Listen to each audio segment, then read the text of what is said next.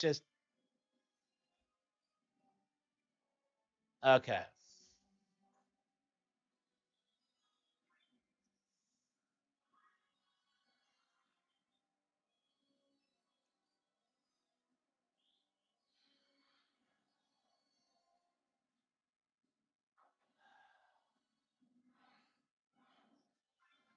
Uh, uh,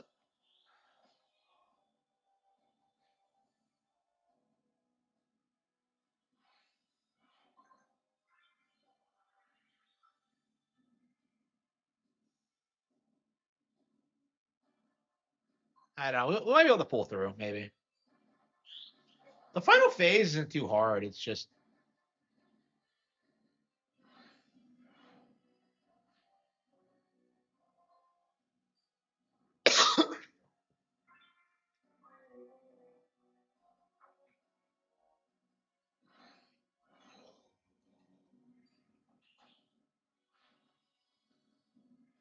unfucking believable.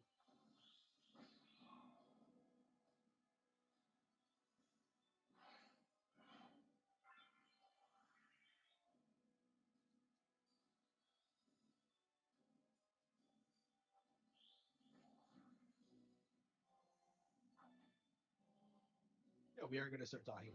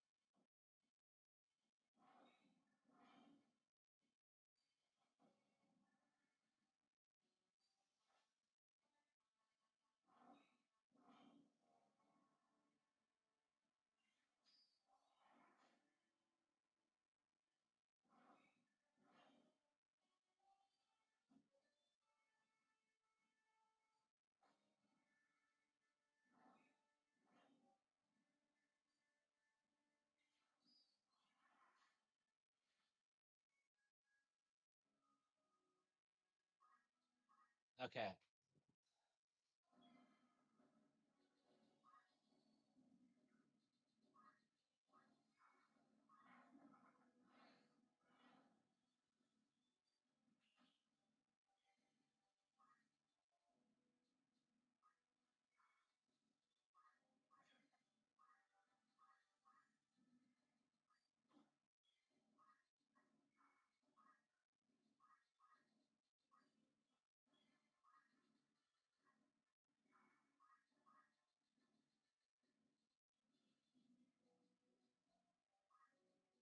never understood why the spell break turns people to stone. That never made any sense to me.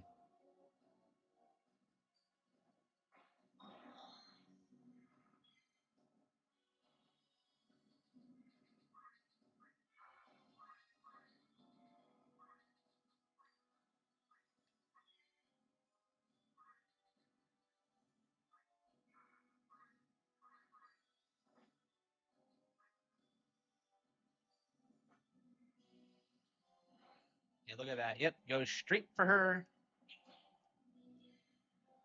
Let's see here.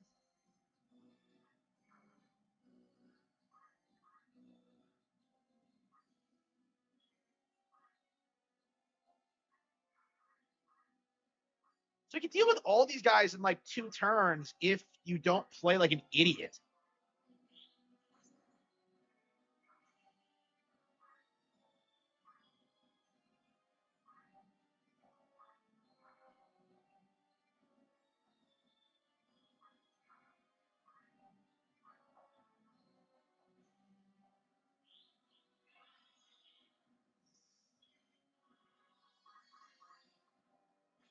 Okay.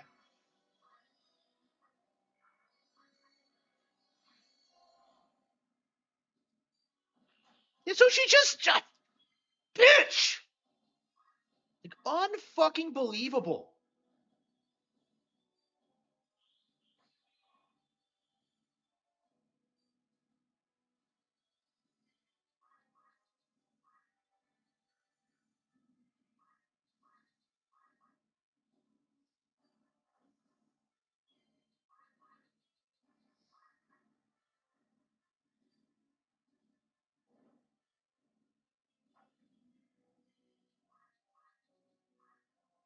Okay.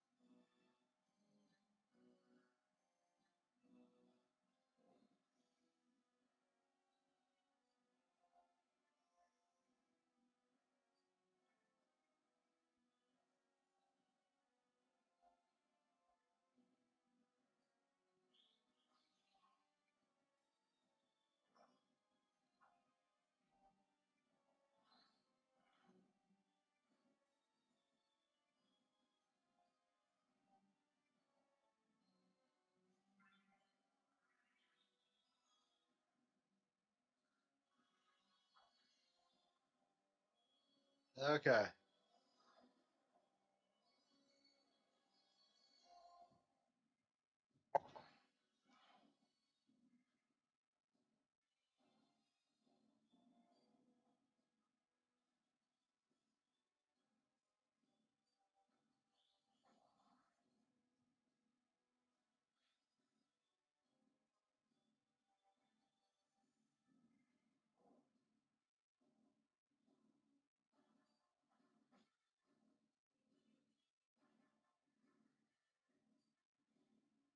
Okay. Yeah, we're just gonna cast like re-raise over and over again.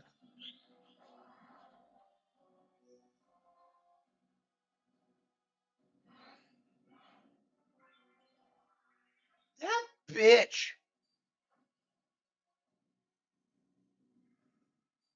Like I hate the fucking crystal system. Like the AI always takes advantage of it. Okay.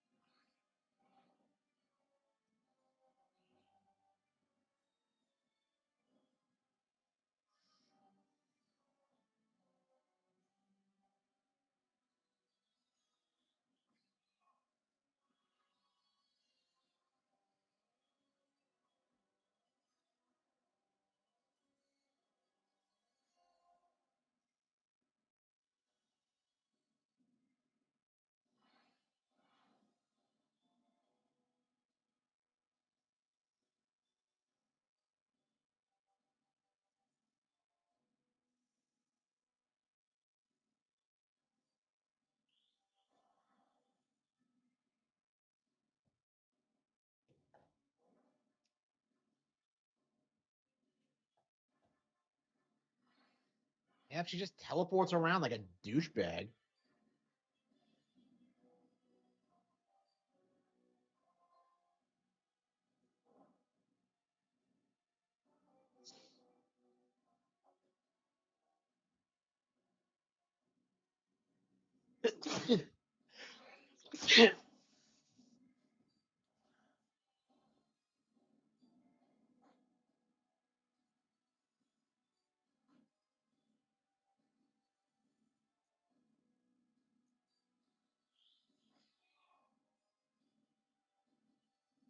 So what's Disable doing? Why is he not jumping? I don't. Oh well, am I talking about? Yeah, I know why. Because it's gonna miss because she moves all the time.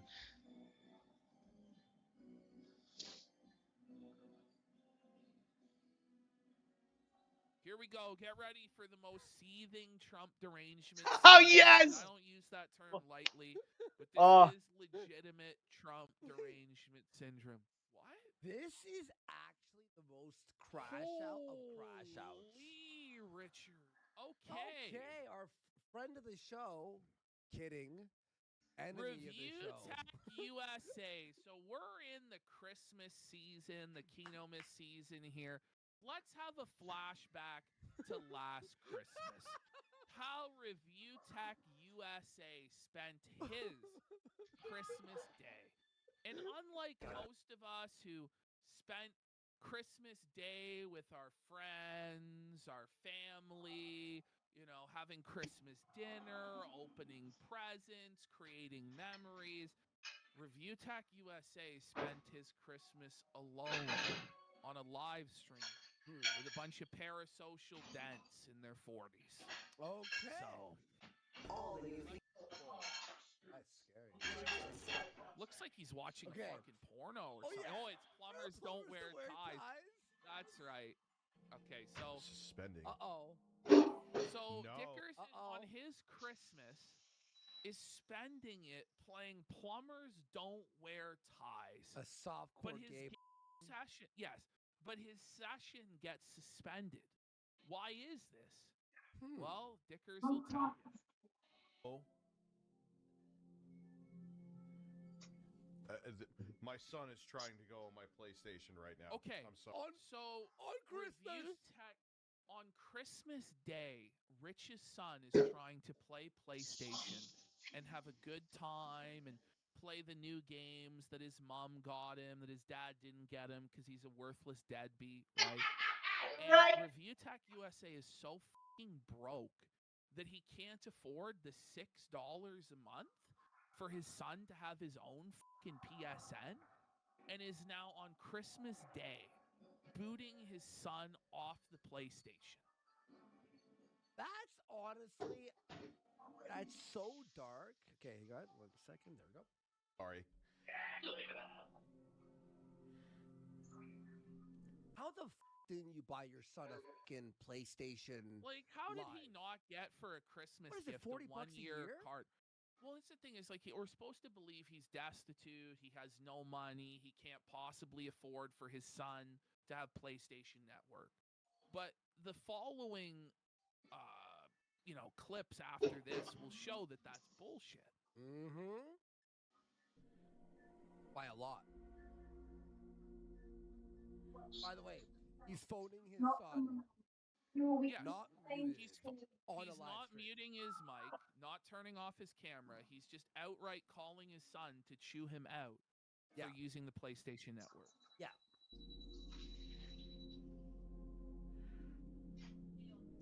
Yeah, Matthew can't go on the PlayStation. He like talks his son's name. What the Like, fuck? can chat not cough up the money for Matthew to have PSN? Like, you're telling me there's not one soul there that's willing to get him a 1-month PlayStation Plus? Are you fucking kidding me? Wait. It's $80 a year. That's what they're saying. $80 a year. So that works out to what? 80 divided by 12. $9? You know, less. Like Less. $7.85? Like, what is it? This is insane. That's crazy, man. Just kicked me out of the game. Okay. All right, bye. Folks, imagine your father on a live stream calling you and you realize later, but you were on a live stream? Imagine though your dad has to play video games instead of you on Christmas. Like, I can't think of anything more than that. And his kid will remember that forever. The time Christmas was ruined. You know, he got a new game. His friends all got the new game. They all want to play it together on Christmas. It's all set up. Is this And then Eve or dad Day? kicked you off. Is this I Eve or believe Day? I'm actually not sure if it's Eve or Day. I think it's Christmas Day. Oh, that's crazy, bro. To stream on Christmas Day alone, like let alone just streaming on like that's crazy. I know. Well, he needs that money though. Not even Phil streams on Christmas. Ooh, what just happened here? Eve or Day. It should be Okay. illegal to stream. So on meanwhile, Christmas. he doesn't have the $7 for his son. But when you look at Review Tech USA's Steam history and the amount of money that's been spent, Review Tech USA's game purchases are insanely wasteful and demonstrate impulse buying. He owns 859 games. In today's prices, it would be worth $16,331.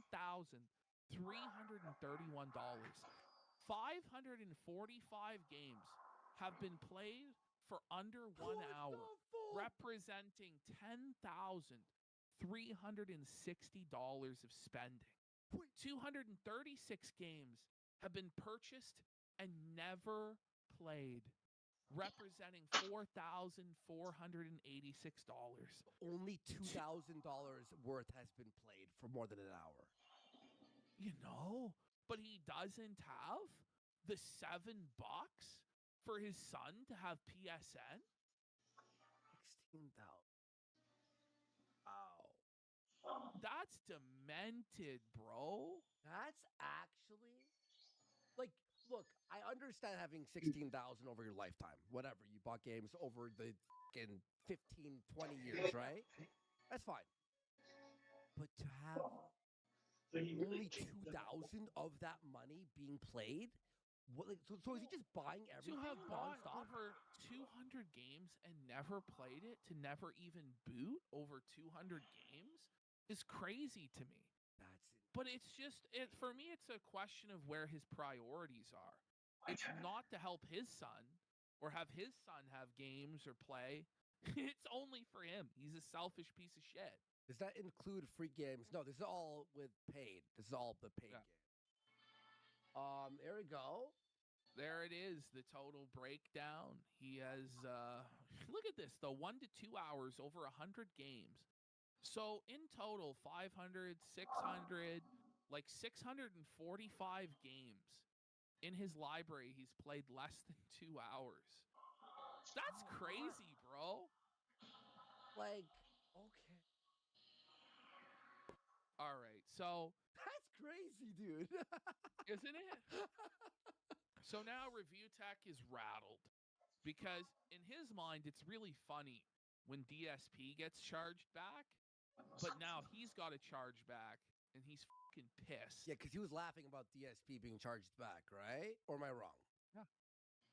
People, wait, how did I go from $91 to 76? I saw that once before. How did this happen? I went from 9. Oh, sorry, that's really funny. Review Tech, welcome home. Look at him, he's seething. Look at his look. Look at him, bro. He's looking mad, bro. That's the look of eternal butthurt. Like, he is wrecked. Still doing this? Anally annihilated in that moment, my friend. I thought I was going crazy last time. Now I'm definitely not. You know how I know I'm definitely not? Because I updated the goal. Melio Duel did? Ah, she's my favorite character. Okay.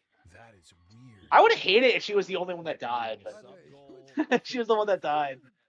With Look all the at lol this cows? faces he's making, bro. Look at this evil eye he's giving the charge back, buddy. He's With all the sucking. lol cows, we always just hear about the goal. Like, literally, Everyone's talking about the goal endlessly. the goal. We love you, goal. The goal. God bless the goal. It's just about About the goal. Recently, there was one about people That's getting kicked new. that weren't supposed. Yeah, That but when face is someone priceless. Yeah, I think we got it. I think we got it. Is that a sticker or what? Do we have 10 subs for the RTE Stank Face Seethe sticker? It's a good one. It's a Crazy good how one. long this fight is, though, for a game like That this. is weird.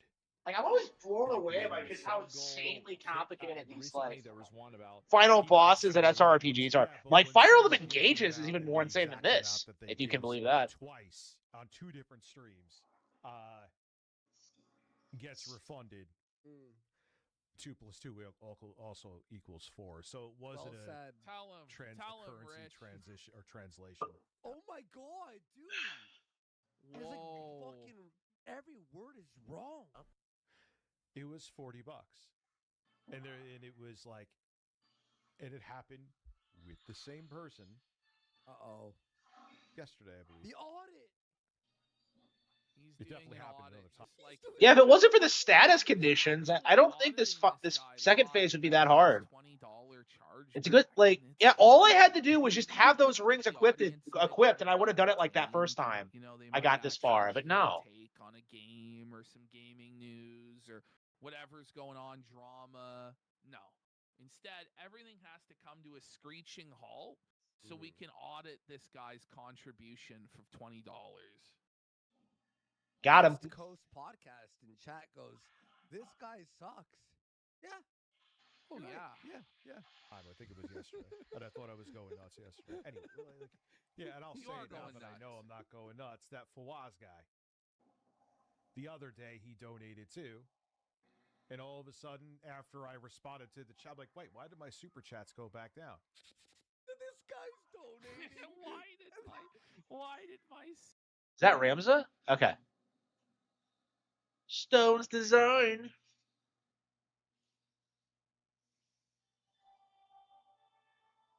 The enemy is vanquished. The struggle has at last reached. But what about Delita and like Ovilia and like, huh? All right, looks like we finished it. Looks like we're done with tactics. What now, Renza? Given all that has come to pass, I fear we cannot return to our old lives. No. Should we remain, we would only be hunted as heretics. So instead, let us take to the road.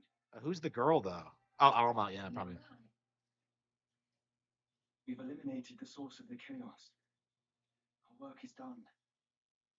From now on, we shall live free. As birds. Weren't we stuck in the Netha hole though? Whatever. We got out somehow. Blessings of the Great Father descend and guide. May the grace of Saint Ajora lead Alma's soul to the eternal shores of paradise. Faram. Faram. That's there. Amen. What? She was so young. For the entire family to be taken. And the youngest son, Ramsa, branded a heretic and denied even a burial. For 3 centuries, House Baal stood, but no more. Yep. We faked her death. Oh, does Delita not know I'm? Oh. Ramsa, forgive me. I would have come sooner were not so many eyes upon me. Aw. Aw. Ovilia has wed Delita, and she has relinquished the throne to him, making him king. Okay. A common-born youth restores peace to the realm, and now, together with his queen, he forges a new kingdom. Okay, so they actually do get married. Okay. A tale of heroism not like to be soon forgotten.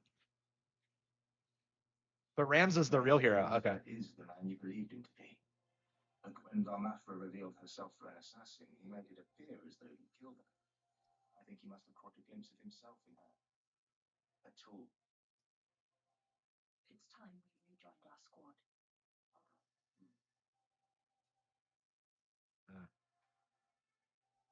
My father.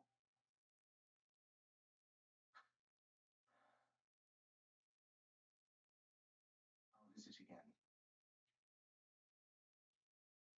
It's weird how Orin is our best friend. We didn't meet him until halfway through. I still cannot believe you're gone. Oh wow, Orin's like our best friend. Oh, what?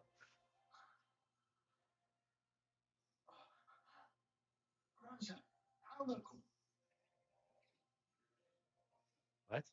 What? I'm alive.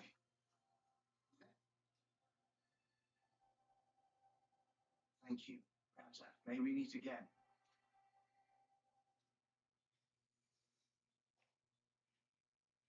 So like, do they ever follow up on what happens with Delita after this? Because like, Not to bind us now. Not the Beowulf name or the legacy.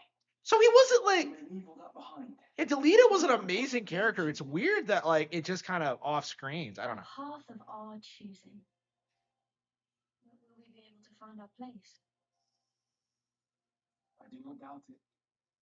For aside from each other, we have time to forge new friendships, to start families of our own. And one day, when we have children, we will share with them our tale. The first chapter in a new legacy. Yeah, Kino. Yeah, great game. Great. That was the last time Ramza and his sister were seen.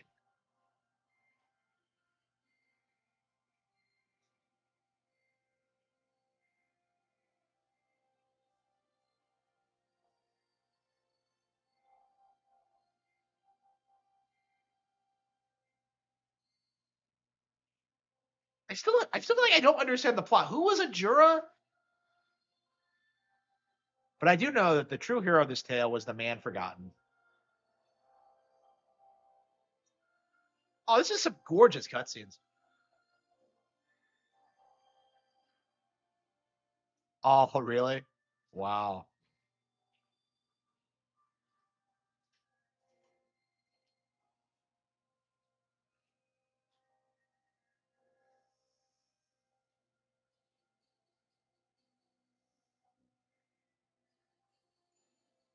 Oh, really? Shit. So the church still exists. Really?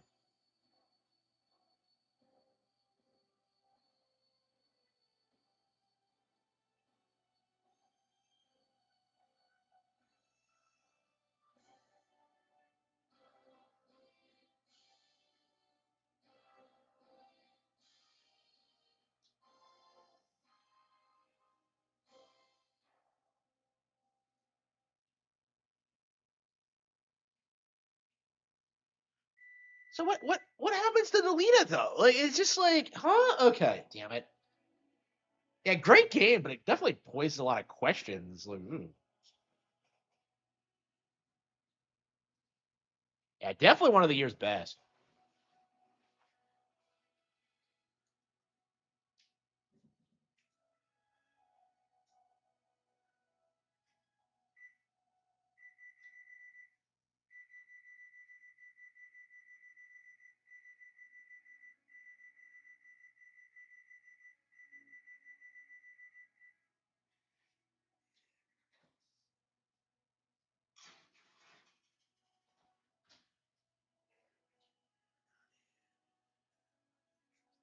Yeah,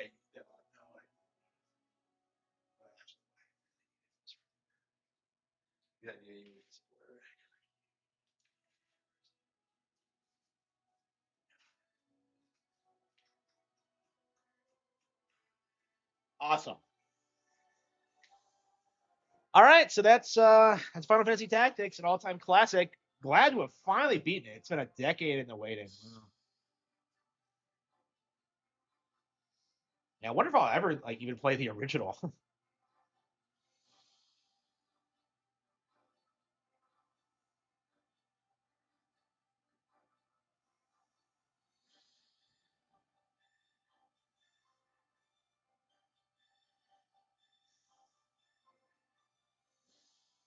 Yeah, we still don't even.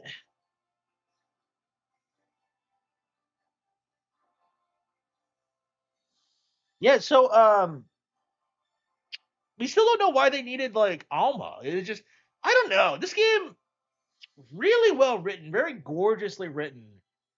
But yeah, towards the end, it does feel like I don't know. I feel like they don't build up to like the climax enough, honestly. Because I shouldn't be thinking that like who the fuck is a Jorah? It's just I don't know. Maybe like when I learn more about it, I'll appreciate it more. I mean, I still already really like it. It's just I don't know. Like I felt there were way too many characters that didn't really do it a lot. Like fucking Orin is the character that like that documents like Ramza's history. Like we met him like what twice? It's just like, huh? Like I don't know. It is kind of weird. Disney. Wait, what? Laura Disney. Well, Disney's an actual last name, but it's just like the fuck. What is like? Yeah. Have you ever met anybody named Disney? Because it just seems so like corporate. It's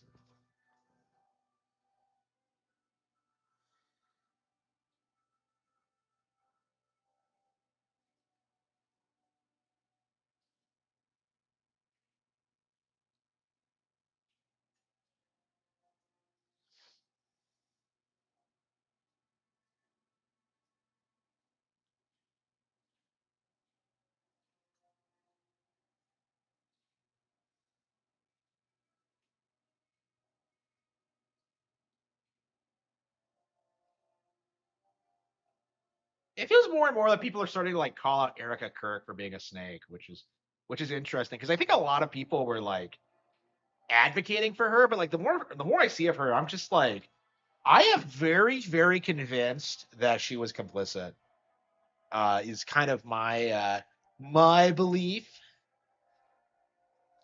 Like seeing her talk and like act about the father of her children getting fucking murdered. It's just no, it's all fake. Like I think she was a plant. She was involved. And like we do need to start calling out these plants because they absolutely do exist, and like they're just ruining. Like no women in politics. Okay, like can we just like start there? Is just no women at all. Like fuck off, Erica. Like we don't want to hear from you. I don't care. Like what you have to say is just she didn't do anything. She didn't accomplish anything. Like oh wow yeah Sakaguchi. Hell yeah, the original. Yeah, the OGs.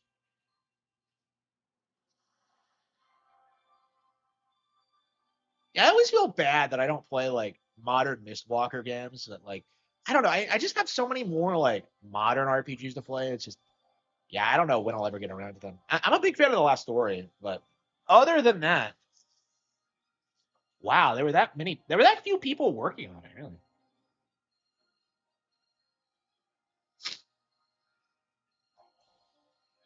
uh,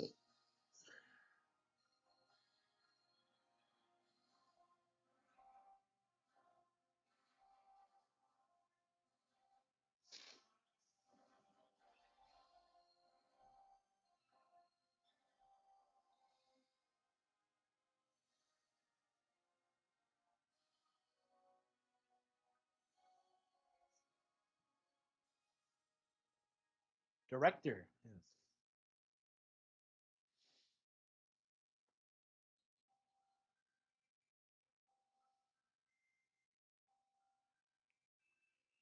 Chapel Ruins.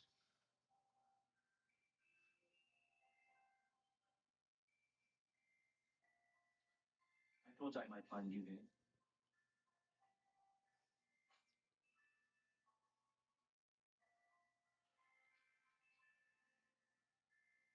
Today is your birthday, is it not? I brought you flowers. Oh, she doesn't give a fuck.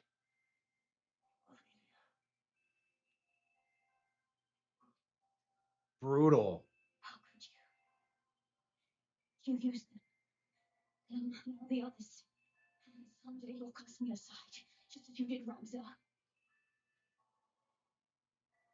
Was that actually a lethal blow?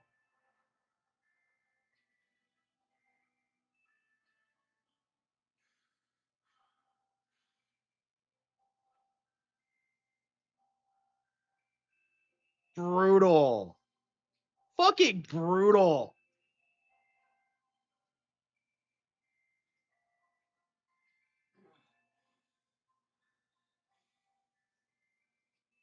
If you get what you wanted and want this, Ramsay, I got this.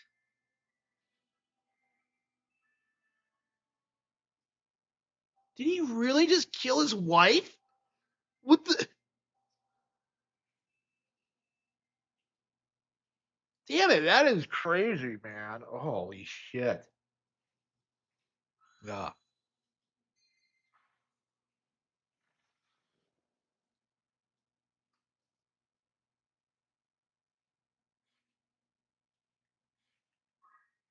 That is amazing. Yeah, amazing fucking ending. Amazing game. Yeah, lives up to the hype for sure.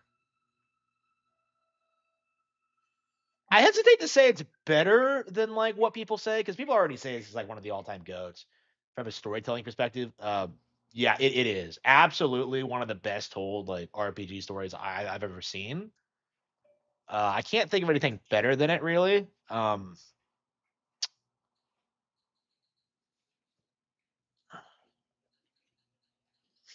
Yeah, that was just phenomenal. Absolutely amazing. Like 10 out of 10. Okay, let's download Tactics Ogre. Yeah, we'll probably go through Tactics Ogre in the next several weeks once we get through everything else we have to get through. Yeah, what else do we have? Let's see. That was phenomenal. That was an amazing game. I am tearing up by the way. Yeah, that might be like a 10 out of 10. That might be one of the best game endings I've ever seen, honestly. It's like I can't think of anything that's that good. Holy shit, that's brutal. I wish I could make something that awesome. Let's see.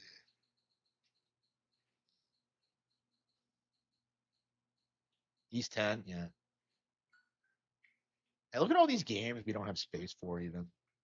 Um I'm not even sure I'll even get to play like the regular ESA because like Brave Nordics is coming out. I don't know how much what they're gonna do with that exactly. Let's see, Touch Detective. Yeah, Touch Detective is fucking Kino, and I still haven't gotten back to it. Inazuma 11. Okay, yeah, ZA. Yeah, we haven't even like played ZA. I don't know. We can probably take our time with ZA and get through like other games. Okay. Yeah, I think this is it. I think this is like the endless grind RPGs. Yeah, I think we already decided I want to do Dragon Quest first. Uh,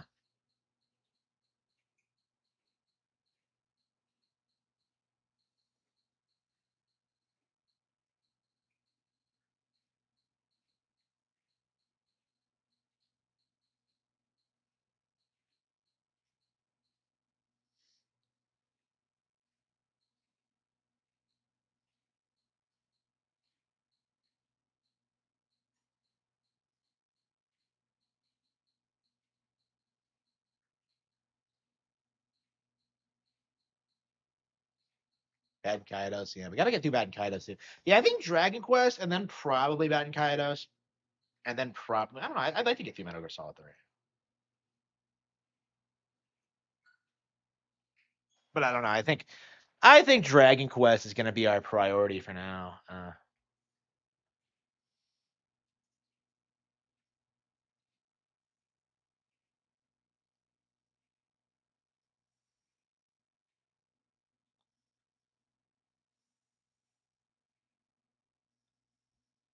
Okay. Yeah, I think Dragon Quest 3 is gonna be our next one. Man, when are we gonna get around to playing Tales of Graces? Is what I want to know.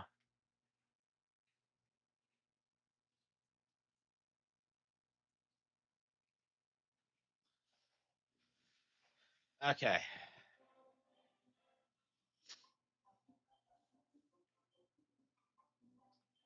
I never use the stupid like law like autosave. I don't trust it. I always just save the game normally. Like I feel like if you're gonna have an autosave feature, you might as well just I don't know. Like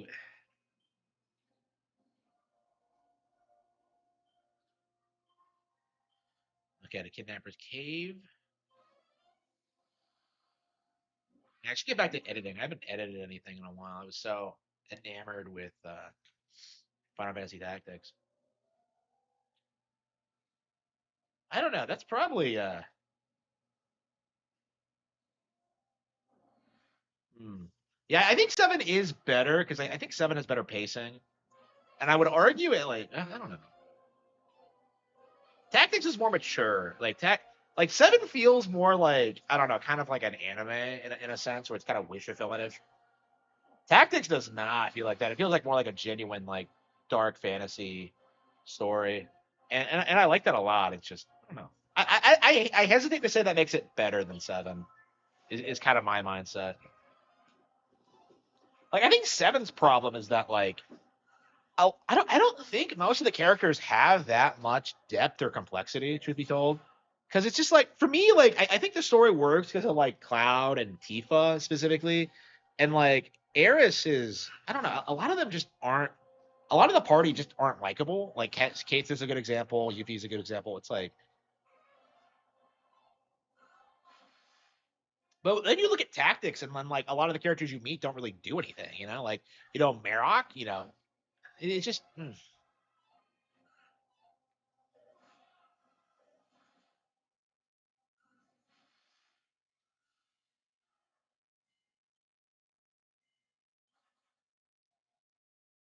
maybe we need better equipment if we're getting wrecked this badly.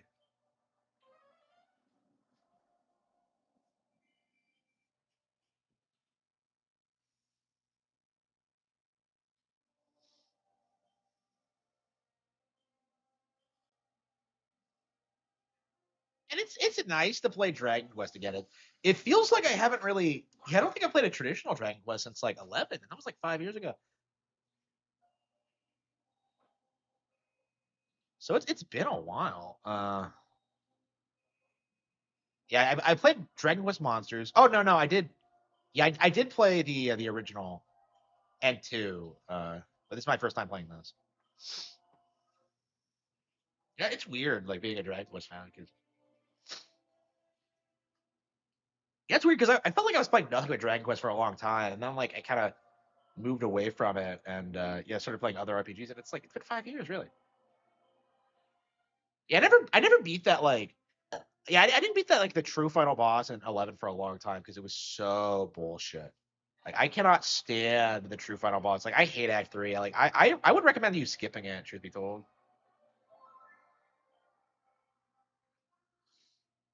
Yeah, it's weird. Dragon Quest Builders, I don't know why it's out of print, but like yeah, I mean just get it digitally, I suppose. Like I wanted to get it as a gift, and like I just can't like I don't know, I haven't been able to justify it.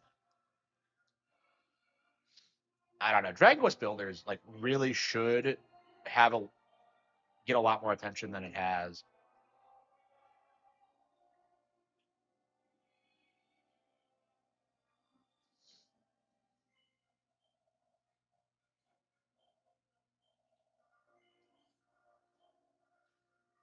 Yeah.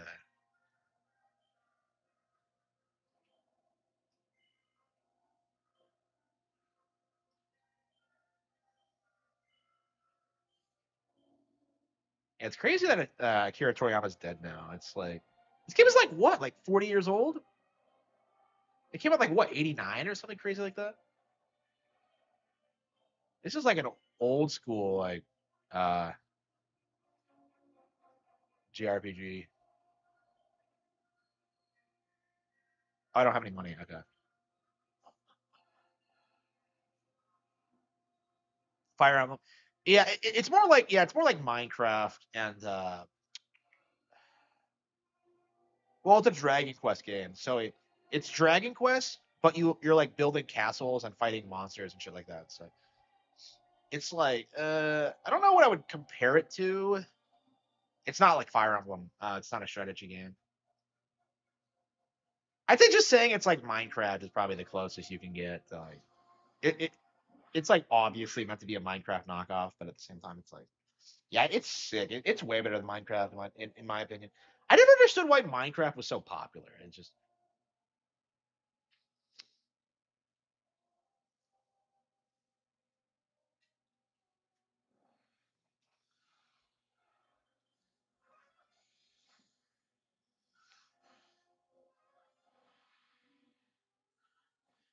but yeah, I highly recommend Dragon Quest Builders.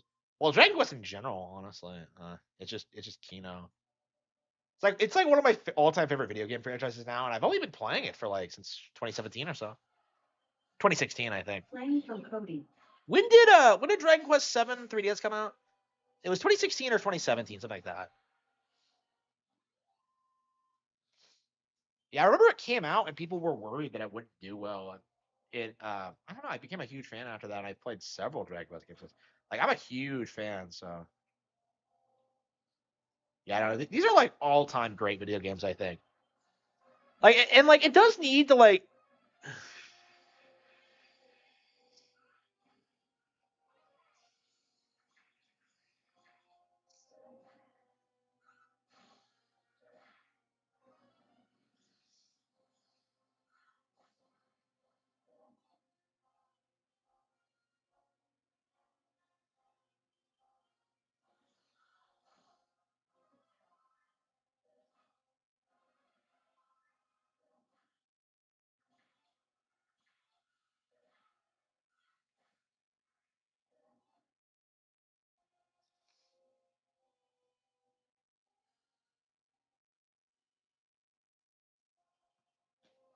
Yeah, I need to start like they aired commercials on TV. Really? Wow. Yeah, I remember when 9 came out, and I was kind of confused by it because like they had all this marketing for it, and I'm just like, who the fuck is ever gonna play that? I don't remember why I had like this issue with 9, but it just felt like people were hyping it up, and it just felt like it was gonna be a giant nothing burger. Like I don't know why like Americans have this weird like aversion to Dragon Quest. Uh, and I bought into that too for a long time. Like I was reading about Dragon Quest as early as like the DS remakes, you know, like I remember reading them and being really taken in by the concept of like 5 in particular. Um, and they remade like 4, 5, and 6 for the DS. So like that was a huge deal. That's probably where a lot of American fans, Nintendo fans especially, like got on board with the series. And it's just like I don't know. These days, like its legacy is more understood, and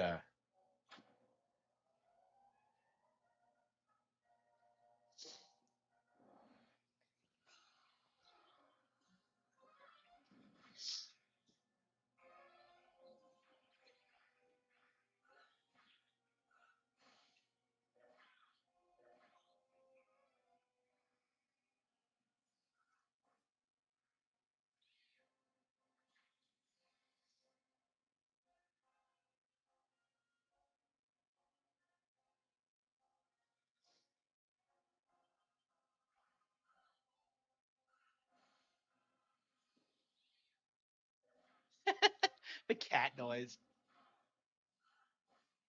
Ding.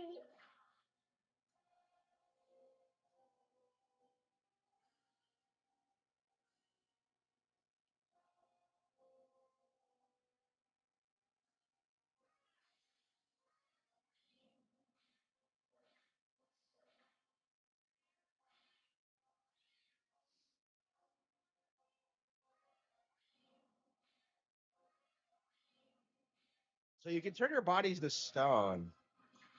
So it works differently than it does in Final Fantasy because like it's usually enemies that turn you to stone, but here you do it yourself.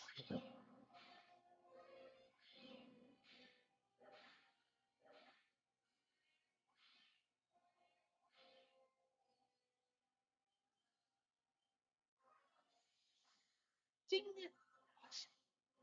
Yeah, so like a lot of people were down on this remake because of like some of the stuff they changed, and like for good reason. But like at the end of the day, it's a really good one. I would highly recommend it if there was no other way to play any other version of this.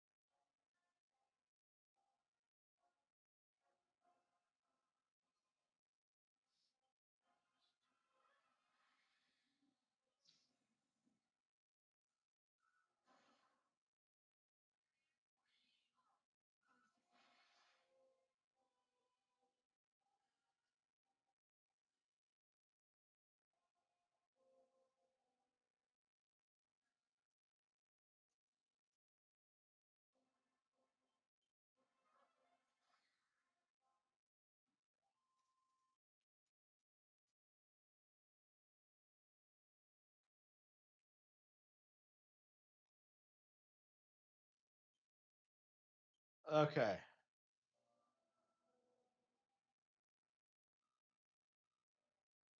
Yeah, sorry, I'm editing. The cat will have fangs. So. I jump in between like back and forth between like editing a lot and then just like kind of sitting there for several hours. I mean, it's working out for me just fine, but I don't know. Like I've gotten more done today than I have, I think, in the past several days. But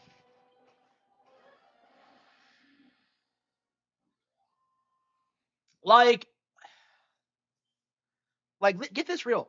Like I'm sick of going to the bookstore and finding it completely packed. You know, there's just like fucking like fat people everywhere. There's these bitches. Like it's just like I just want to sit and work. So let me just stay home and work.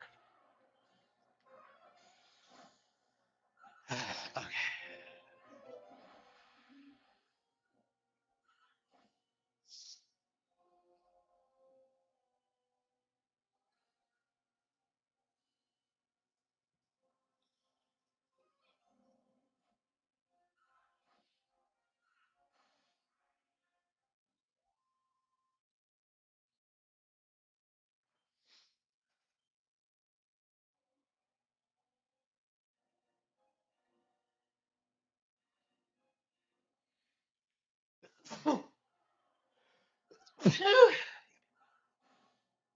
Yeah, because nobody else like had to do that. Nobody else like. Yeah, I didn't know anybody else who had to do that.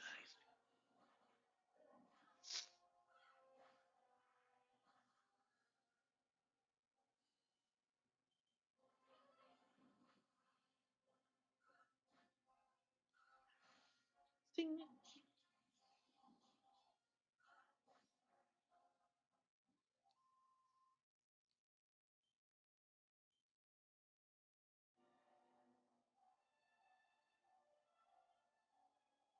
Rescue from the kidnappers. Okay. Well, where is she though?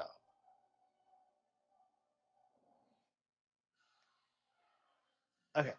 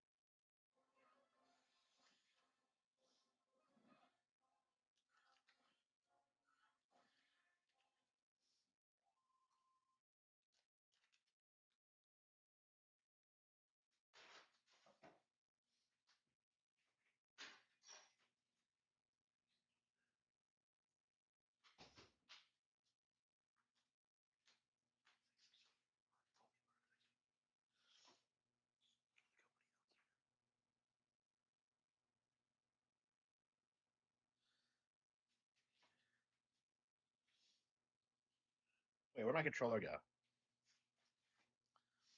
completely lost my controller. It was. Oh, there it is.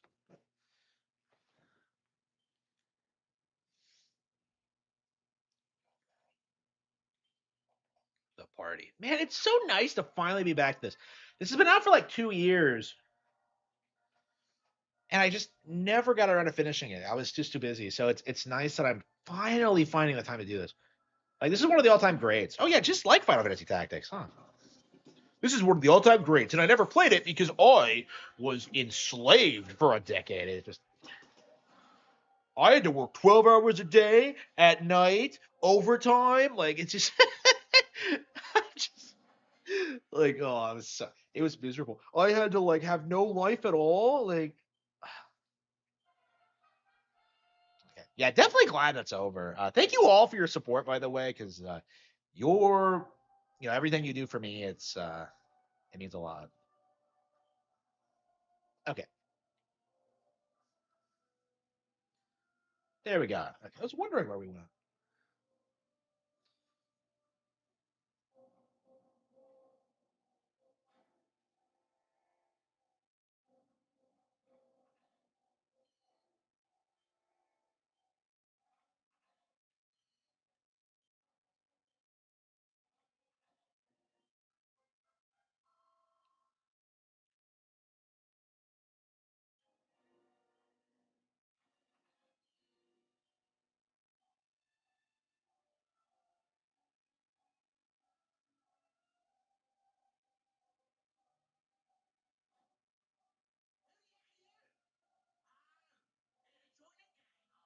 That old Taylor Swift video. Which one?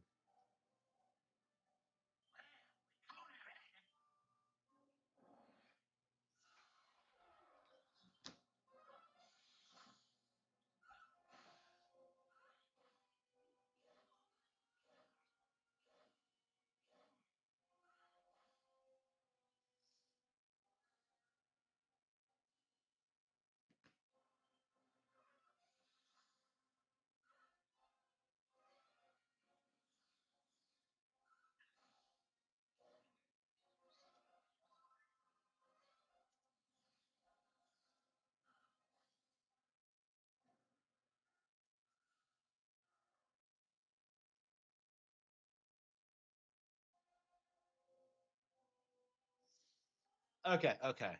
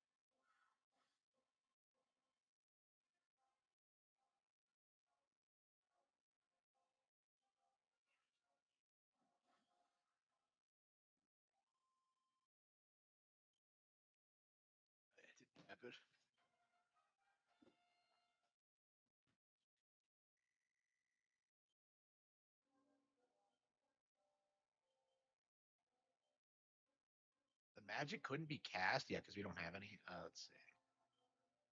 We have any healing items? Let's see.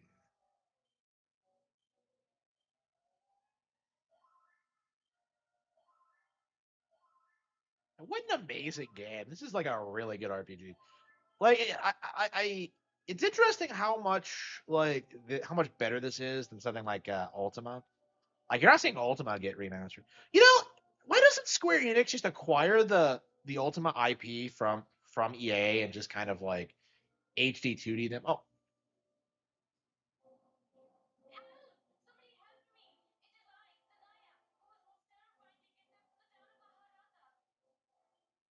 wait, what? Are they both? Please, there's a lever on the wall over there. That will be opening this door. Pull it.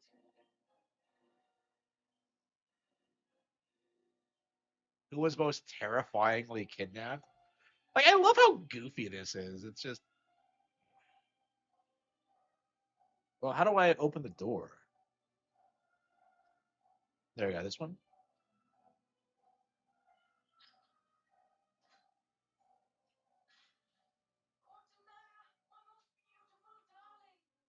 Wait, what? Huh?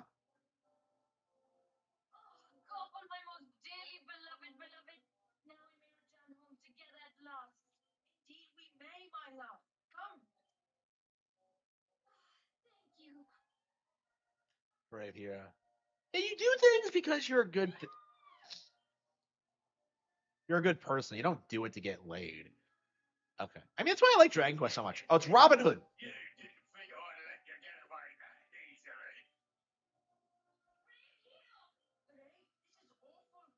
nothing for myself, but you must be saving my beloved.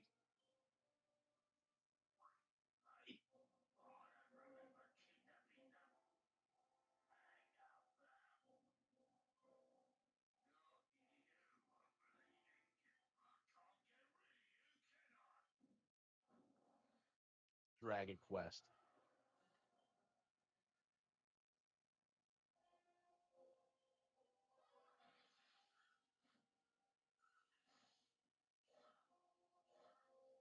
Yeah, what game are we gonna get after this? I think we're gonna go through Inazuma 11 probably, because that's the one I'm kind of fired up about.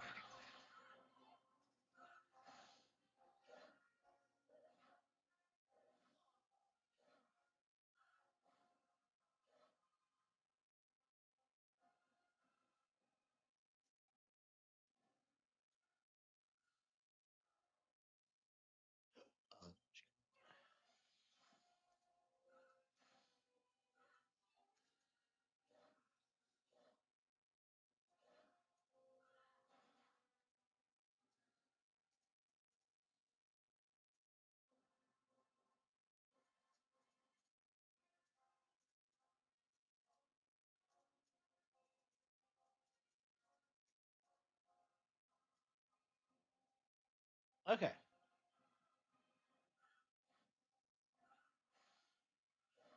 Oh damn. Okay. Yeah, we had no MP going into this fight. Ah, shit.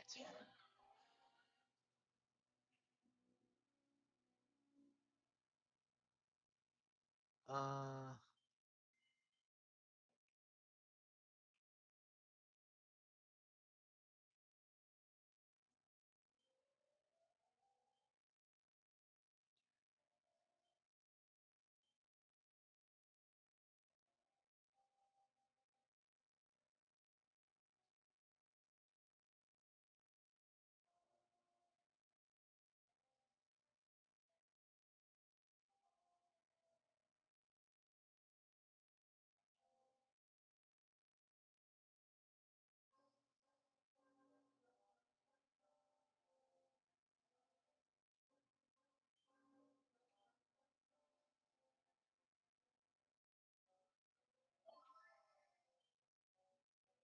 MP are revived. Wouldn't it be is revived? Are revived? MP are revived. Well, magic points. Okay. Magic points are revived. Okay. Ray, this is awful. Yeah, it's weird because like Nintendo stuff like pays homage to Dragon Quest so much. It's really interesting to see how influential this was on the company. You know, WarioWare parodies it all the time. You know, you got like it's still the RPG franchise, I think. I want to play some Final Fantasy. Okay. Yeah, so I think we're gonna go through Final Fantasy 9, and I think after we do that, we're gonna do 10. Honestly, yeah, nine's another one I haven't like played in the past decade. So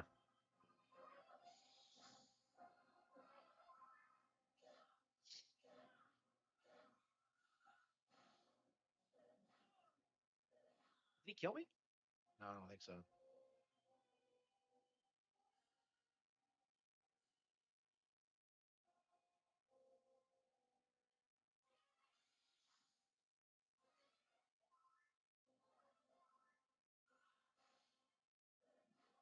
Yeah, I think we're too. I think we're too underpowered for this.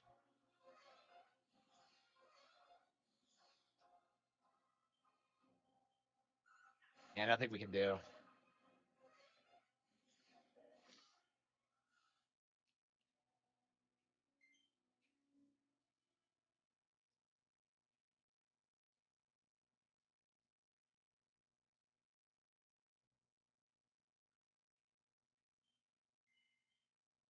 Well, can I auto save it and then like evac? Would it let me do that? That makes sense.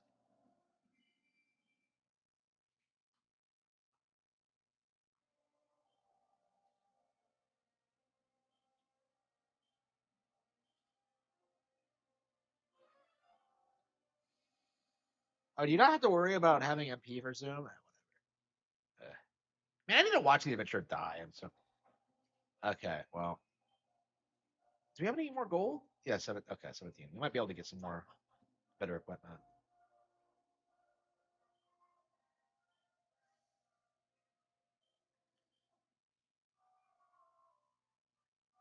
You haven't been builders either. Man, yeah, I'm really behind on my Dragon Questing. Oh well.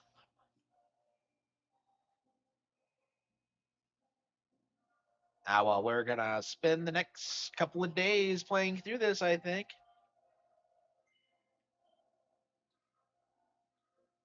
Okay, let's see.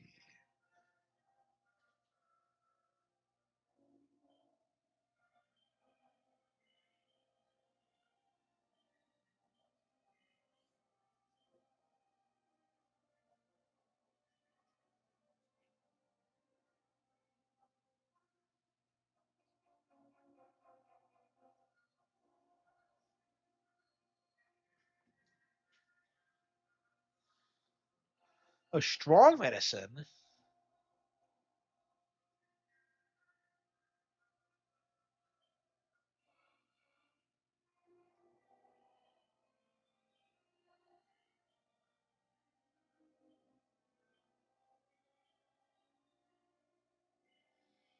Okay, well, he has some strong medicine now, huh?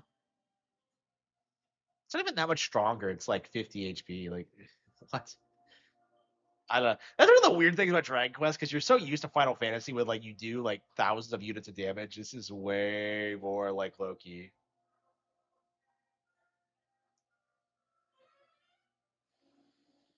Yeah, we're definitely gonna try to beat this before 7 comes out. Honestly, like I think that's probably what's gonna happen is that we're gonna beat this and then we're gonna get 7 day one, play through that, and then probably do 1 and 2 remake. Like it sucks that I still haven't done 1 and 2 remake, but like I never beat this, so it's like I don't know. I honestly I'm more fired up about doing Graces. Honestly, Tales of Graces. I'm curious when we're gonna get our next Nintendo Direct. It's not gonna be this month, but it'll probably be next month. I need help. Well, I need help.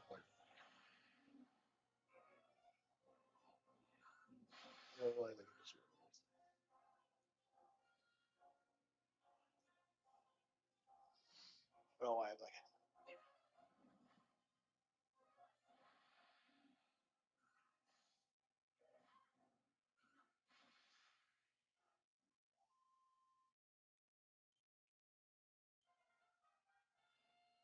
the one being heartbroken. Oh, that one, yeah, yeah.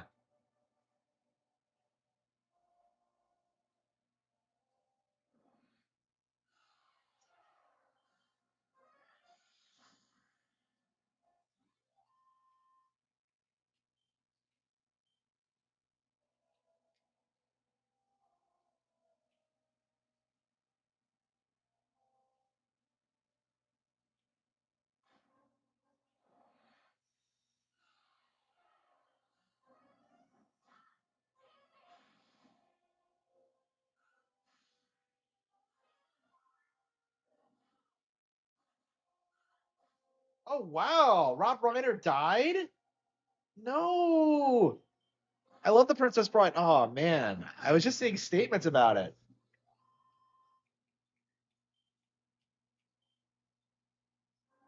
Unlike Kirk's murder, Reiner's enemies won't be celebrating his tragedy. Yeah, I know, right?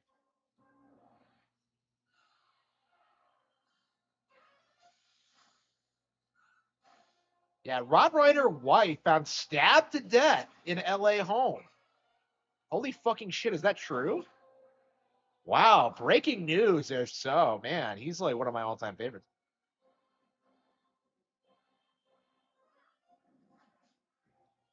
Fucking crazy.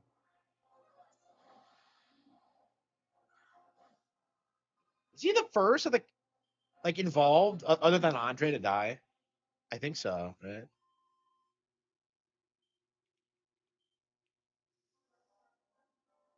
No, not my guy, Rob Ryder. No, damn it, that pisses me off.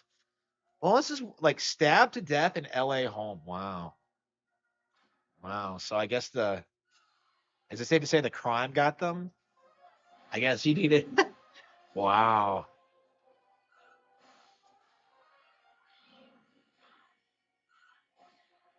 Maybe he should have devoted more of his time to anti-knife activism. Yeah, I love how everyone's making it political. I mean, which is granted, his political takes were retarded, but like, yeah, he was like one of those people that was like real like a never Trumper. Still like his word, but it's just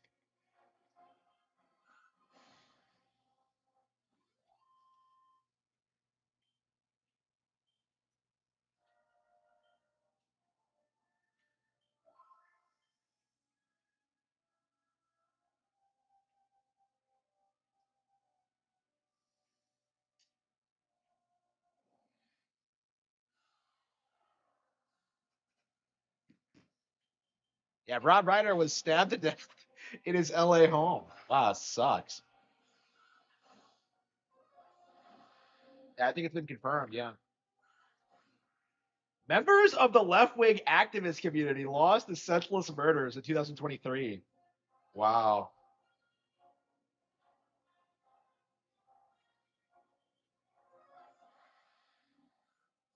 The Last of Us grounded mode? I don't know. I've never played it. I haven't played The Last of Us in forever.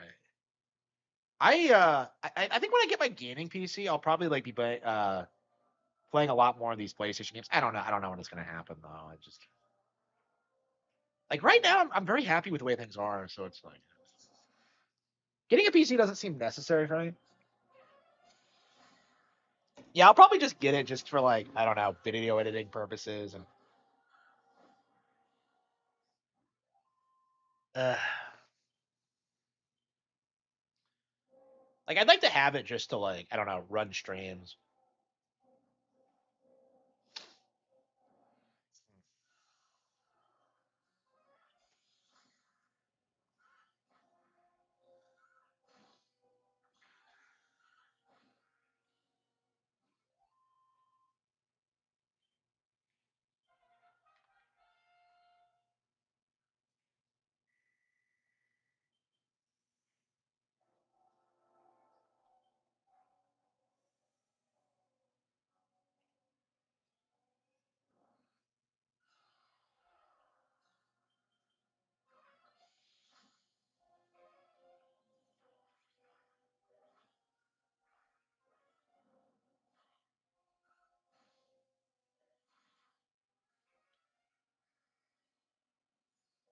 Yeah, yeah. So he did. This is Spinal Tap, Stand by Me, The Princess Bride, When Harry Met Sally, Misery, and A Few Good Men.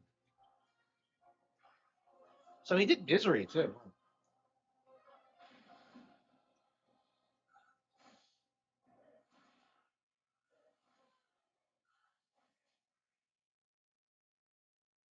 Oh, that's right. Really, William Golding died. Okay, yeah, he was the author. Okay, well, that was a fun.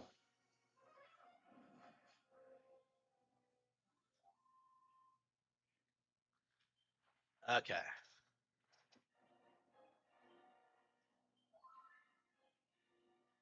Yeah, I don't know. I feel like a lot of like left wing activists are like getting fucked by their policies. Like even these fucking millionaires are getting like stabbed in their homes now. Like I don't know how much longer this can keep up. Truth be told, um, like I'm in a perfectly safe location, but like I don't know. It's really interesting because it feels like everything is just flooding into the city specifically. Like if they get shipped into like a smaller community, they just leave. Is what ends up happening. It seems like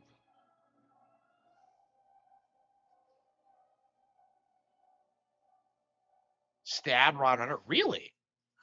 Oh wow, South Park predicted it. Wow, so it was Cartman. Oh holy shit, we got to get him on the truck, man.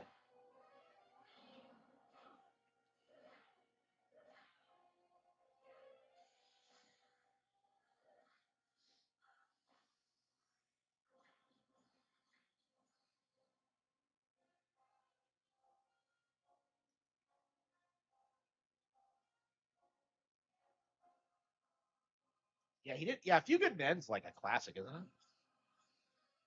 Never have seen that.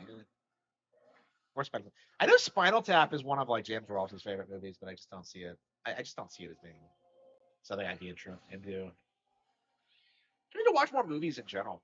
Fuck the whole like grinding, endless grind thing. I need to like do the endless grind for movies.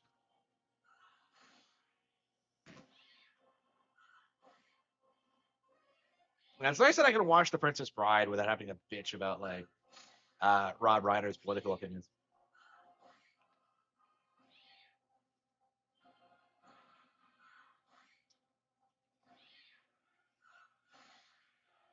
I don't know. I feel like that's gonna be more their legacy than like their actual filmography. Is just like bitching about Trump for the past 20 years.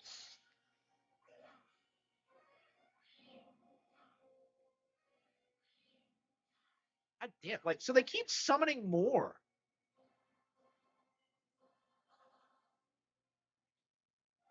He didn't fall. Inconceivable. Yeah. And I haven't seen that movie in like forever.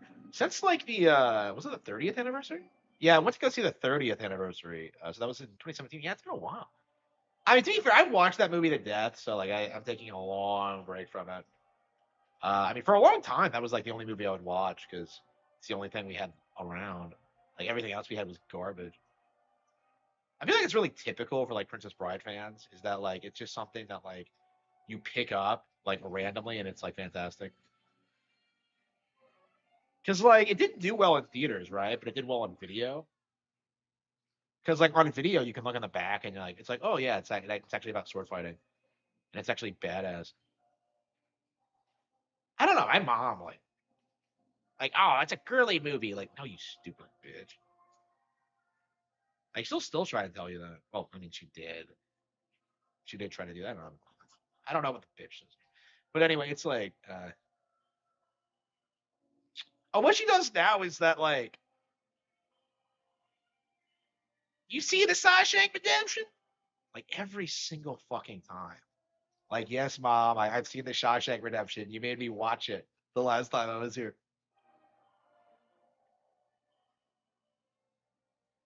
It's like the only movie she likes.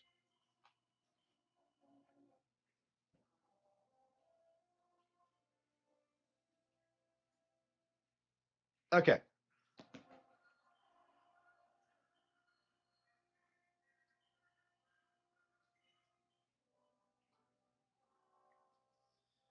Okay. Yeah. All right. Yeah. We are. Yeah. Only. Yeah. We've only played this for 10 hours. Crazy. Like I'm told, isn't this like 50 hours long or something? A Southern black accent? Yeah. Yeah. She does. Yeah. Yeah. She is black. Yeah.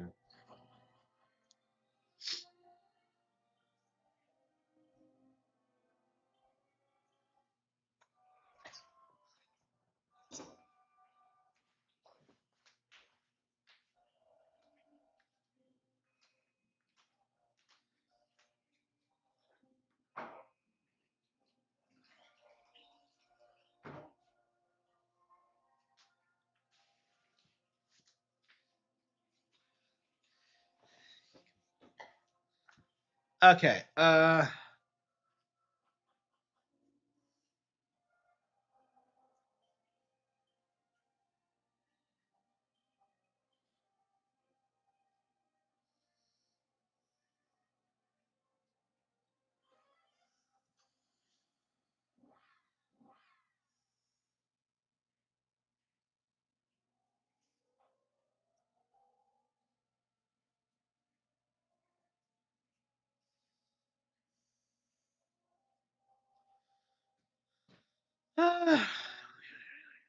I don't like how anybody help me. Why the hell does it keep doing that? Like,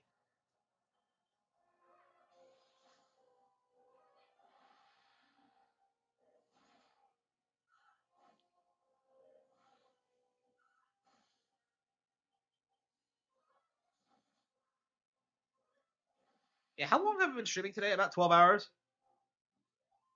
I want to say so. We had to reboot the stream, so like, yeah, I think we sort of stopped at 8, and then like 8.5, and now it's like, yeah, probably about 10. And when did we start? I thought it was around noon. Truth be told.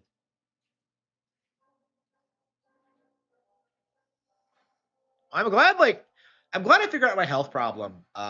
It does seem to be because like I wasn't eating healthy enough bread. Because like the instant I started eating bread, like that's specifically what happened. Is that I ate the bread and suddenly I was like full of energy. And it's like, wait, what? So I guess like everything I was eating before was just garbage that I couldn't use. I don't know. It's just been weird. So yeah, I've been doing things and like eating well and enjoying myself. Yeah, the past 2 days have been great. Best days I've had in a long time. Truth be told. Yeah, nobody helped me. It could be easy.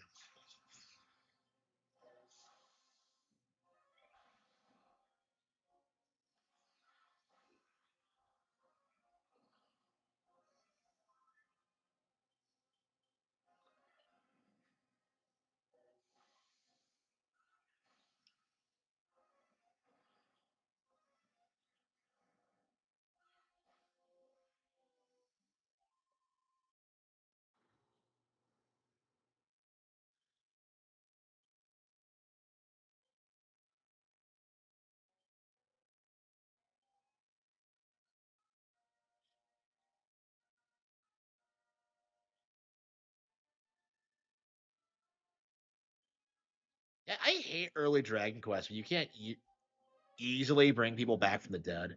I mean, that's what I like about it is like how difficult it is to do. Because like every other game like streamlines it, but it's like in this they take it super seriously. Even though you can't, even though you do end up bringing them back, it's kind of crazy. I don't know. It's an interesting idea. I wish they kind of explored it more, but it's just a video game mechanic.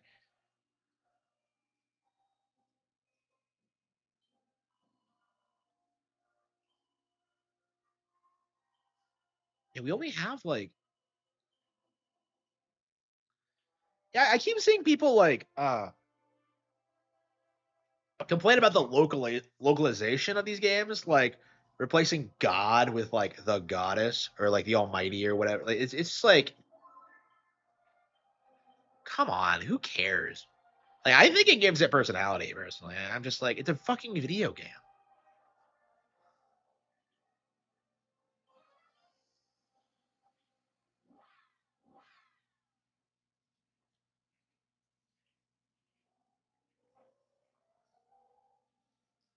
Yeah, I wonder if anybody who plays Japan like only plays Final Fantasy and doesn't touch Dragon Quest.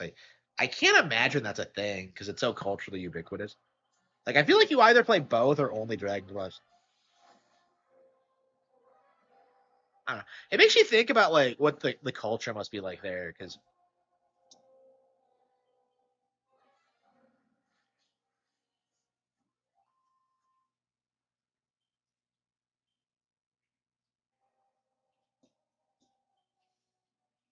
have we leveled up? Let's see. Yeah, it takes a while to grind in this game. This game does not fuck around with its grinding.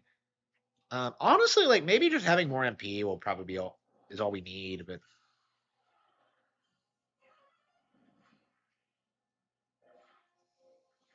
and Guzzler.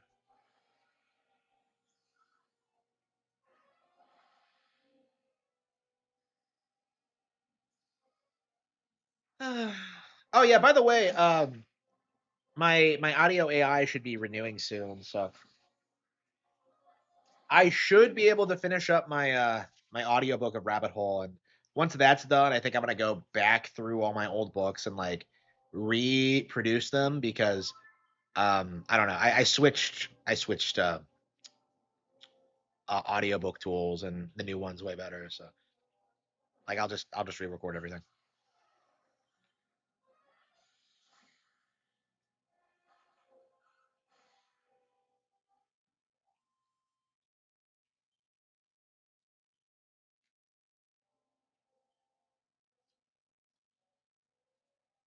I mean, we have plenty of MP and HP. Maybe we should just go for it. I don't know. We haven't leveled up much. Yeah, let's. I think we need better equipment in general.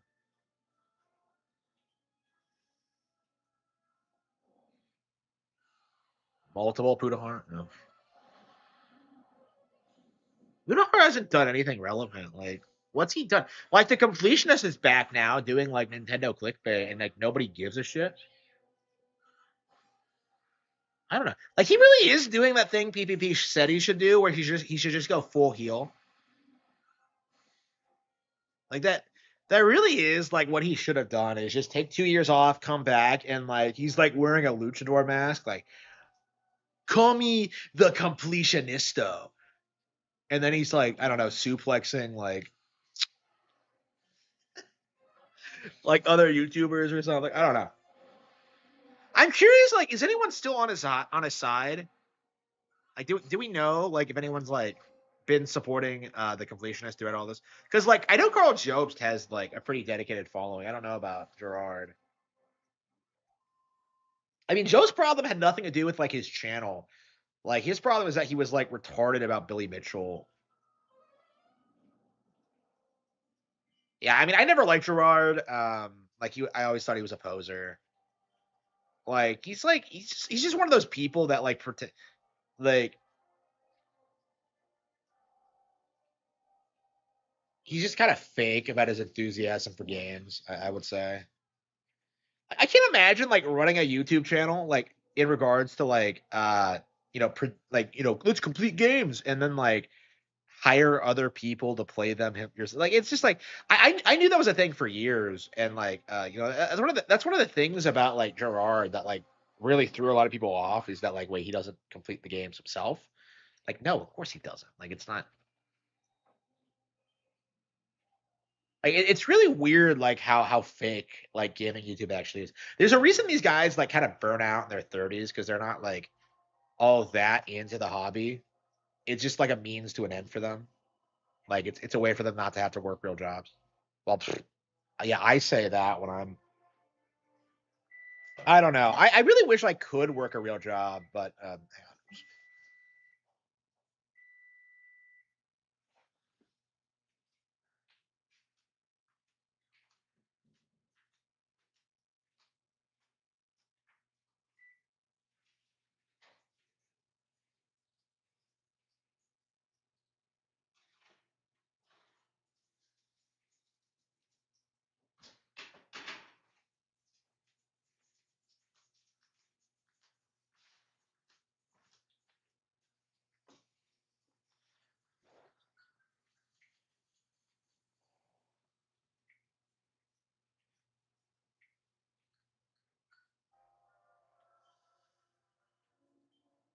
Yeah, I wish I could work a real job because it's like my disability makes it impossible, and I find myself just kind of wishing I could succeed.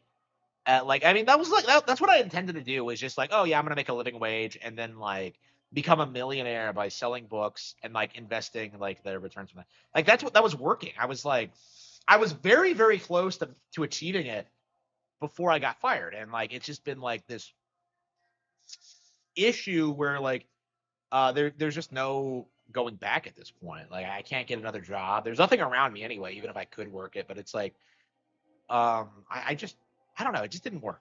And like I do have to accept that like it just isn't gonna work. Like the system is 100% designed for you to fail. Is like the thing we need to understand about this. So we need to like tear down like the entire system. Like we need to like throw HR into prison. Hiring man. You know, the management class needs to be dealt with. There needs to be like some huge repercussions for this. Um, and it's definitely coming, but it's like I don't know. I think getting rid of H1Bs is just the start. Like we should not forget what the actual problem is that people just will not pay you a living wage.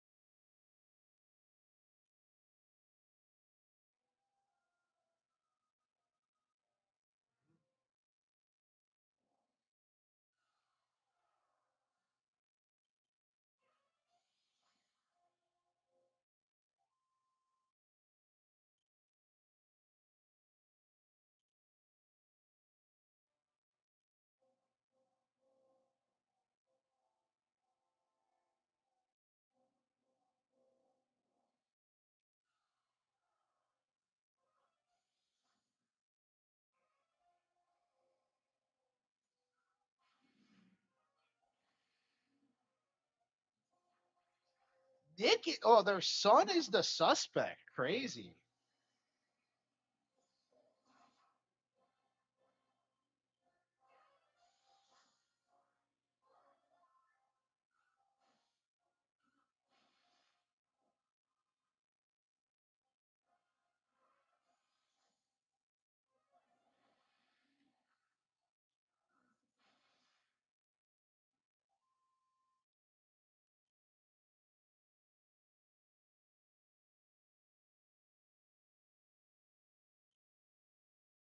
Do do do do do do do do.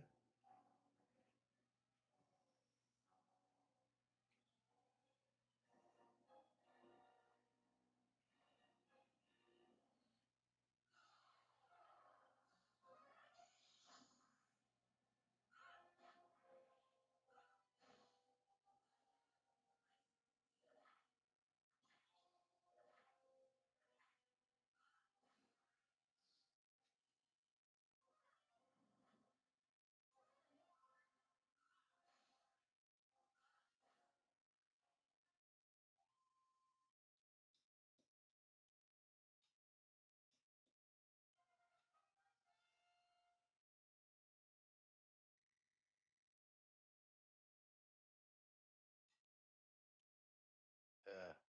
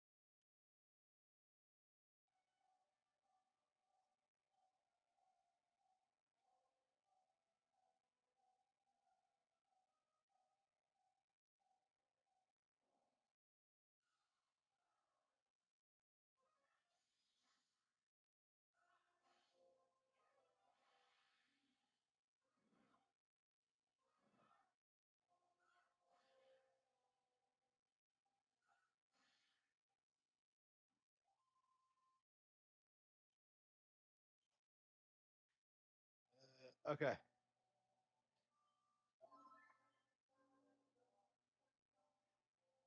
Yeah, let's get the.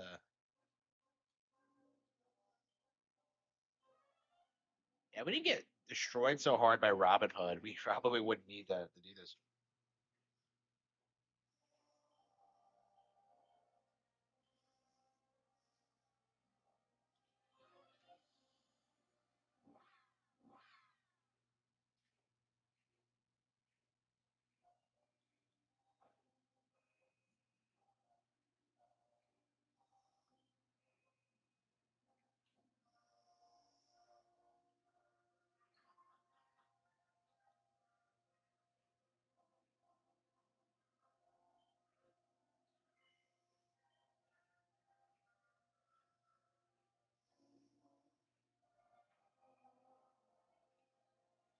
Yeah, I don't think we need better equipment.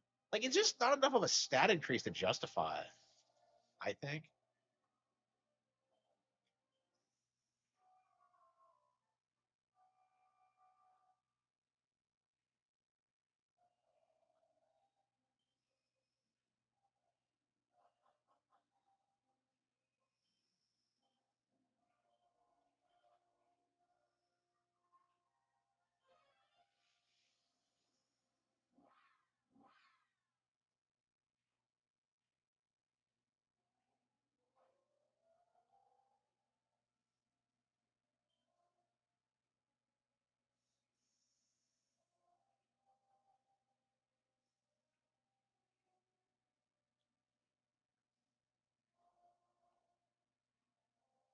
Okay, okay.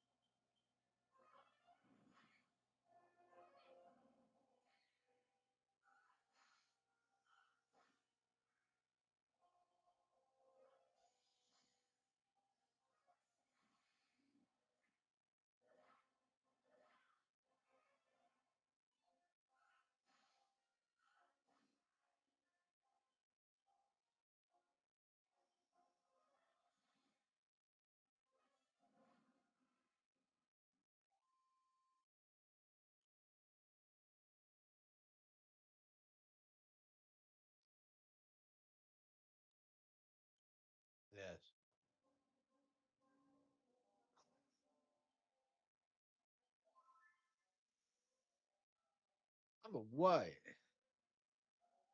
White boys.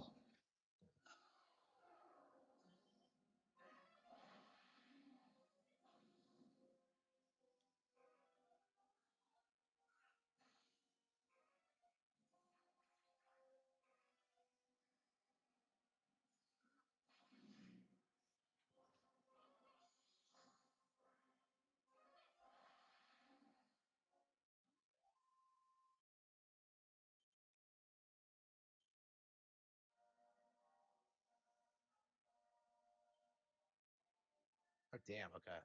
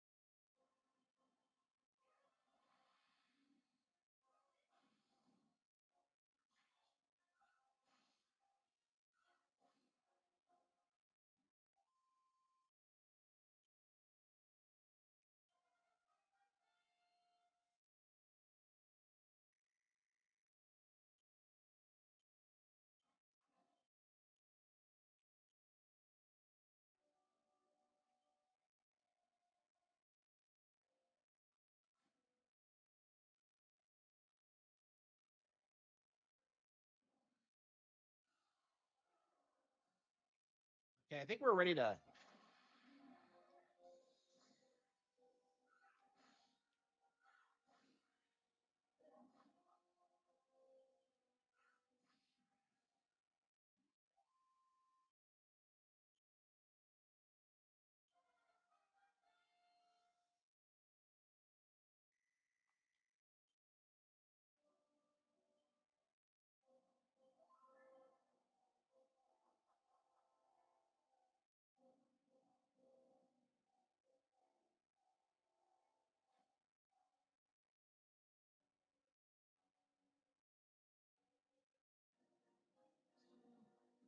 Please, there's a lever on the wall. Pull it.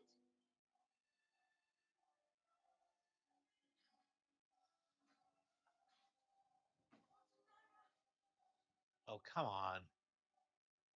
Oh, go on, my most indeed we may, my love. Come.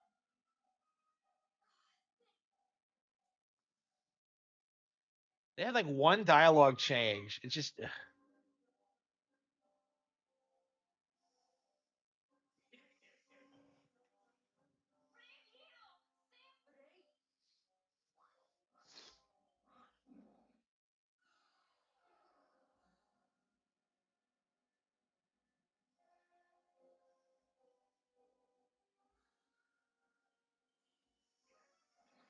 From Cody. Okay.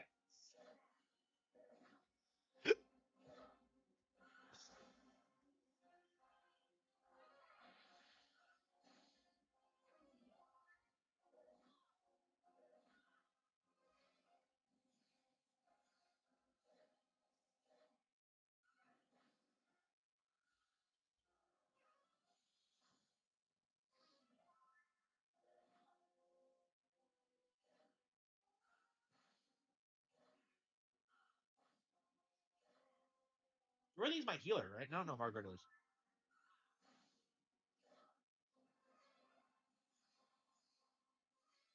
Yeah, Dorothy's my witch. And I'm still not strong enough.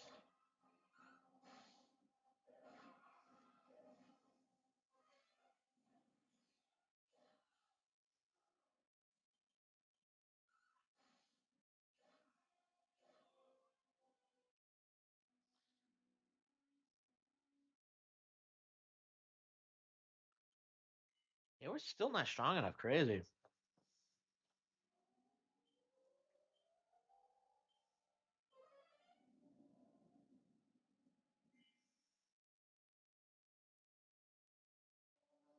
Yeah, I think we'll be credit in this for a while.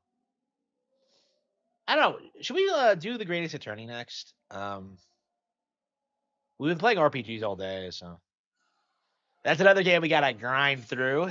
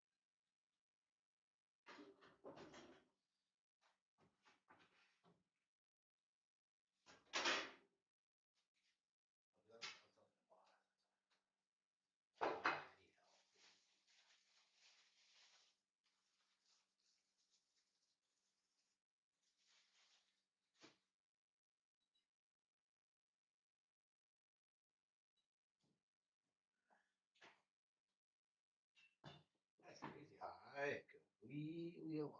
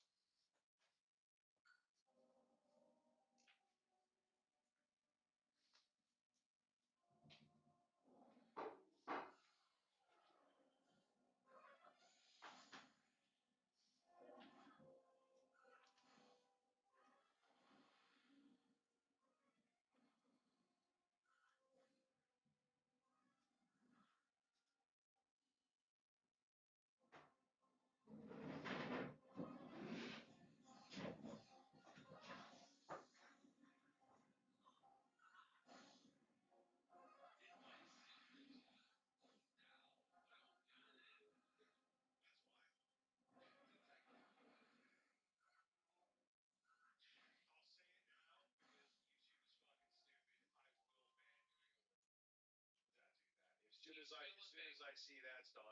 Yeah. Unless, which it makes no sense to even have it. Or how about this, sir? How about you just ban them silently?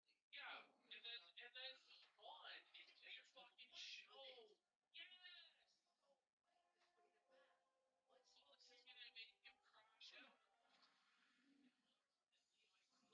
You should be so sensible. Church.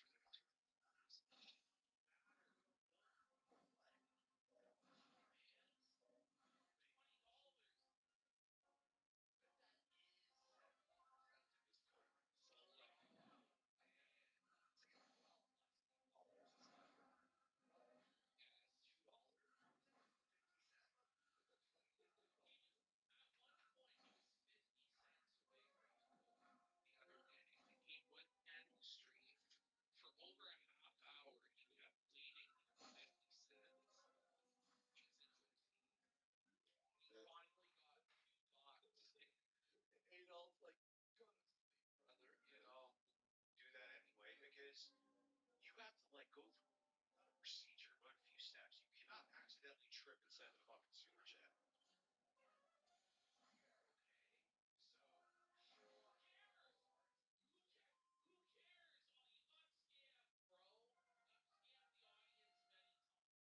It's okay. You gotta take the good, the bad, facts of life, my friend. Yeah.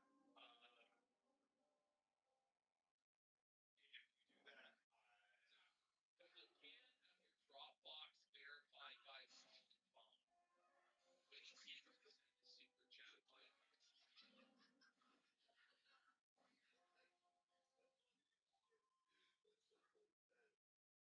he looks shook. It looks like he saw a salad. Like you said, like that guy had it. Well, yeah, you really justify your man, sire.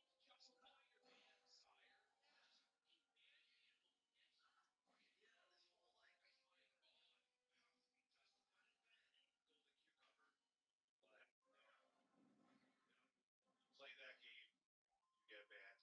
I couldn't get any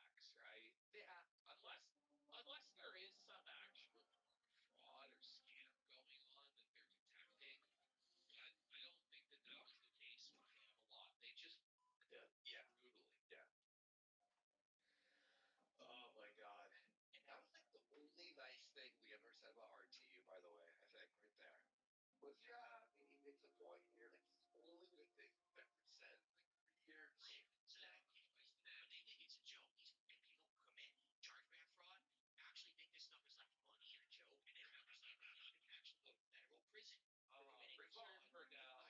Like, We meet again. Okay, here we have, this is Review Tech, I think, talking about his retirement. okay, I'm trying to retire one day. Okay.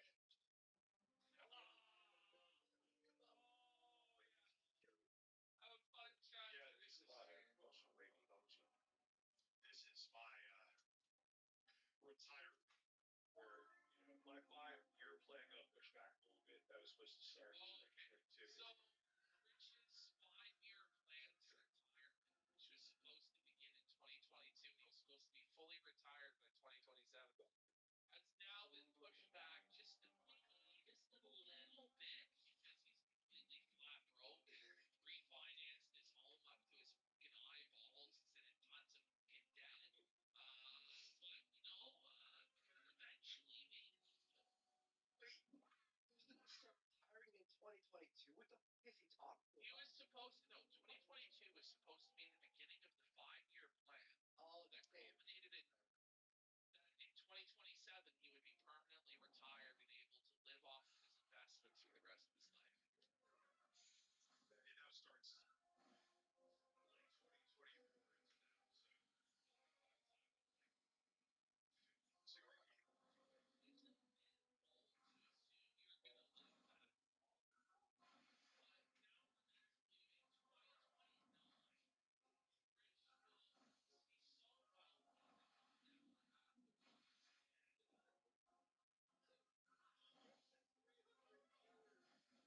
work again.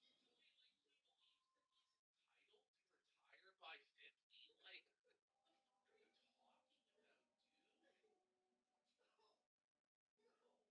2026, man, I'm going to be investing again.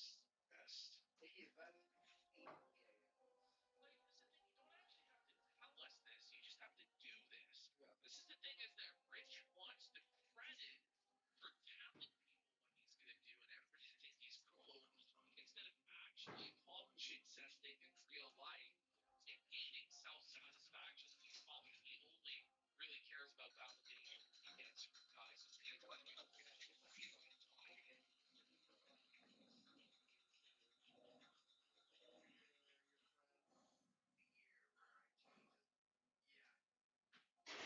Saying it's we're going to get it done. Okay, 2026. Come on, yeah, buddy. Breathe. Gonna work. Breathe. Gonna work. Breathe. Even the Rich Tomorrow channel isn't going to 100K subs. This guy gets. I looked at his social blade today. Rich Tomorrow only brings in 300,000 views a month. That's less than a fifth of what our clip channel does.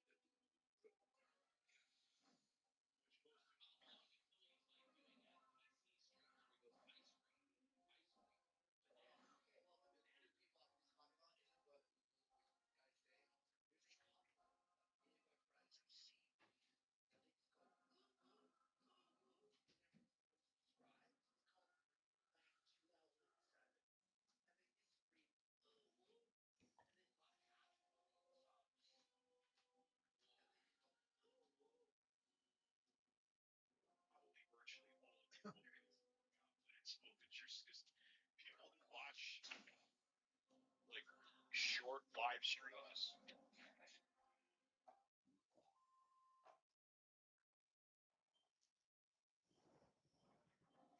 Maybe I should shift from writing something to editing. I should do a tribute video to Rob Reiner.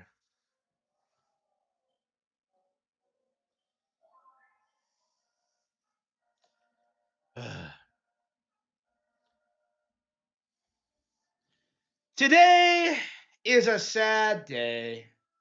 Today, the director of one of my all-time favorite films, The Princess Bride, has passed away. And I cannot begin to express my condolences, my sadness, my inability to process what has happened because this guy and his wife were brutally stabbed and murdered in their home in LA. Like, obviously, we don't have confirmation as to who did it yet. I'm seeing some reports that it was someone that they knew, but for now, we really should just take a moment and just look back at his career and his legacy and just celebrate the things that he produced that we genuinely love. Thank you all for watching this video. And I hope you have a good rest of your day. Man, I don't even know what to say, really. It's just like,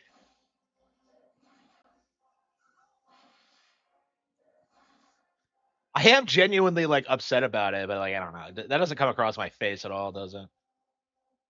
Let's see here. Oops.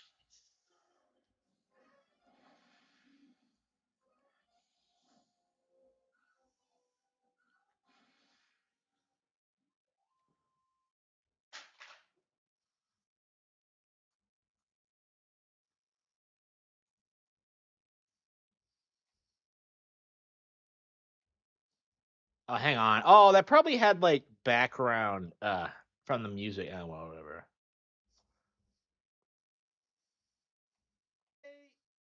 The director of one of my all-time favorite.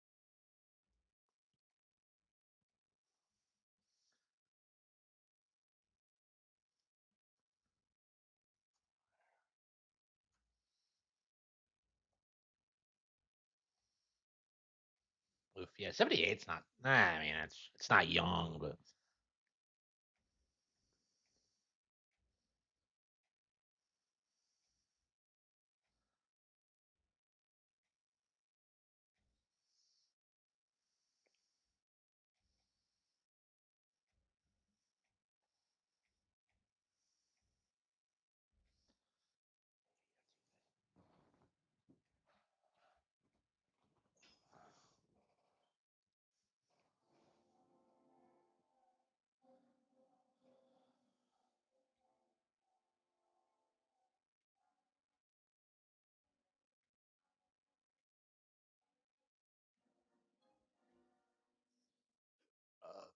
okay.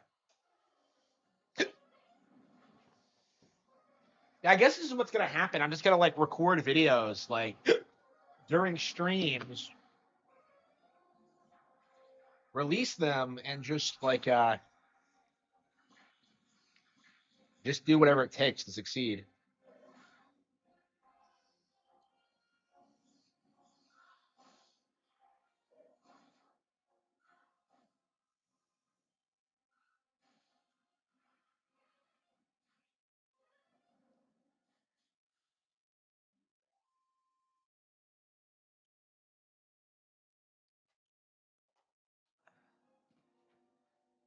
Uh,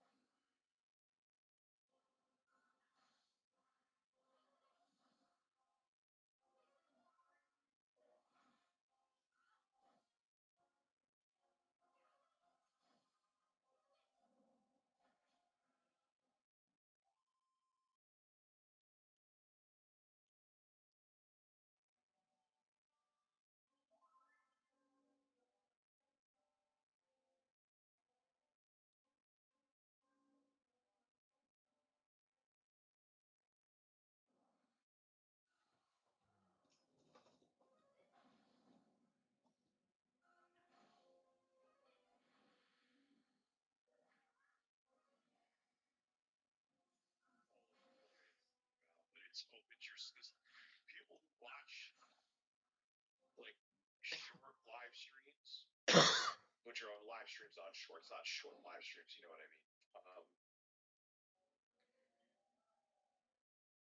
It's a different audience. It's a non-paying. I've watched these YouTube live, vertical streams. They make no money. I just don't think that Review Tech does anything that would actually stand out to attract any sort of new audience that exists in 2026, right? Yeah. Like, the only people that are willing to watch Review Tech are people that watched him 10 years ago. Yep, Like, yep. it's an eternally dwindling and diminishing pool. Like, he's not bringing in fresh blood.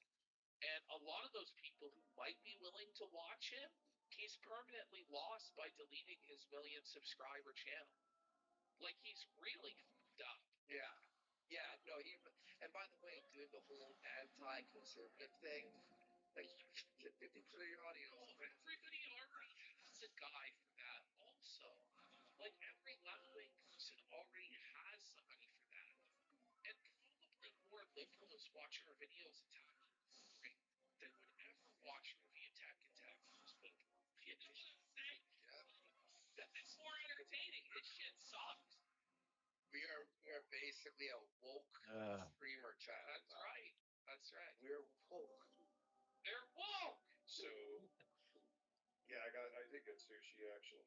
Yeah, like Yeah, but you're not the audience for those streams, Laura. And even if I get like Phil's kick numbers on that. Okay, wait. So now he's going to kick.com. And we're going to hear more about his kick.com plans in the next clip. Now remember, Review Tech mocked us for being on Kick, said that we were losers. YouTube is the only game in town. It's the only place to make money. Da da da. Now he sees, oh fuck, Kick pays 95%. There's a partner program with additional revenue. Yep. And he's desperate for it now. He's fiending for it now. Hey, Rich. Welcome home. By the way, his measuring mark for success is DSP's kick numbers between 60 and 100. He's not going to see even if I get Phil's number. The golden standard. Yeah, Phil's number. And it's different people. It's still different, and it's not like it's not different. I'm going telling people to go check another platform, or you know what I mean. You're like, oh, what? If you tap them, it's inherently what you're telling them to do is to go to Kick, is to check it. I mean, he believes that he's going to get genuine organic. Oh, okay. On Kick. They're actual. This content. Okay. So it was down here. Okay. I didn't see this chick. Okay. Well, we're going to have to grind for that then. I went to his live stream from last night today because I was thinking of clipping it. I didn't end up having time. It was 10 hours long. And in the very first hour of the stream, Review Tech eats food. And one of the comments is, couldn't you have eaten before the stream? Why do you think that the audience wants to see you eat? Because they know. Remember when I showed you that clip? Or not clip, I showed you his stream, and he was eating that like putty. It was live. Yes. And you get the slopping, and you're like,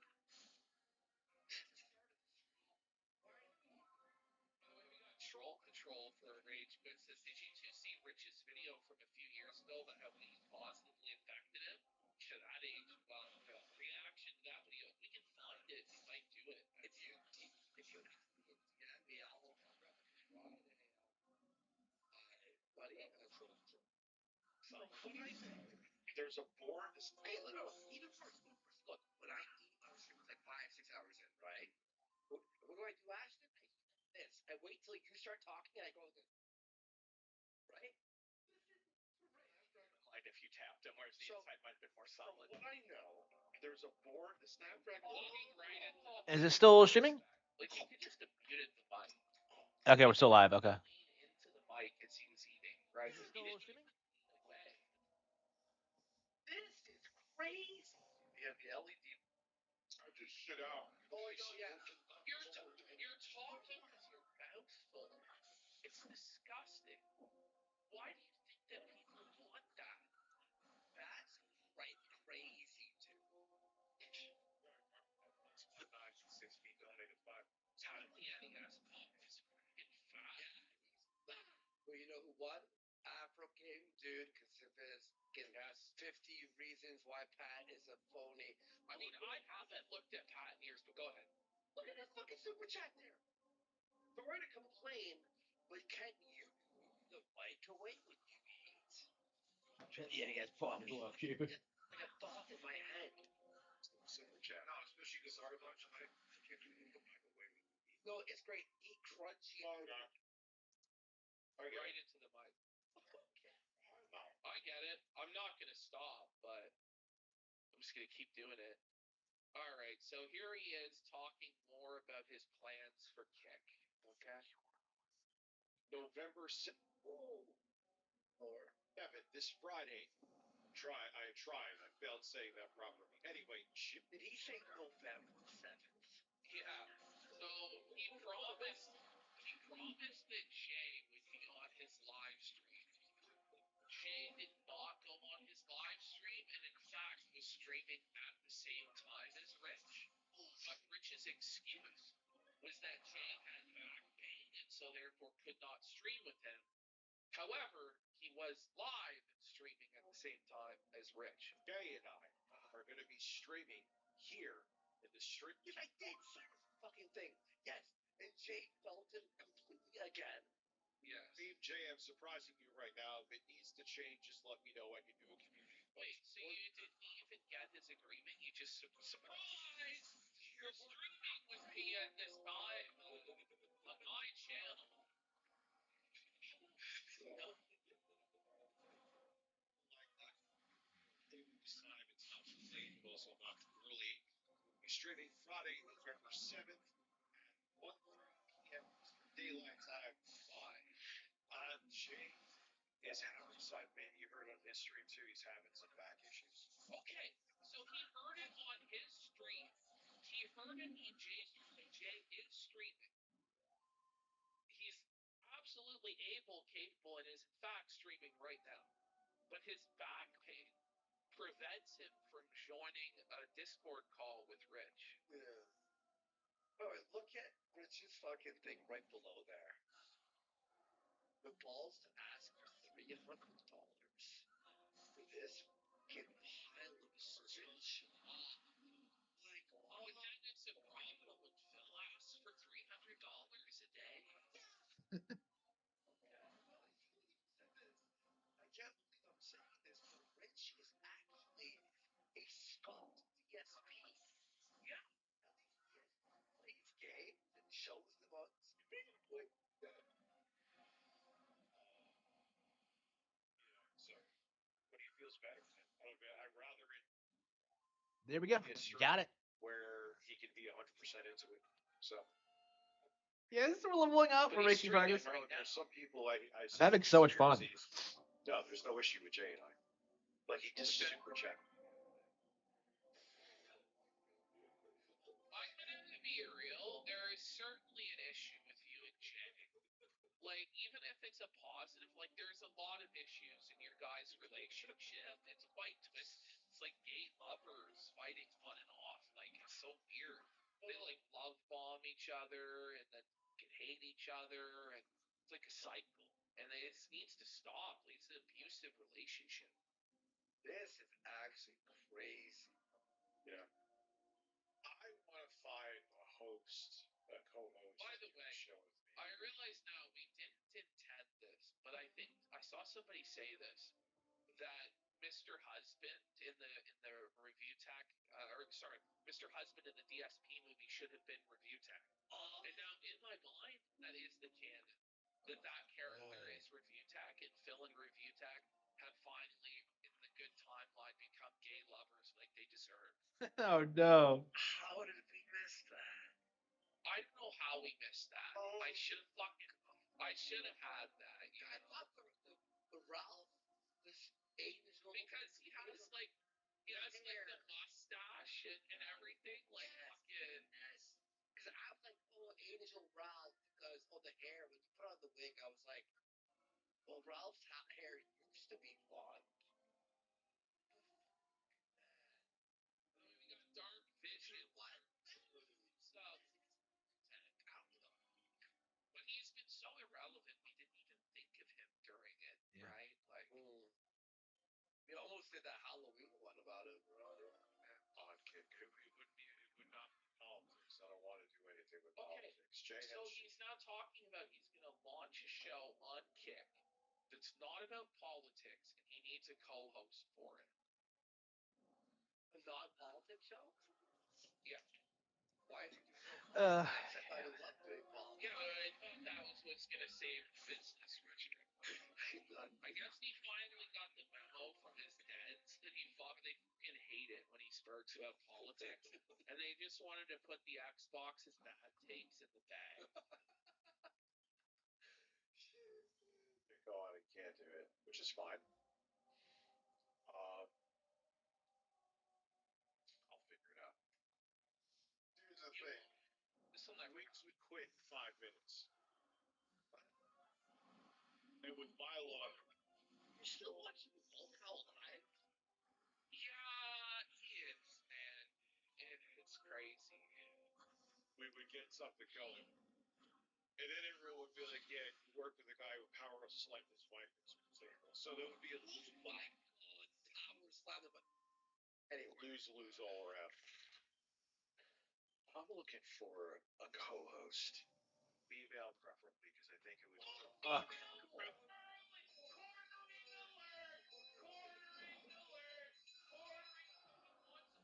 So he can perv on her and sexually harass her, just like his twin brother Jared does. let me guess. He's gonna be like this. He's like, oh, because they're more emotionally charged. It was so creepy the way he said it too, right? Yeah. For a woman here. Hang on. Preferably a woman. There we go. I want kids. Yikes. There you go. And balance. Looking for a co-host. Yeah, look at that. Female preferably, because I think it would balance me. That's the only reason. It would balance you. Sure. Oh, Co-host. big. Is he gonna get Grace? I don't know. Like the pickings are gonna be pretty slim. I don't really think like Becky Boop is out, right? Like that's not happening. Grace I going don't up is think- out. You know, like who's it gonna be? Lynx? Is that what the plan is here? Like, who is it gonna be? Like Alyssa Mercante? Is that's his dream choice? Ice Dance. Apples, Ice Dance. These would be his dream choices. I don't think he's getting any single woman on the booth to sign up for this program. Brittany. Rather probably die. I would say so. I would say so. Yeah, right. Shout out Spencer. I may try a couple people on Kick. See how it goes. If you're interested, maybe you have videos uploaded. Doesn't matter. Okay, this is creepy. He's like asking women, like, hey, Toots, you want to be a star? You send me a few of the videos you've made, and Richie might make you a big deal online. Look at me, Rich, babe. Yeah, you got like, hang on. This is what happens when you walk into the RT's, a studio. Hey there, Toots. So, You want to be a star, don't you? And then yeah, you want to be famous online? Huh? I had 1 million subscriber channel. you ever see the sushi micro there, babe? Let me show you the sushi micro. And then I'll show you a super chat if you open your mouth right. You don't want to work a job, do you? You want to be famous online. I can help you. I know how it works. I understand the game. Extra Italians. Can I lick your eyeballs?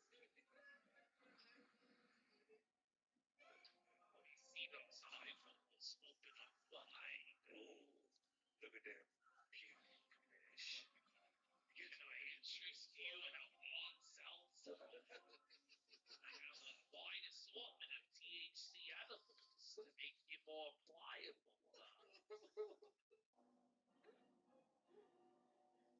bring you to Sabaro. What you look like, that's not what I'm looking for. Richard Weinstein.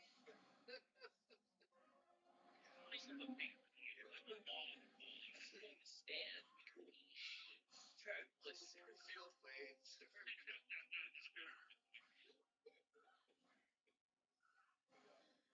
Call that description. Because I don't want to just be Okay.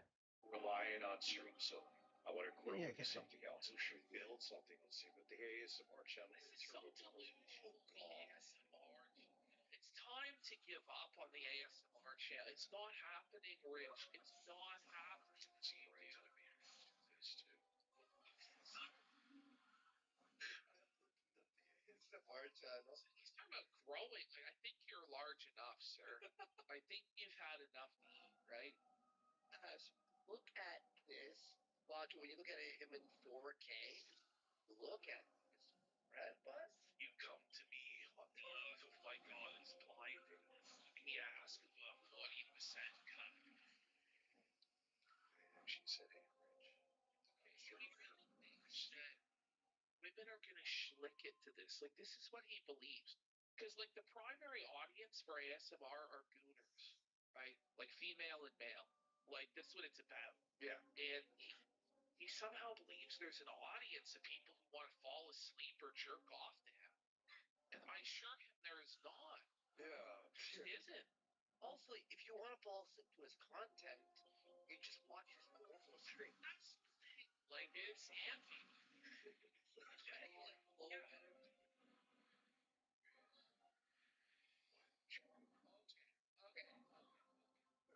His eyes are so fucking creepy. Yeah. It was kind of a flop, but shit happens. Go on to the next one. Uploading videos here brings in a new audience. New audience? Okay, I'm gonna search. Have you ever wondered why huskies are so sassy? Joining us to answer this question and more is our friend, Hazel the Husky. Thanks for having me. Sorry I was late. I got distracted by a leaf blowing across the parking lot. Had to chase it. Never. I remember in the yard. Yeah. Okay. I was so mad at the of yours. I was like, okay, the joke is like we had like 8 of them. All right, let's go. Let's go.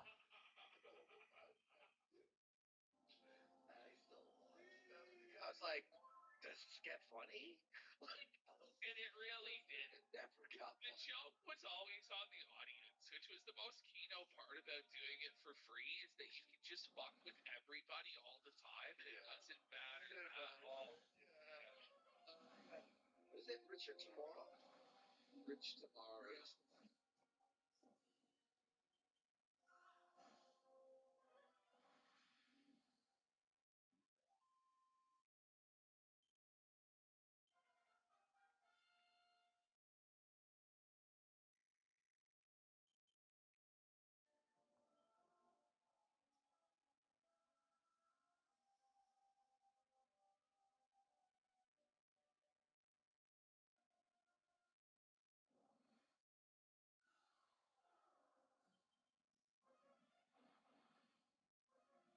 I don't know. Maybe I should read something. Oh.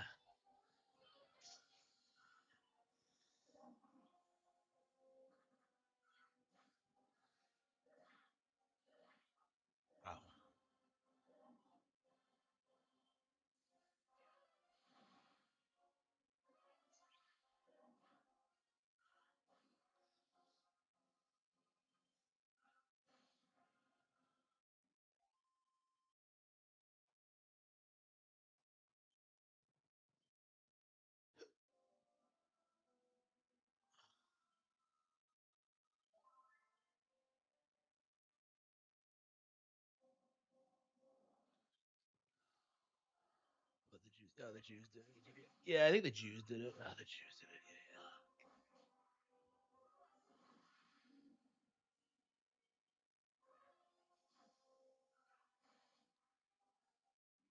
Let's see here.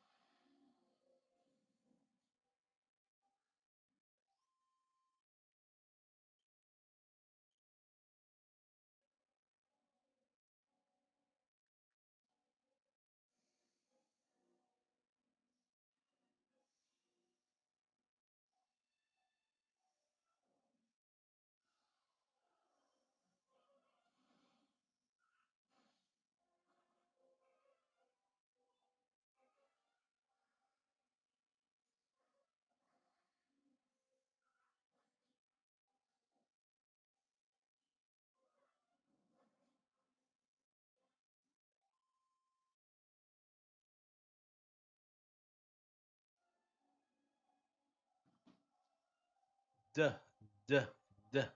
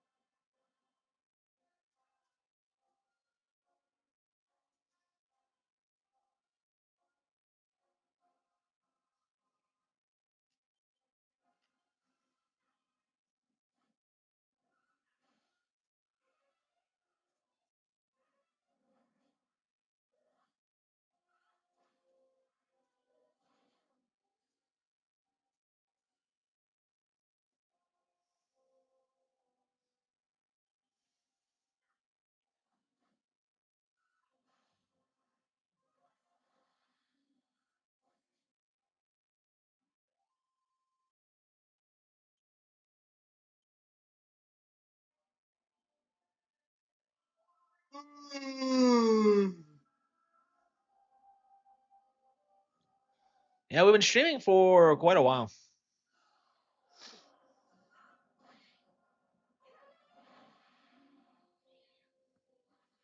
Yeah, I think I'm about ready to call it quits.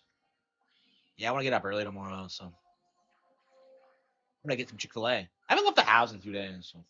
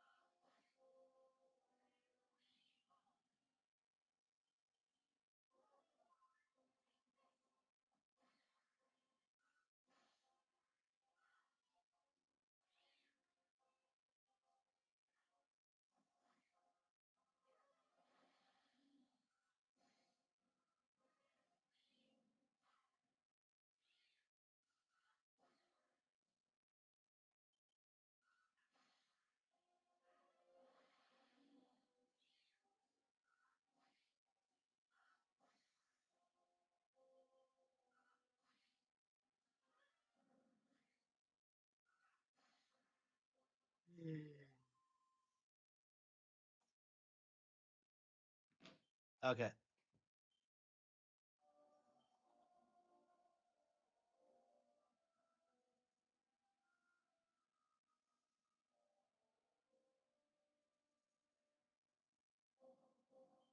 Where are we? Let's see, 25. Yeah, we've yeah, I think we're gonna get some better equipment, and I think we should be good. That's probably the main issue is that we didn't upgrade our equipment, but yeah, I think we got accessories, not like actual equipment. You gotta be careful about that stuff. Okay.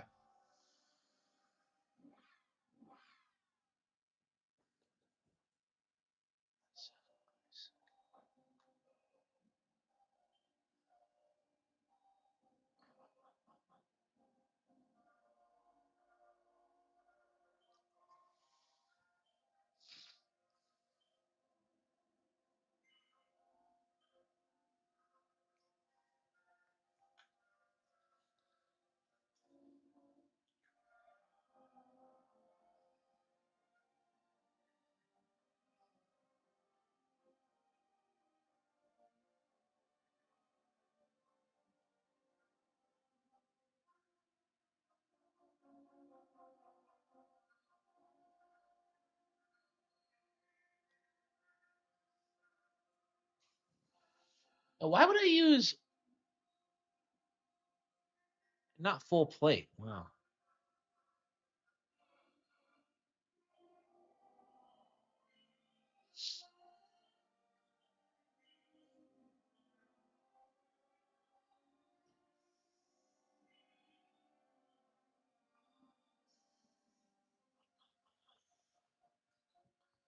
It does feel like we should probably grind a little bit more, but yeah. Let's give it another shot. We didn't go to sleep yet. It's gonna be so badass.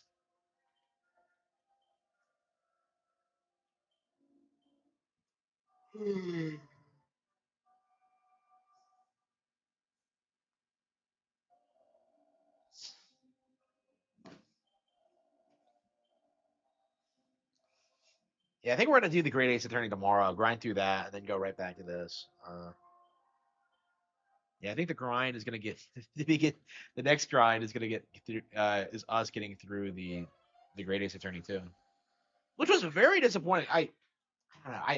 I think I do hate two more than the original. There's like nothing I liked about two. Maybe like Susato like cosplaying as a man. Like she doesn't do anything though. It's like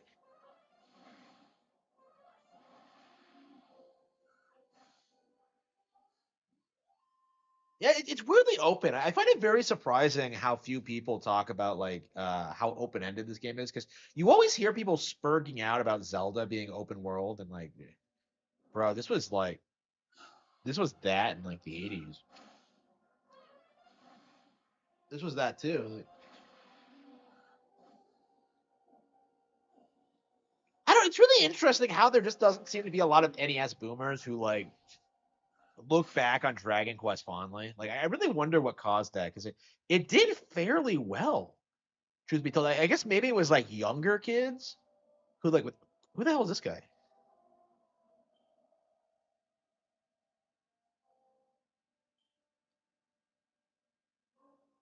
How long has that guy been here? Okay.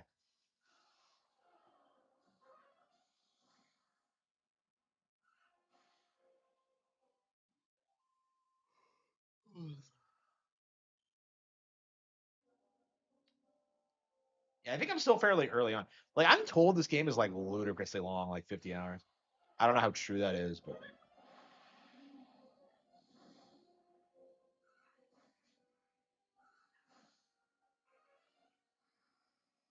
Oh. Oh.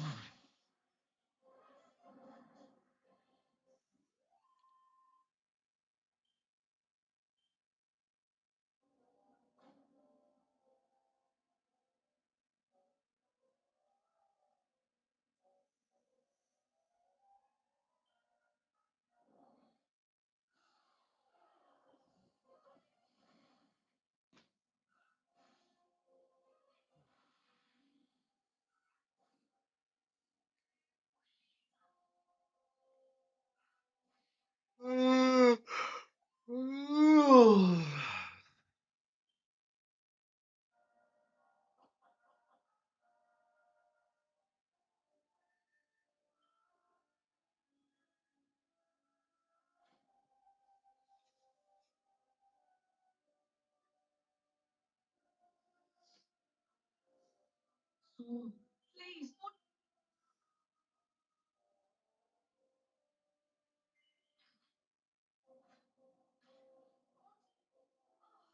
So why did they kidnap this couple? I don't know.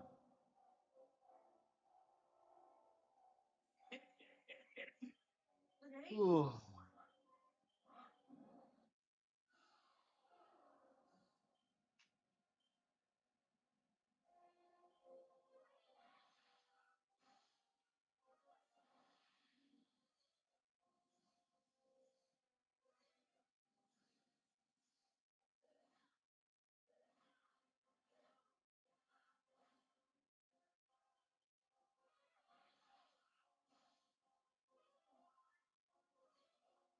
Yeah, it was a slow day for YouTube subs, but I did pretty well on Twitter. So. I mean, to be fair, like I'm streaming a bunch of niche RPGs. Like it's just, I don't know. This is just a personal thing, I suppose.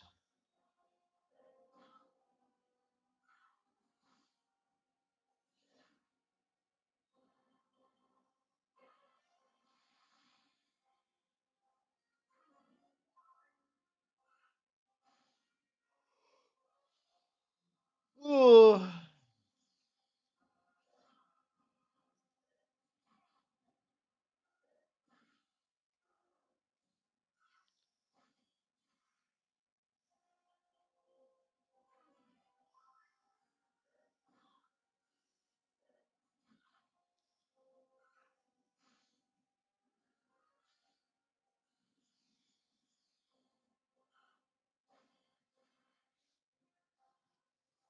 Like we just beat Final Fantasy Tactics, and we're getting through Dragon Quest 3. Oh wow, we're gonna win. Okay.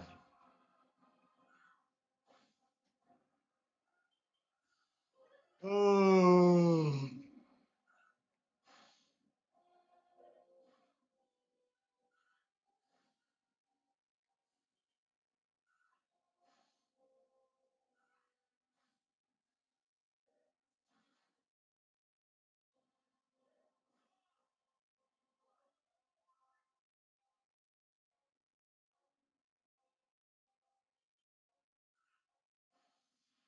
Got him.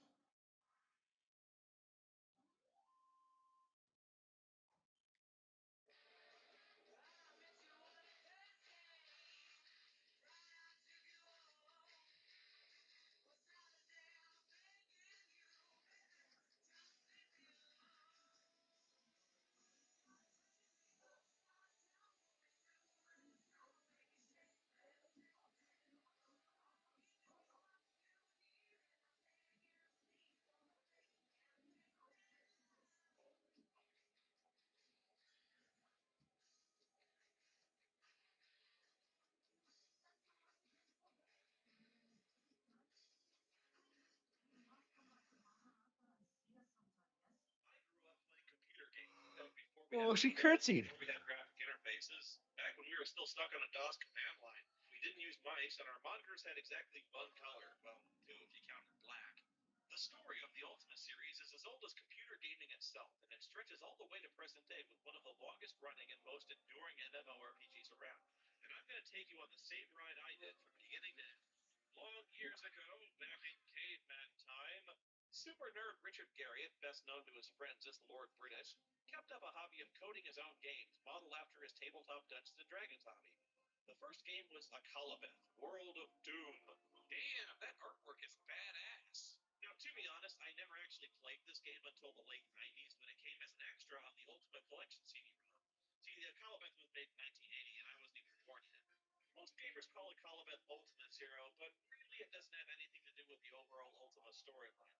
It's more of an example of Garriott experimenting and perfecting gameplay elements from Ultima 1. The whole thing was coded in BASIC, really the cumulative effort of just one guy batching out dozens of homebrew games modeled after D&D games that he liked.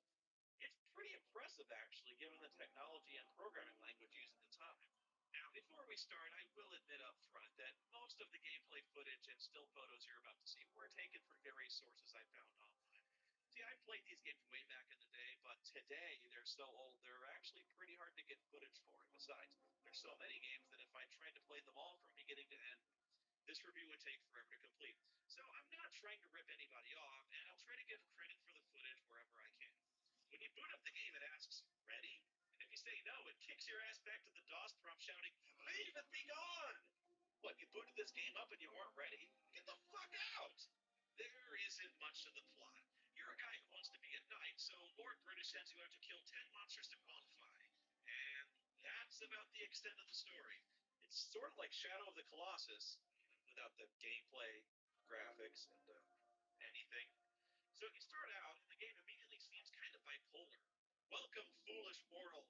Sort of like saying, come on in, douchebag. Then the next screen says, beware, foolish mortal. Wow, this game really likes calling me a foolish mortal. Who's saying this stuff anyway? Lord British. The dick. I don't take this crap. I'm here to conquer the world of doom. Where is the doom anyway? Excuse me, Mr. Demon, have you seen the doom? Oh, there it is. I didn't think there was a sign there. Your stats are randomly generated, which usually means your character's going to completely suck. I think most people just modify the source code to buff up their stats so they can win. You start out in the general store butt naked with nothing but a stack of 200 gold pieces, and first thing you better buy is your food. If you start off the game with zero food, you just drop dead from hunger the instant you start the game. That's always good. He's an Indian guy? Anyway, Lord British tells you to kill a carrier. So go to the dungeon, do it, go back, and he tells you that, well, it was a valiant quest, but still not exactly knight material. So he has to go out and kill something else. Like a Oh, gremlin. come on. Actually, the gremlins are incredibly annoying motherfuckers in every Ultima game to play. Seriously, they're the worst. They steal your food, and I mean, they steal a lot of it. I mean, fucking half of it with every attack. And that's just about the best way to kill you in this game. You know, you're 5 levels deep in a dungeon, some fucking gremlin steals all your food, and you just drop dead instantly. Oh, and when you kill the gremlin, you don't get the food back. I hate these sons of bitches. It's tremendously frustrating, especially since you're constantly keeping an eye on your dwindling food supply. You're always buying food in these games because you eat with every step you take. It's bullshit. So after a few easy quests, Lord British starts upping the ante. So now you've got to go kill things like a mimic, an orc, and a demon. Wait, what? A demon? With the fire and the wings and the yeah! After that, he sends you out to kill the fucking Balrog. Seriously? Are you sure? I mean, that thing just killed the greatest wizard in all of Middle Earth, and you want me to just go down and you gotta do all this to be a knight around here? Kill a fucking Balrog. Knights in this realm gotta be badass motherfuckers, man. So after clearing fucking Moria, Lord British finally makes you a knight and calls you a lord, even though the proper honorific for a knight is sir. After the fucking Balrog, he better call me a lord. Then he totally breaks character and tells you to call this phone number to report your amazing feat. Okay.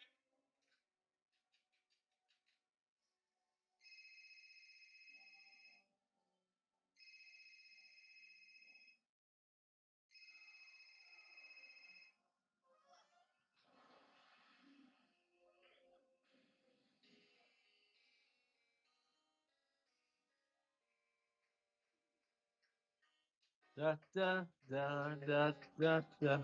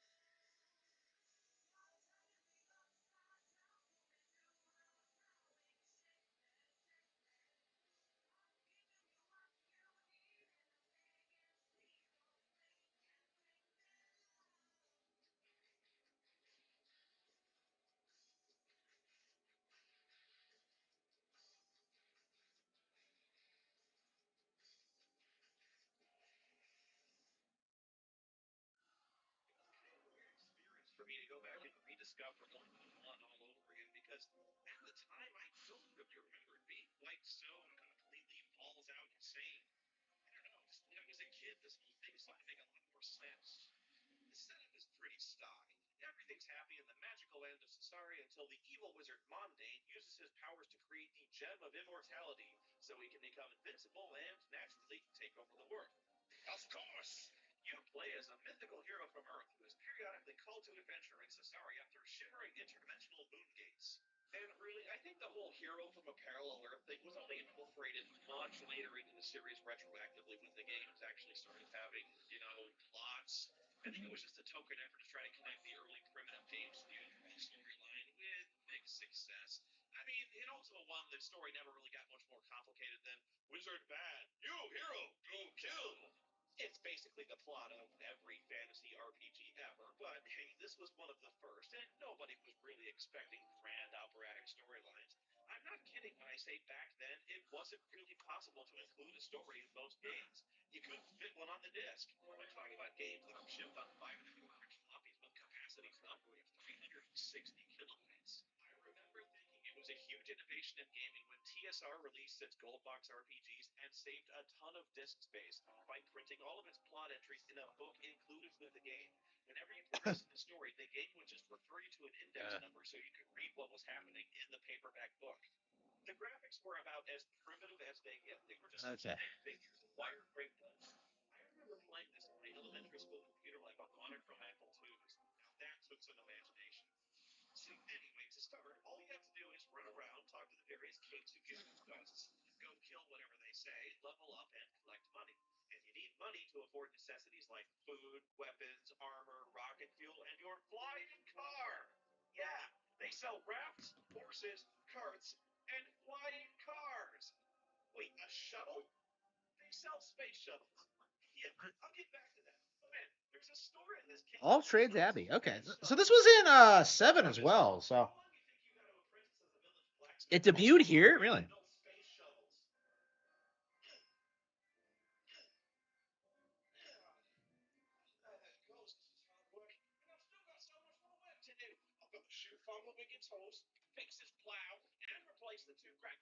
Are we 13 hours in? Did we really spend 2 hours grinding? Did we start at like 11 hours? Wow. Lord of the Rings a really short movie? You thought the giant eagle thing was a plot hole. What if they could buy a flying car or a space shuttle? This game is cracktastic. I'm sorry, I just cannot get over this. There are guys who sell space shuttles in this game. Fuck your epic mount. This game has you cruising in jet-powered flying cars. And that's just for starters. One might think the game would just be over at this point, because I don't know about you. Oh, wow, finally, wow. Just cruising the land, running over the hapless... Well, can I change my class in this game? Is that how it works? Really funny to watch, but for some insane reason, the game doesn't let you do that. Sadly, weapons technology Finally got the pepper. Wow. far behind their jet car advancements. I mean, the best thing you can hope to buy in most stores is a bow and arrow, which is kind of weird. Or is it? Actually, there are better weapons, and once you start sailing around, you'll find a place pretty quick where there's an island with a signpost. Search that area, and you'll find a weapon one level better than the one you already have. Go to another nearby signpost to increase your wisdom, and you reset the other signpost so you can search it again and get another weapon. Keep doing this, and you'll get progressively better stuff. Although some of the things you get, I still have no idea what they do. I mean, a triangle? What the fuck is that supposed to do? Who gives a shit about a triangle?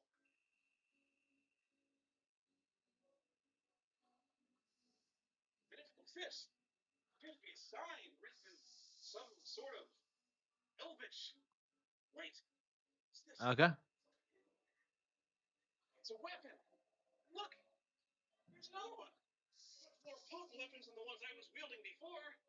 And there's weapons strewn about all over the place. This some kind of futuristic power gauntlet. I love how he shits on you if you try to treat it yourself. What could this be? Martial artist. Fucking triangle? What the hell am I supposed to do with a triangle? Here's something I can really use. But if you keep going back and forth and keep looking, eventually you'll find a phaser. The answer is Phasor. And finally a blaster. I think this is the same world as your Hunter from the Future, where we just keep discovering advanced technology from Earth's past future. Doesn't that seem weird to you? I mean, here you are in the middle of a sword and sorcery, kill the evil wizard quest, and suddenly you just trip over a blaster rifle. Kind of unbalanced technology really skews the campaign setting, don't you think? Oh, you want me to kill another Balrog? No problem. I'm looking like a fucking space marine right now.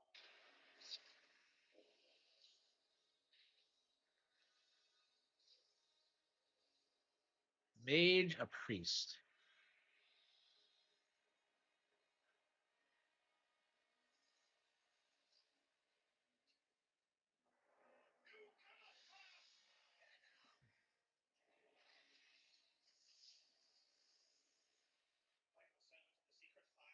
Wielder of the flame of Arnor.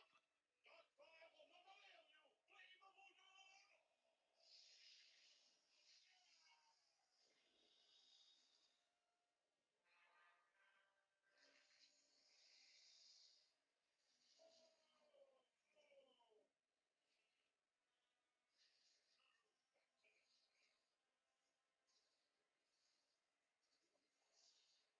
What should I make Dorothy?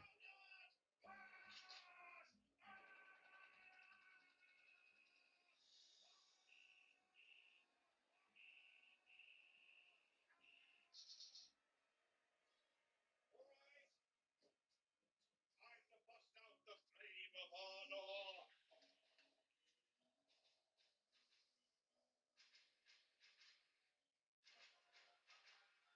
Enjoy the fireworks.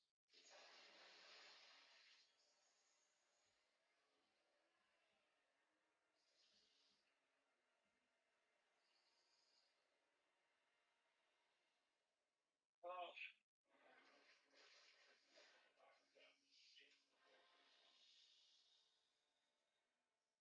Okay. I joke, but it turns out you'll need the gun because the monsters here are badass. Like the fucking Loch Ness monster and a dragon turtle. Holy crap, that's actually really scary. It's like fighting Gamera. Suddenly I need bigger guns. Where's the rocket launchers?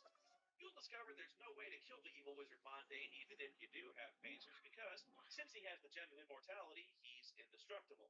The only way to do it is to go back in time and terminate him before he constructs the gem. How do you go back in time? Well, you find a time machine, of course. And how do you find a time machine? Well, you've got to go rescue a princess because they know where to find one. I just find it funny that Lord British, the ultimate kindly king in every Ultima game, has the princess locked in this dungeon. But you just hold on there, partner. A princess isn't going to give up the goods to just any schmuck who breaks her out of a dungeon. You got to become a space ace first. Why? Well, because as we all know, it doesn't really matter how nice a guy you are. All chicks care about is how big your rocket is. So, how do you become a space ace? Yeah, this is Dragon Quest 3 HD 2D. Yep. Amazing game. Oh, here we go. So if you never played this, I highly recommend it. This is one of the all-time classics. Starship dealership in town and give the guy there a sack of gold. Sorry, I don't mean to dwell on this. I just have so many questions about a society where you can buy spin tunnels with gold coins, and why, if laser cannons and personal flying vehicles are commercially available, is Lord British so worried about a fucking gelatinous cube? What the fuck am I doing? I don't know how to fly a space shuttle. I barely know how to drive a car. Well, does it come with an instruction manual? How much does that cost? Load the spaceship with the rocket fuel. Load it with the work. Well, whatever you do, be sure to buy extra rocket fuel because you'll only be able to refuel at the space station, huh? Who built the space station? Be sure you're wearing a vacuum suit or you die of explosive decompression instantly after launching. And don't run out of gas or you can't return to Earth. From there, you commandeer a starfighter, go into hyperspace, and Jesus, visions, TIE fighters! TIE fighters? What the fuck is going on? No wonder Mondane's so powerful. He's allied with the fucking Emperor! That's it. Now, why am I going to deal with orcs and stormtroopers in the same night? Right now, I feel like I can take out the whole empire myself. Get you some! What you got is what you need to buy.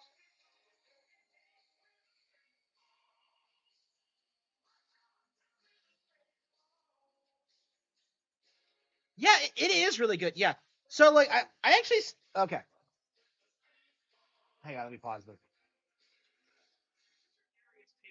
Okay, like the people who hate HD2D are just people who hate like older RPGs in general. It's just a giant cope. Cause like you always see people like spout this nonsense, like, "Oh, I'm sick of the HD 2D art style," and I'm just like, why? Like it's the same as like classic RPGs. There's nothing wrong with it at all, and they all honestly look radically different from each other. When you compare like Octopath to this, like you can see a clear visual evolution.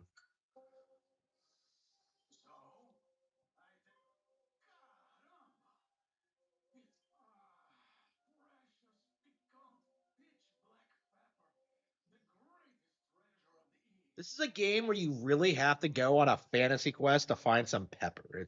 It's crazy how you just kind of buy it.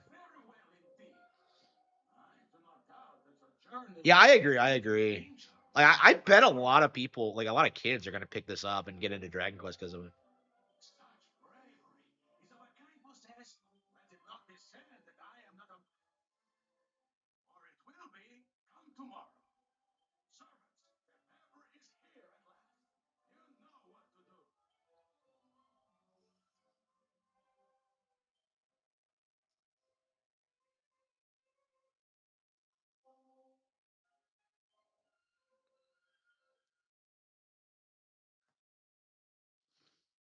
Holy fucking shit! I'm drunk out of my mind. Where the hell am I?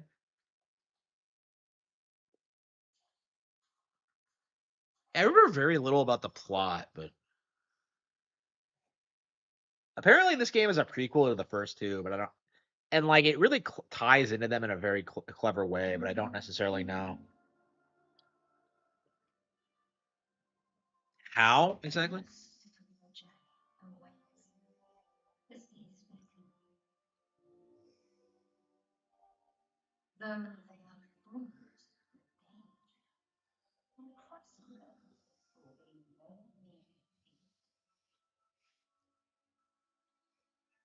Yeah. It takes a task you must undertake if you are to get the wolves scattered across the realm. Scour the world and lend a hand to those in need, whilst denying those who would do wrong. Follow this path most righteous, and you shall find the wolves before long. Now rest. Not with you in the morning.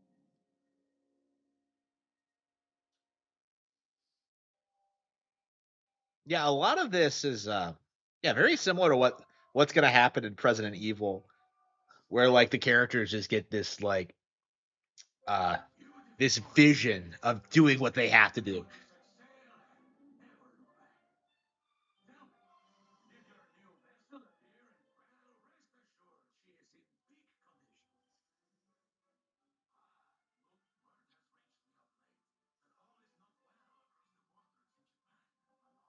Japan. Be sure to travel with caution. If you are not sure which vessel is yours, speak with his son. Yeah, it's weird to me like how people seethe about like the accents in this game. Like those things are awesome. Like This game takes really, Star really. Trek, Star Wars, Doctor Who, among many other things, throws them in a blender and just hits the puree switch. And my God, is it beautiful! This guy is a god of nerds. Hello, hello. So anyway, once you kill 20 TIE fighters, you become a space ace. Now you have to rescue a princess, but that's a lot easier since every castle has one locked in its dungeon. Apparently all the princesses are kidnapped by assholes. Only problem is you need a key, but that's not really a big problem because every fucking step you take, Chuckles the fucking jester shouts, I have the key! So you have to stab Chuckles in cold blood, which I'll admit is immensely satisfying. Take the key and hack your way out of there with the princess in tow. She tells you there's a time machine parked around back of the castle, so you get it, you go back to the past, beat. Yeah, nothing like taking off in a Dragon Quest game. Yep, the game really opens up when you get your ship.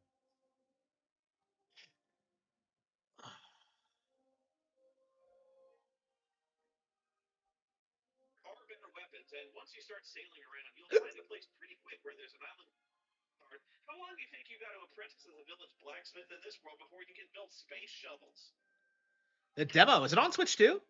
Did they put it on Switch too? I'll have to check it out. That ghost is not quick, and I've still got so much more wet. its host, fix its plow, and replace the two cracked heat shielding tiles on the Challenger. Well, I mean, just as soon as I finish replacing the negative power coupling on the repulsor lift drive, better get to Steam it only? then. Okay. Man, that would have been more Yeah, fun. download the demo on Steam and then buy it on Switch too. Hell yeah. What if they could buy a flying car or a space shuttle? This game is cracktastic. I'm sorry, I just cannot get over this. There are guys who sell space shuttles in this game. Fuck your epic mouth. This game has you cruising in jet-powered flying cars, and that's just for starters. One might think the game would just be over at this point, because I don't know about you, but I saw myself just cruising the land, running over the hapless orcs and knights roaming the land. It would be really funny to watch, but for some insane reason, the game doesn't let you do that. Sadly, weapons technology in Cesarea lags far behind their jet car advancements. I mean, the best thing you can hope to buy in most stores is a bow and arrow, which is kind of weird. Or is it? Actually, there are better weapons, and once you start sailing around, you'll find a place pretty quick where there's an island with a signpost. Search that area, and you'll find a weapon one level better than the one you already have. Go to another nearby signpost to increase your wisdom, and you reset the other signpost so you can search it again and get another weapon. Keep doing this, and you'll get progressively better stuff. Although some of the things you get, I still have no idea what they do. I mean, a triangle? What the fuck is that supposed to do? Who gives a shit about a triangle?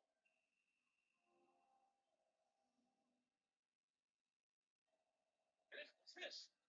Appears to be a sign written in some sort of Elvish. Wait, what's this? It's a weapon. Look, there's another one. The flame. Did they actually use flames back in the day? I suppose they must have. Not an expert on the history of lighthouses.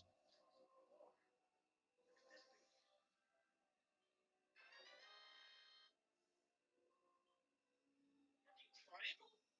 What the hell am I supposed to do with a triangle? Here's something I can really use. But if you keep going back and forth and keep looking, eventually you'll find a phaser or. I agree. Yeah. Yeah. It seems like Capcom. Well, like it's probably because like Dragon's Dogma 2 and Monster Hunter Wild failed so hard, which is why they had to like pivot and start putting out Switch 2 games. Yeah. In the middle of a sword sorcery, kill the evil wizard quest, and suddenly you just trip over a blaster rifle. Kind of unbalanced technology really skews the campaign setting, don't you think? Oh, you want me to kill another Balrog? No problem. I'm loaded like a fucking space marine right now. The secret fire.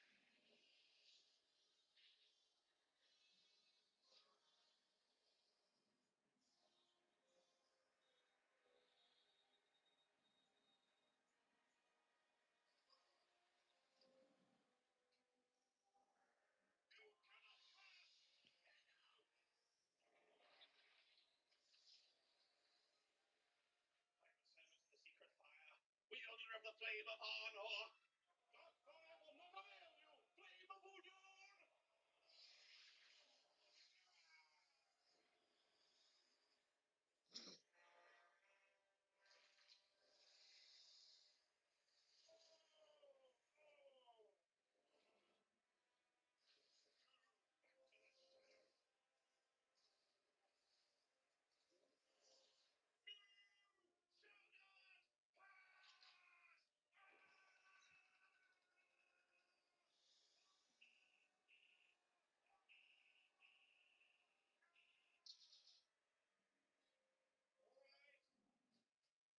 Time to bust out the flame of Arnor.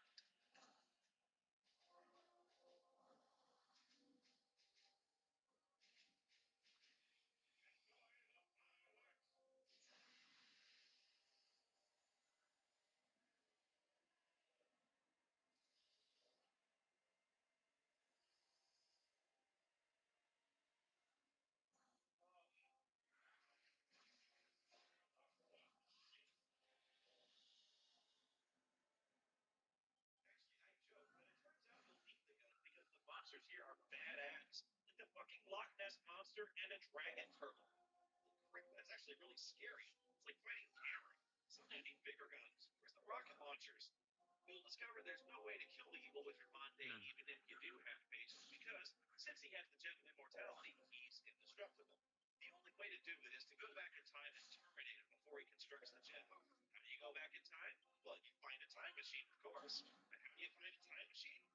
you've got to go rescue a princess because they know where to find one.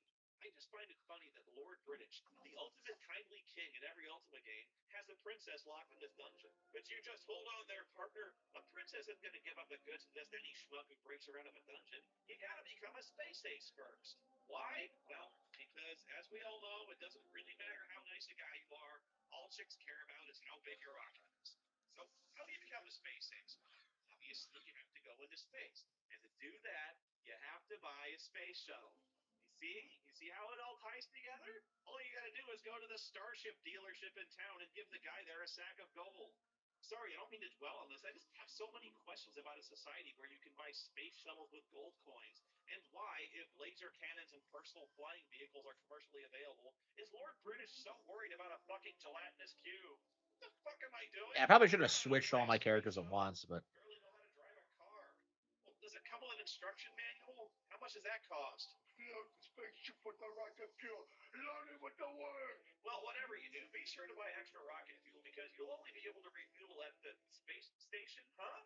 Who built the space station? Be sure you're wearing a vacuum suit or you die of explosive decompression. yeah, we do need like re-releases of like the first 3 gens or so. We still have not gotten a re-release for Gen 3. Jesus, I actually booted up a copy of Gen 2 today on my 3DS, and I was like, man, I really need to play this. Like, I'd love to, but I don't know when I'll find the time to get around to it. That's it. No way am I going to deal with orcs and stormtroopers in the same night. Right now, I feel like I can take out the whole empire myself. Get yourself.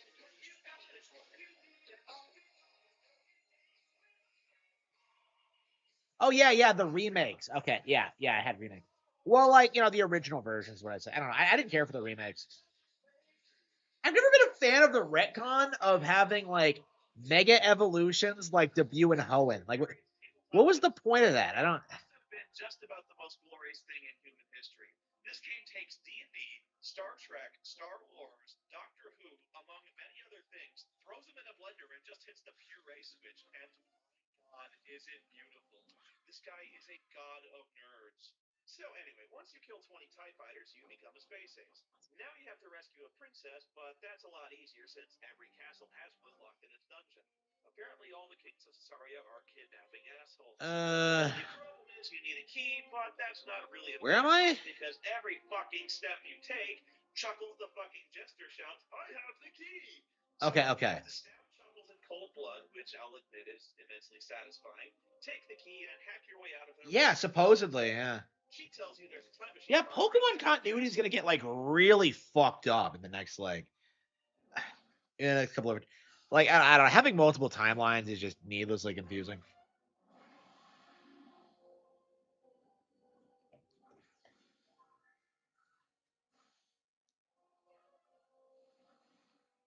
So you get in, you go back. Like, I'm confused by how they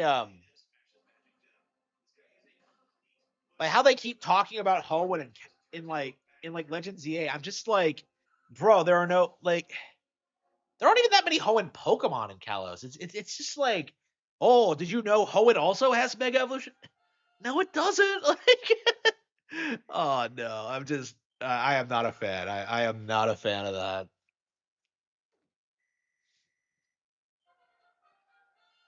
Yeah, we're gonna have to do the Legends EA DLC at some point. Man, I didn't think it was coming out this soon. I didn't think it was coming out until February. I guess like that was like the second half of it, but like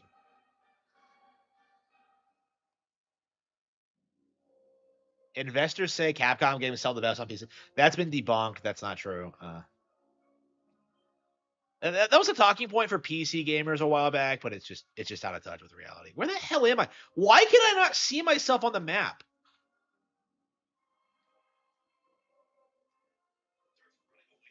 Oh, by the way, I'm watching Spoonie on like my tablet here. I'm trying to like keep myself occupied during the grind, but yeah, this is definitely something I really need to finish. Like, no, honestly, I really should get like the original and the second too. But I don't know. I don't know if I can justify it. It's just like I never beat this one. It's like getting 1 and 2 immediately after this, and then getting 7. It's just I don't know. kicked the door open and came out shooting with a blaster rifle, I'd be toast, man. I'd be sure to have pants on.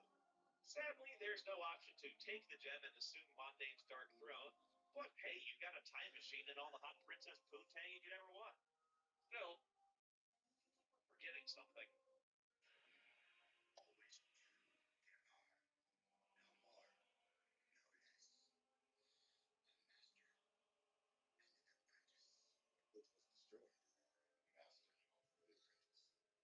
Yeah, okay, okay. So they started talking about that like after PlayStation fell off and there was no hope of recovery, but like now they're at the point where they're just like, yeah, our audience is on Switch 2.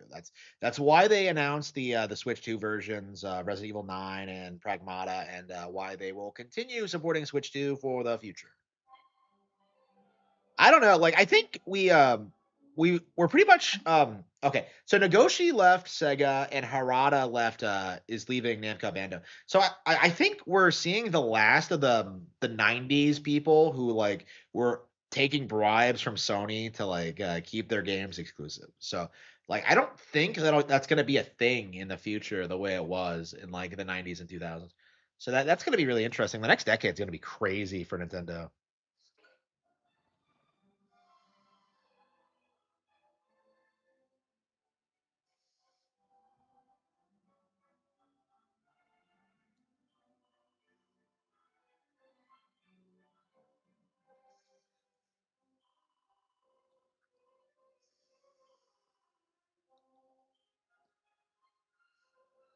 Welcome to Edina, where lineage is raw.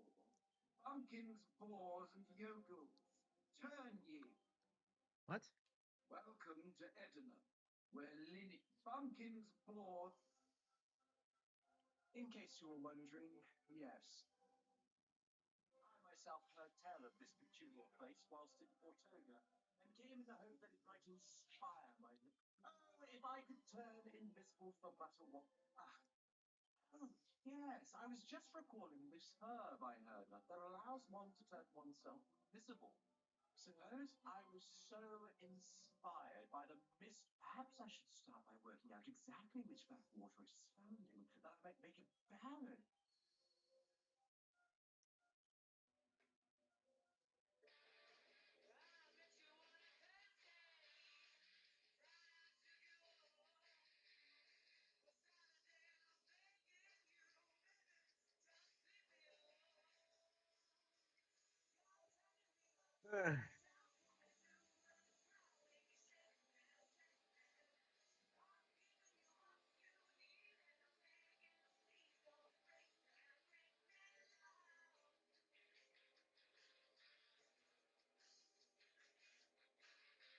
Okay.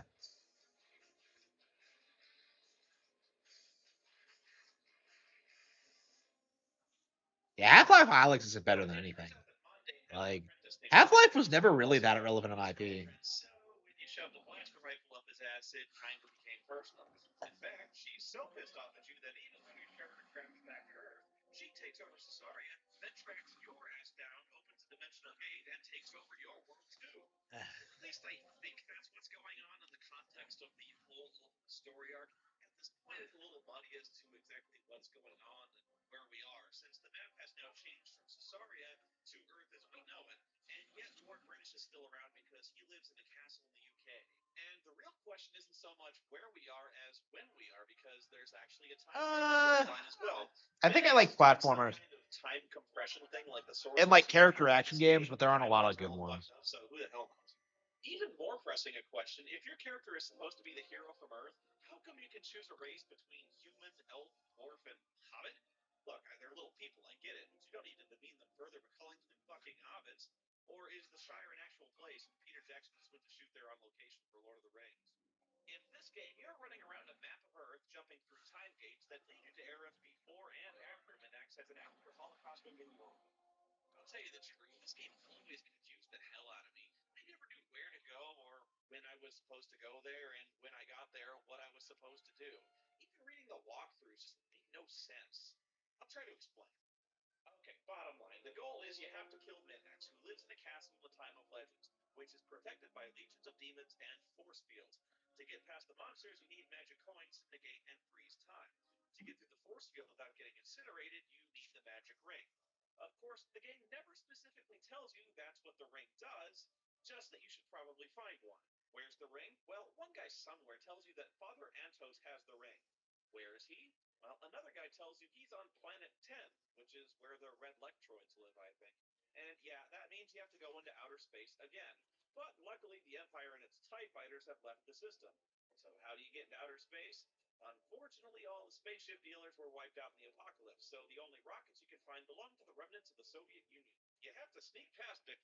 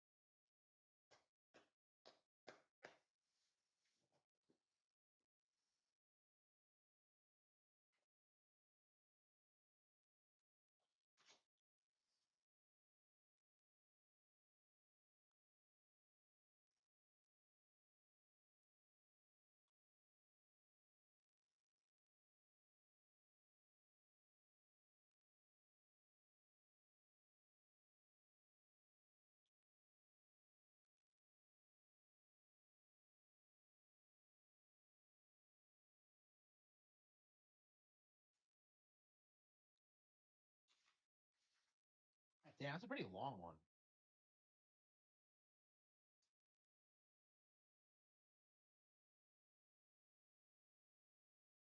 Yeah, this is easier with we could just set like tactics on auto battle.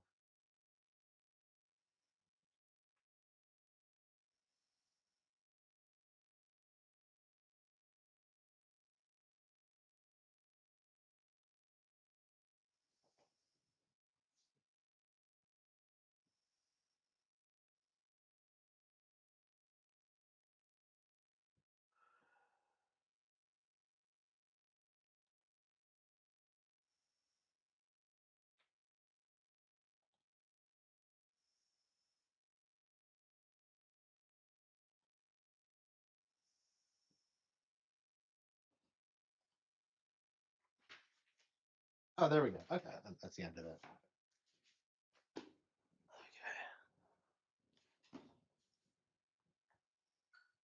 Horizon Minions. Yep, that's right. Man, we haven't talked about it. It's crazy how irrelevant that is today.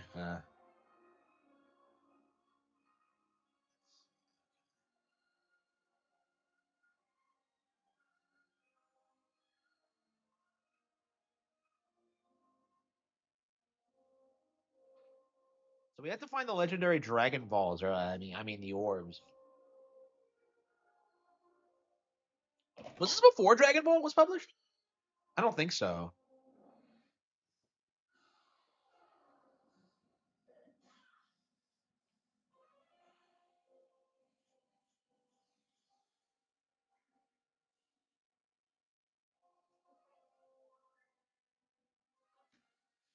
So yeah, now we have to travel the land, searching far and wide for these orbs, so we can become a master of dragons. I guess. Blast off! Oh, and I hope you're wearing power armor, or you'll just die. You can actually visit every planet in the solar system by consulting the star map and the instruction book and setting a proper Xeno. I don't know. I would say Horizon Zero Dawn's better than Half Life. At the very least, it has like robot dinosaurs. You know, at least it got a new game in the past 5 years. You know? Rayman 2, I have not played it. Well, not much of it. So I don't own it. So I'm actually really excited for that. Oh man, and we still haven't played Wario World.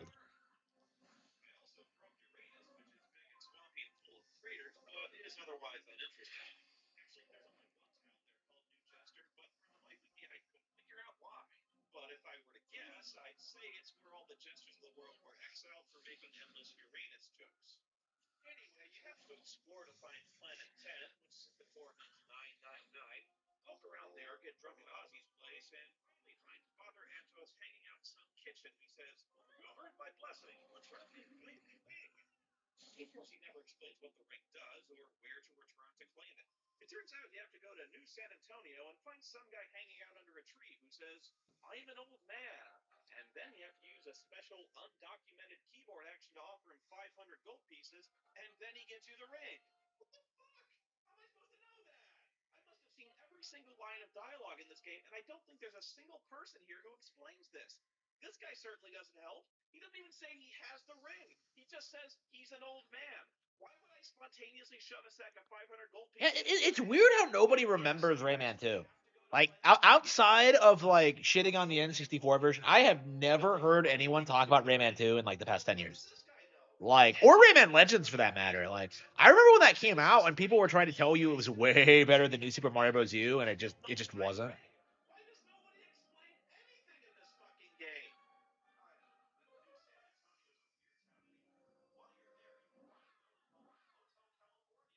Yeah, it's a Ubisoft game. And I like Rayman more than Sonic for sure, but they also haven't re-released a ton of Rayman games. And like Michael Ansel is retired now. Yeah, remember when like Beyond Good and Evil 2 was supposed to be a Switch exclusive? Uh, I'm sorry, an NX exclusive. Yeah, crazy how that game never came out.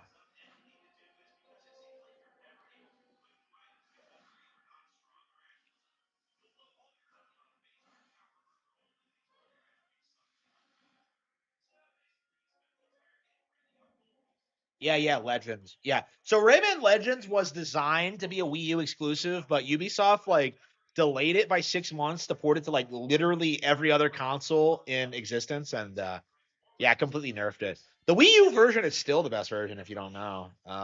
It's one of those like it's very interesting how like there was like a really good Wii U exclusive like immediately day one, and yet like everybody just ignored it, and Ubisoft just tried to sabotage it. Yeah, Zombie U didn't do well too well either.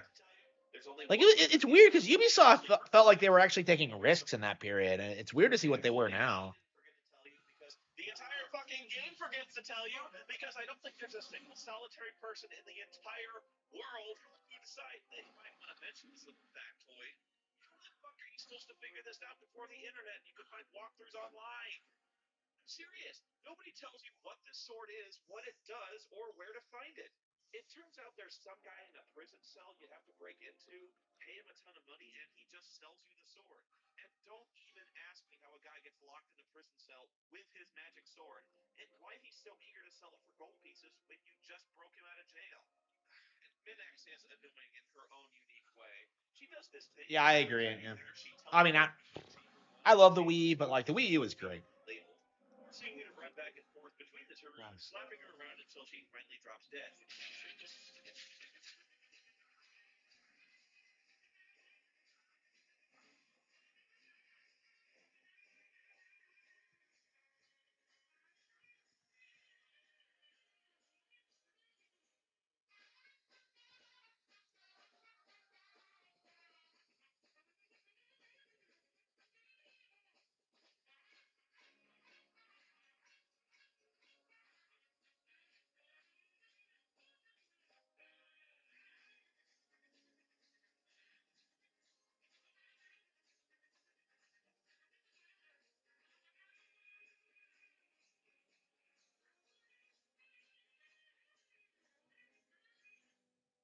I was just a kid when I played this, so you can imagine how over my head all this was. I guess it did introduce a lot of depth and complexity to a relatively shallow gaming genre at the time, but it just confused the hell out of me. Some dance to remember, I dance to forget.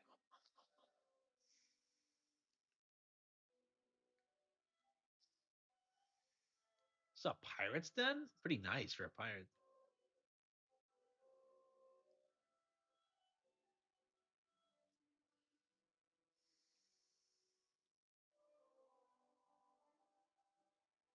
Ugh.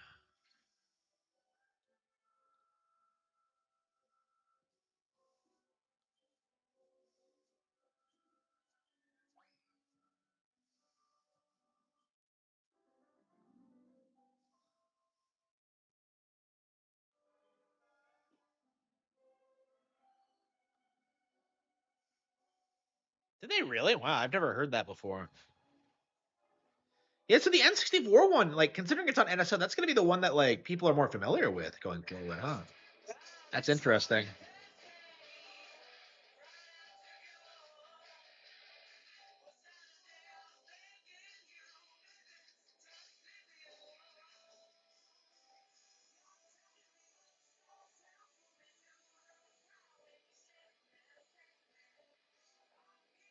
Yeah, I've heard people say the N64 one's the worst.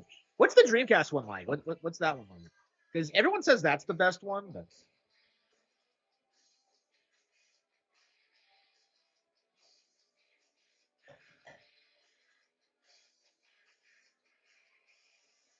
yeah, everyone I've seen like shits on the N64 version specifically. So it's weird how It was amazing, even though at the time I was too young to really appreciate most of it.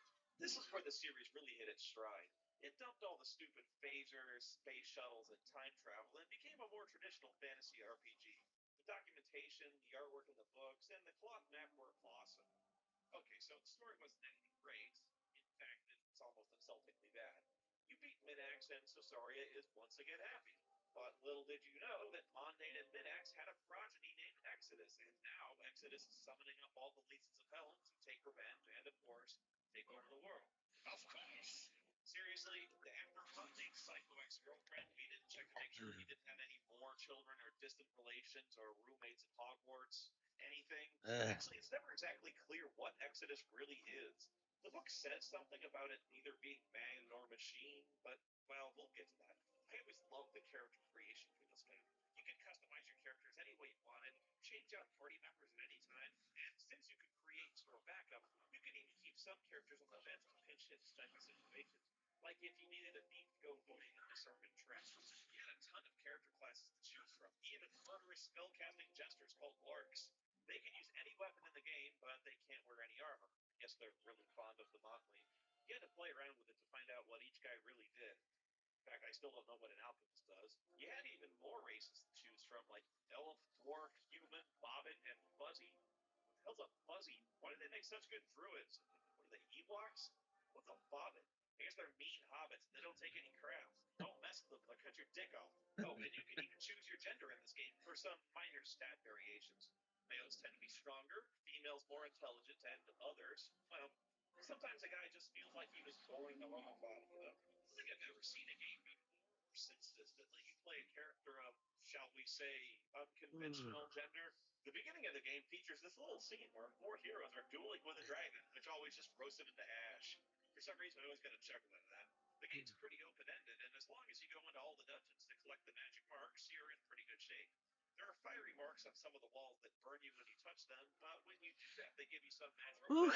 yeah, how long have I been streaming? Like I think over 12 hours today. The giant snake in front of Castle Exodus. This would be my longest stream ever if it just didn't keep dying on me about 9 hours in.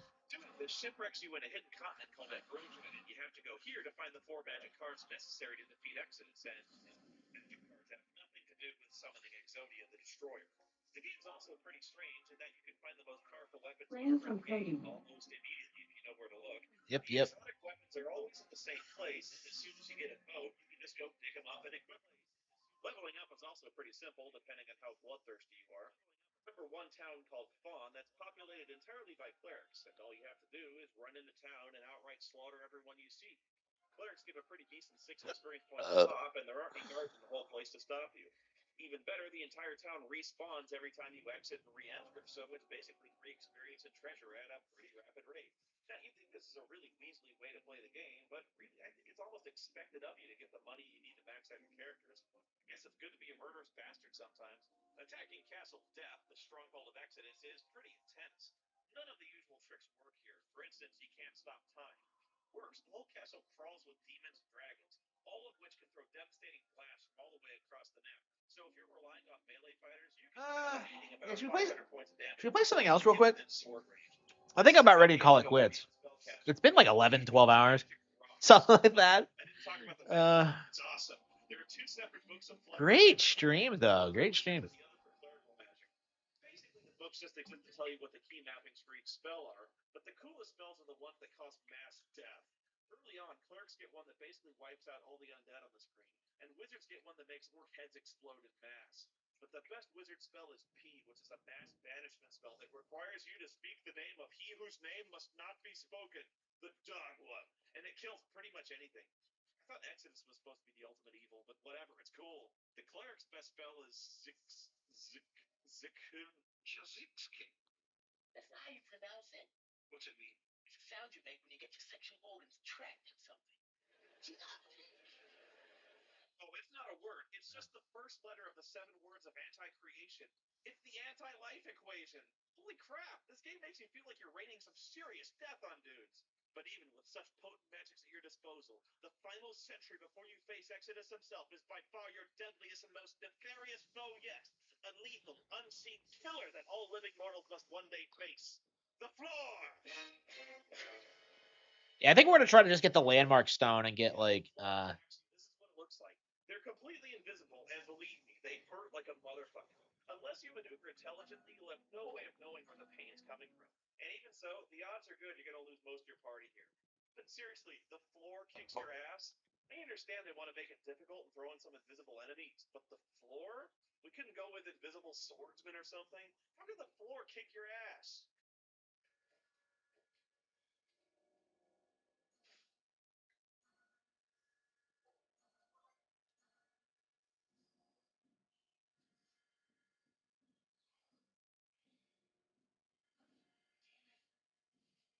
Swear to God, I'm going to murder that dog.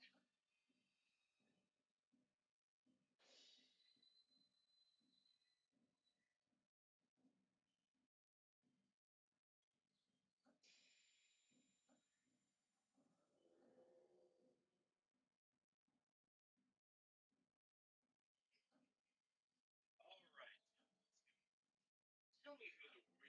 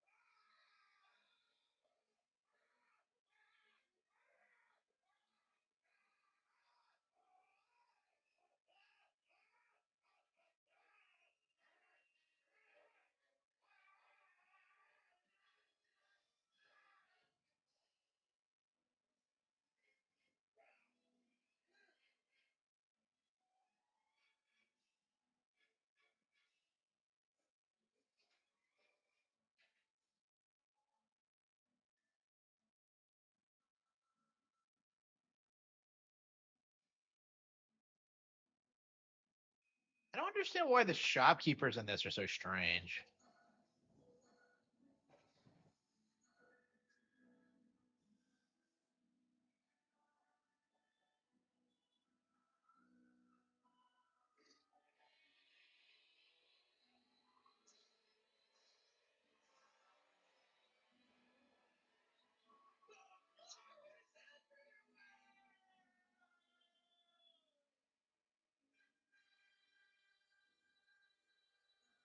I feel bad. Once that's done, you can finally confront Exodus, and he just turns out to be a computer, I think.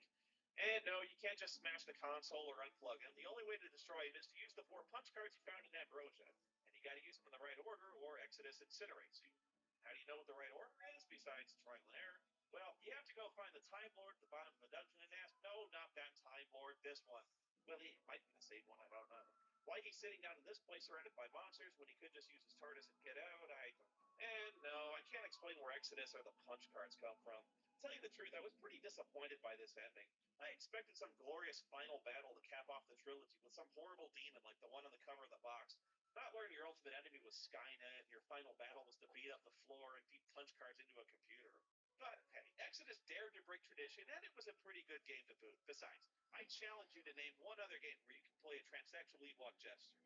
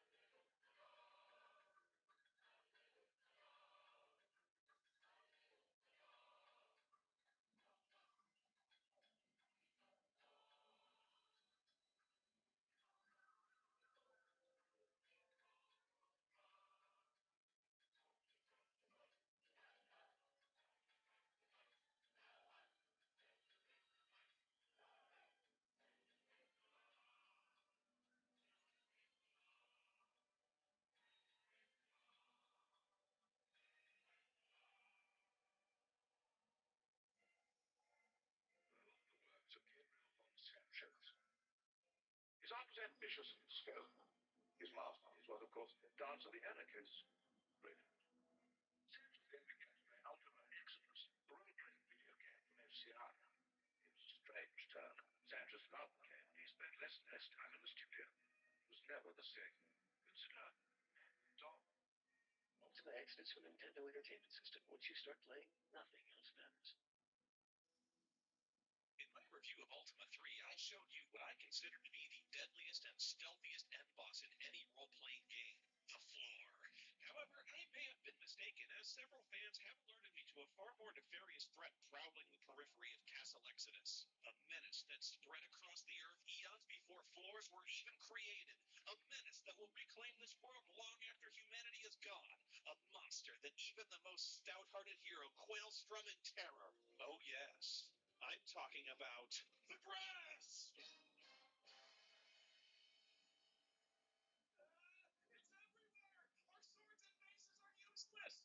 That's how badass Exodus is, people. Even a fucking lawn will demolish you. It might even do more damage than the floors. Can it even be killed by conventional weapons? Look out your window, people! This shit is everywhere!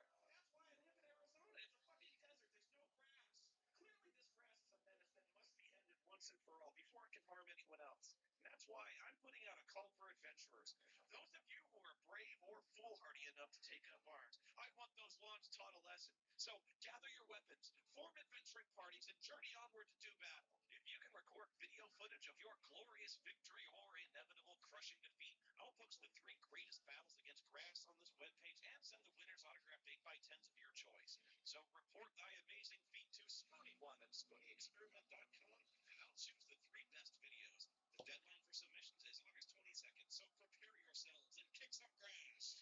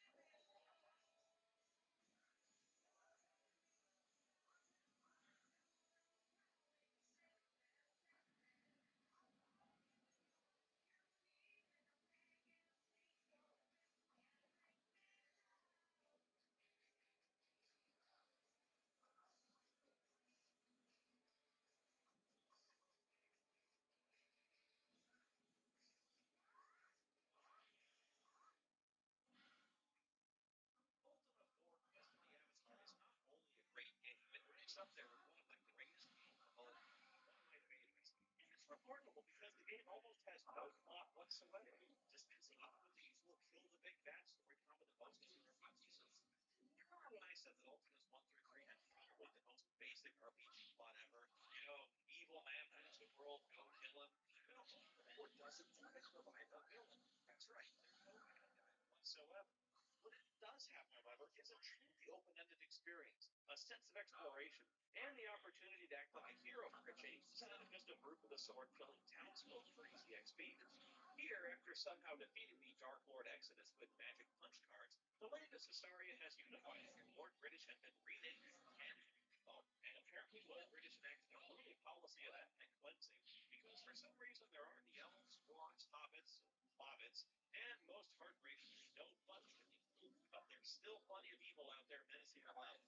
Lord British decides that Britannia needs a champion, one that can inspire people and combat evil, embodying all of the most noble virtues that make a hero.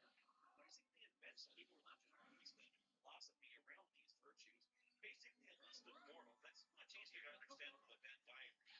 There are hidden virtues that anyone can master all late, then descend into the Stygian abyss, retrieve the codex of infinite wisdom, can become the avatar. Oh, this is rich, coming from the guy who kidnapped a princess and kept her locked in his dungeon to keep the location of his time machine secret. Oh, you're confused. When the world was being threatened by mundane and Midex, I had no choice but to break murderers and demons out of jail, stab unarmed jesters with their keys in, basically destroy the space and continue forward. Have to say, the guy's perfectly happy to let me murder everyone in sight when he needs me, and now that I've done all the dirty work and basically secured his throne for him, now he's preaching like he's some kind of mortal authority. You mean, okay, so master the eight virtues. How do I do that? How does the game measure the worth of the avatar? Well, mainly it boils down to not being an asshole. Always tell the truth, always be humble, don't kill innocent people, don't steal, always get to the poor, the usual Boy Scout stuff. But there are a few virtues that might screw with you and you wouldn't necessarily know why. Like honor. Oftentimes in this game, you'll be beating up on orcs when suddenly they'll just turn tail and run, and your first instinct is to bash them over the head for the experience points. Well, it will level you up, but killing a fleeing opponent is dishonorable, and you'll lose status and honor. And that can get really annoying because a lot of enemies will just run away, and you've always got to let them go. Sacrifice is another one that always hung me up because I had spent hours running around donating blood. And finally, I figured out a system where I'd go to the hospital in Castle Britannia and donate as much blood as I could without dying. Then I'd run upstairs and ask Lord British to heal me, which he always does for free. And then I'd run back downstairs and donate all my blood again, then go back up to get healed. That nurse must have been freaked out. Compassion always pissed me off too. To get that raised, you have to throw thousands of gold pieces at the beggars you see. No matter how much money I give this bastard, he's still there begging. Why is he still here? You can go to college with the money I gave your silly ass. What's wrong with you, man? Buy a house. Get a job, sir. Newsflash: the buns lost. The buns will always lose. But it's not as easy as just grinding up your virtue stats. You've also got to pray to the shrines and complete the quest they give to you. But to pray in a shrine, you have to have the magic runestone for each virtue, and you have to know the mantra, which basically means you have to talk to everybody on the planet to find the runestone and to learn the mantra. If that seems lame, it's actually not. Unlike the previous games, it's good to have some clear, definite goals every time you go into a new town. And it was actually pretty cool keeping your own pen and paper journal to write down all the facts you learned. Basically, you focus on each virtue in turn and go through each step to master it. It's simple and it works. Getting the magic rune was always the part that hung me up. Each city has its own official virtue, like Minnock is the city of sacrifice, so the rune's hidden somewhere in the city. In this case, it's hidden in the back of the blacksmith's forge, so you actually have to climb inside the freaking thing and search every square. Why can't you just ask the blacksmith to stop using the forge for a few minutes and let it cool off? What must the blacksmith be thinking of the dumbass who just climbs inside the thing he uses to superheat steel? And how would you be in any condition to find anything while standing in a brick oven at 3 zillion degrees? To open the abyss, you have to get a bunch of artifacts together like the Skull of Mundane, which you have to destroy by throwing into the abyss. But whatever you do, don't use it from your inventory because it's so evil it'll kill everyone on the planet. I mean, geez, Mundane was so powerful that even waving a skull around can accidentally kill everyone in the world. We really should have tracked down all his possessions and accomplices when we first killed him. Actually, speaking of, did anyone manage to track down those magic shards from that gem of immortality thing that Mundane had when I smashed it and exploded? Anyone? That's probably not a big deal. I mean, what's the odds they can hurt anyone? This game lets you have up to 7 companions, basically one for every character class. And that's a huge number for a game like this, but I tended to stick with only 2 or 3. Any more than that, this game gets a lot slower as you control everyone in turn, and they all start eating your food. Oh, and by the way, don't get Katrina the Shepherd. She represents humility, which translates in this game to sucking at everything. What annoyed me most about the game was the spell casting. There's a lot of depth to it, but I would argue there's actually a bit too much. Each spell requires several magical reagents to cast, like garlic, nightshade, spider silk, each of which you can buy at a few particular stores. The problem is that you have to prepare each spell in advance by mixing the ingredients together like a potion, and you have to do each spell one at a time, and you have to keep the list of ingredients nearby because there's no way you're going to remember all of them. Using the moon gates can be a real ordeal too, unless you have some kind of a guide to help you. The gates always appear in the same places, but their destinations can change depending on the phases of the moons. I had an old copy of Nintendo Power which gave me the complete rundown, but this was before the internet, so unless you were willing to stay and map every single moon gate for every single phase of every single moon, you were kind of screwed taking votes most of the time. So after braving the infinite horrors of the abyss, retrieving the codex, and becoming the avatar, the champion of virtue, what do you get? A new car! You return to Earth secure in the knowledge that you've brought a new theology of peace, love, and respect to all of Britannia, and nobody will ever be unhappy again. Well, unless someone perverts your teachings and turns it into a corrupt state religion of moral absolutism and then uses that to usurp political control of the entire world. But really, what are the odds of that happening?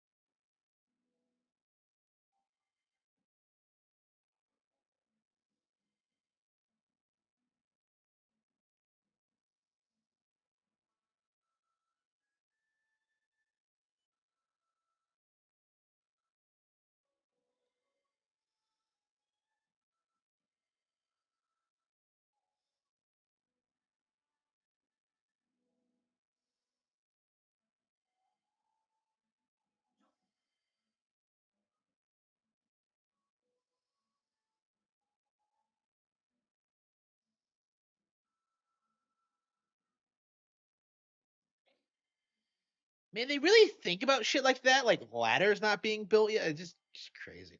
I wish we had more games that thought about stuff like that. This game has been produced on a shoestring budget because it reuses a ton of areas in the first.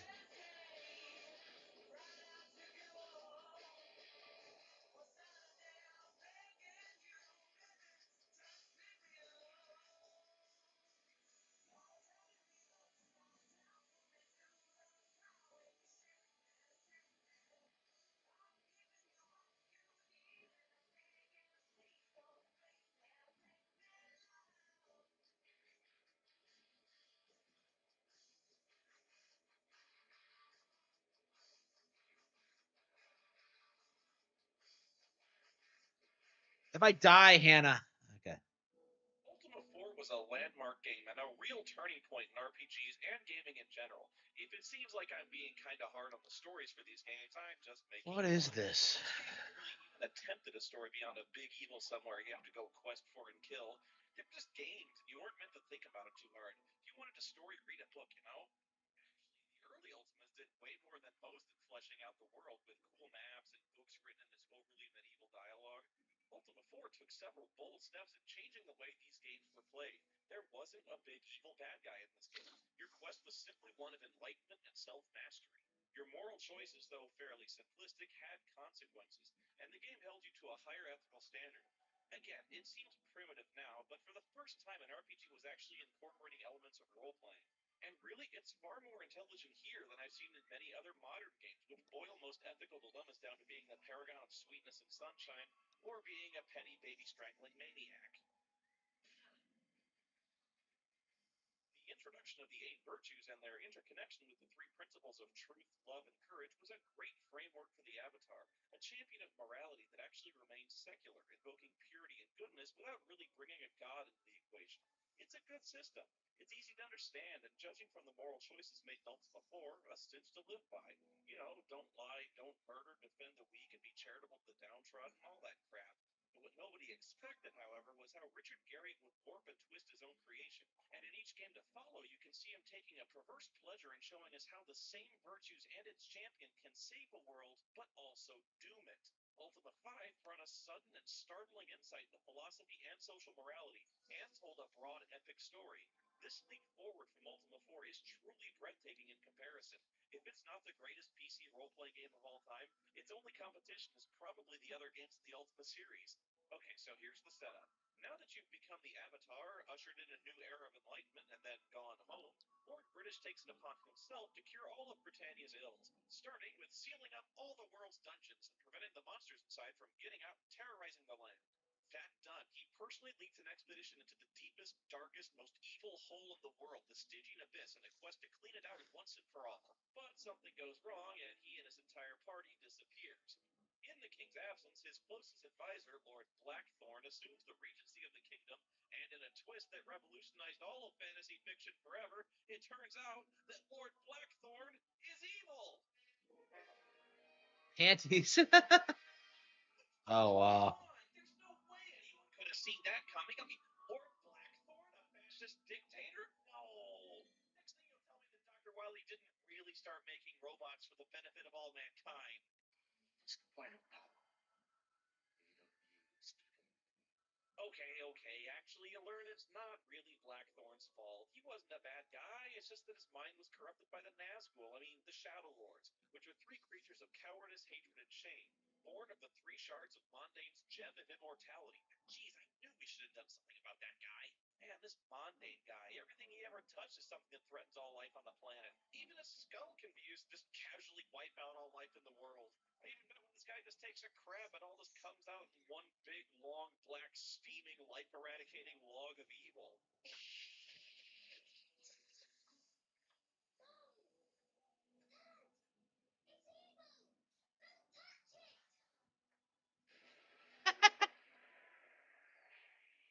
Anyway, the Shadow Lords have taken Lord British prisoner and corrupted Blackthorn's mind and his understanding of the virtues. The way he sees it now, the virtues outline a very clear blueprint for the betterment of oneself and the state, and anyone who fails to follow them is clearly committing a willful act of evil, right?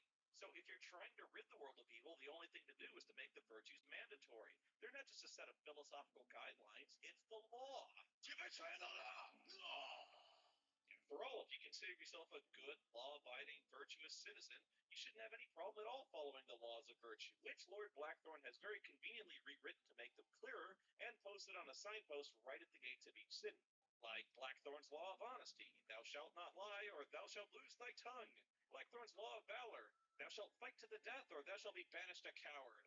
Blackthorn's Law of Sacrifice, thou shalt donate half thy income to charity, or thou shalt have no income. See? It's surprisingly chilling, isn't it, to see what happens to such good, noble traits when suddenly charity and kindness are mandated by the state? Suddenly you find yourself being very careful about what you ask people in towns. A lot of people are fiercely loyal to Blackthorn's new regime and suspicious of people asking too many questions. And it's hard to blame them. After all, the current authority is fiercely weeding out any sedition. Anyone opposing Blackthorn is clearly opposing the virtues. And if you're really the Avatar, why are you asking so many questions about Lord Blackthorn? Aren't you working with him? Well, here, maybe this guard can help. I can't emphasize enough how cruel and oppressive the atmosphere is. You're an outlaw now, and most people actually believe what they hear from Big Brother that you're an imposter avatar, and helping you is a death sentence. You don't know who your friends are anymore, and villagers honestly think they're doing the right thing by turning you in. For the first time in the series, the game tracks time between day and night, and city residents behave differently depending on what time it is, either working at their job or sleeping. But in many places, there's a state-mandated curfew at sundown, so sneaking around the cities at night is a dangerous prospect. But oftentimes, it's the only way to contact members of the resistance. The guardsmen are often corrupt and will extort money from you and call it charity. Citizens are naturally suspicious and will ask accusing questions of you and aren't above calling for help if they see you as a threat, and there's propaganda everywhere. And worst of all, sometimes the Shadow Lords make their presence felt as they search the cities for you. If you walk into a town and the game says you have a bad feeling, turn and leave immediately. The corruption of the Shadow Lords turns everyone in town into lying, thieving bastards who will act with hostility or just outright rob you blind. Oh, and if you're thinking about attacking the Shadow Lord, free tip: don't. All blades perish that pierce these Shadow Kings. There's a lot to do if you want to save Lord British and topple Blackthorn, and most of it involves purifying the shrines of virtue by doing a quest for each one and raiding all the dungeons again.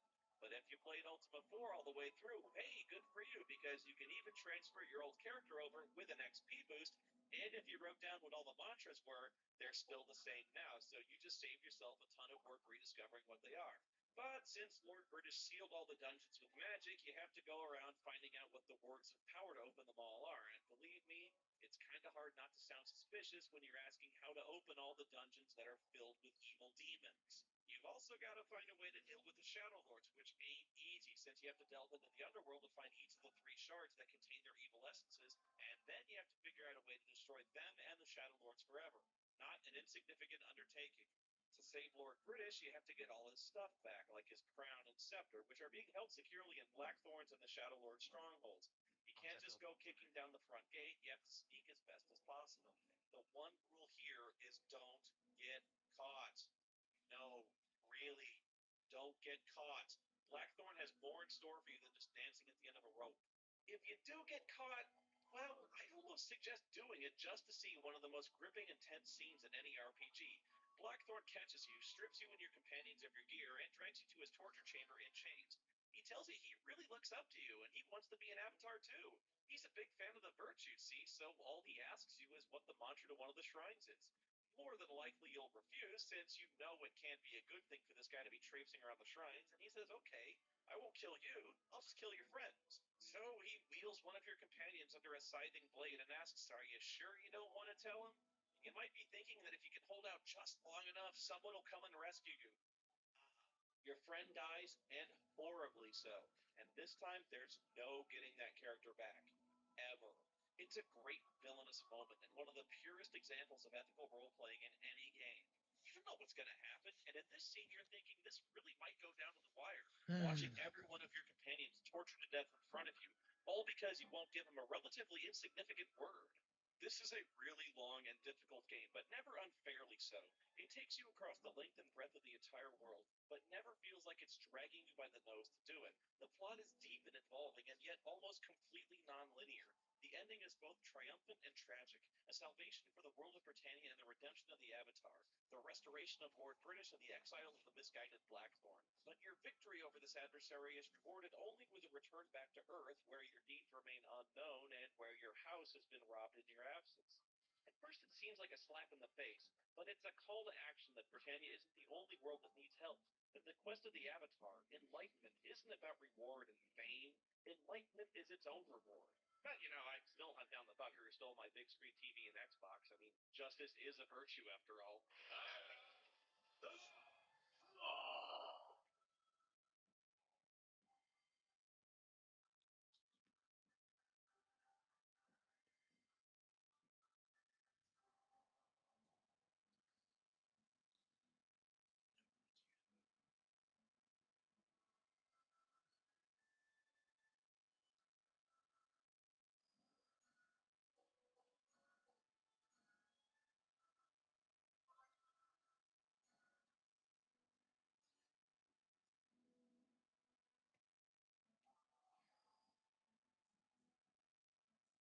I can't figure out what I'm supposed to do. Let's see.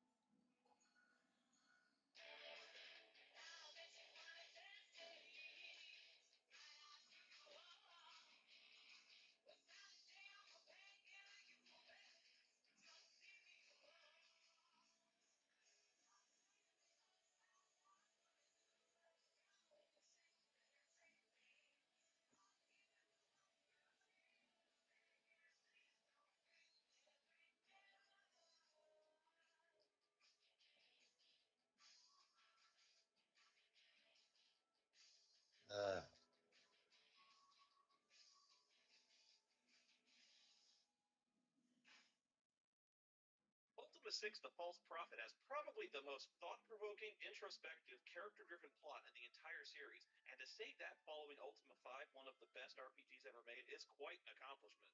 And yet, I hate this game. I hate it. I keep trying to play it for like 2 hours, and then eventually I just get frustrated. Hey, children, guess what time it is? Ah! Time for some serious chuckles.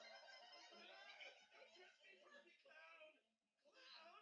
I'm not a clown. I'm Chuckles the fucking Jester, dipshit. What's the difference?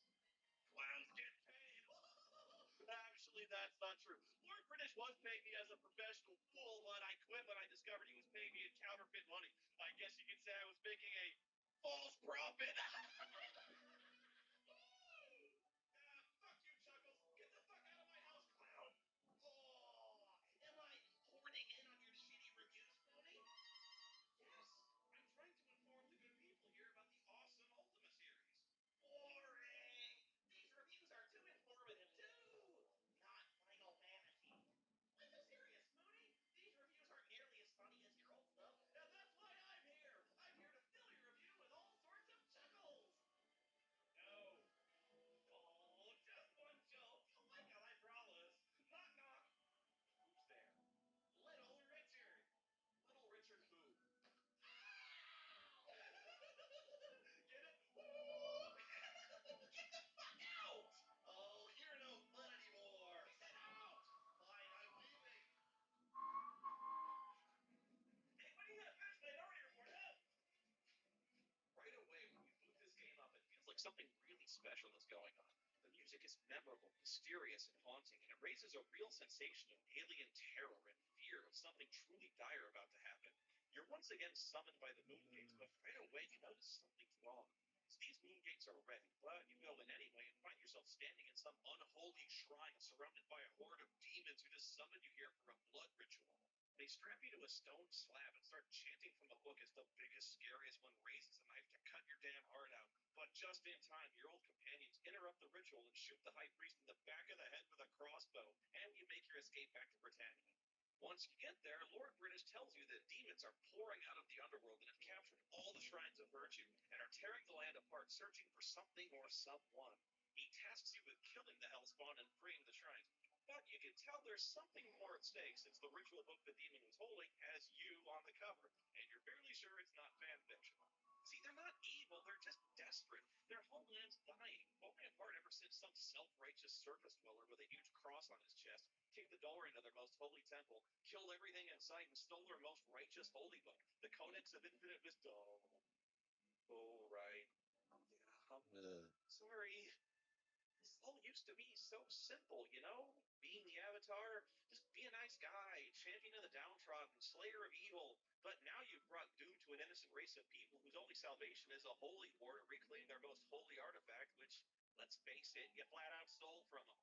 Bottom line, this is your fault, even though I personally blame Lord British, you know? I mean, hey, he told me to do this shit. It wasn't my idea. And Lord British sure as hell ain't giving the Codex back now, being a racist prick he is. There may not be a way to save this situation, and the only way to appease the gargoyles is to give yourself up for the crimes you've committed, to die for the sins of your race. This is such a complex narrative with so many parallels to history and current events. It's almost beautiful. Too bad the game itself is so poorly designed. There's just too much fucking around with the inventory, too much clicking around, having to manage 5 inventories, one for every character, digging through all the bags and the bags within bags, looking through stacks of food and potions and identical keys, hundreds of fucking identical keys, and pieces of armor and weapons. There's so much stuff that's so small it's hard to tell what the hell it's supposed to be. What is that? That blue thing is a flask of oil? Wait, why do I have a rubber ducky? I'm serious. What the fuck did I get a rubber ducky? And the other blue bottle is ale? What, does ale and Britannia come in blue aluminum bottles now? What's this? What the fuck is it? A mug? Why does he have a mug? Why would I ever need that? And what's that? Go ahead, take a guess as to what this fucking thing is. I thought it was beef jerky, but Is that no, a it's a Harman? torch. Obviously, right? See, I see What it is as a big this? torch. And what's this? Pencils?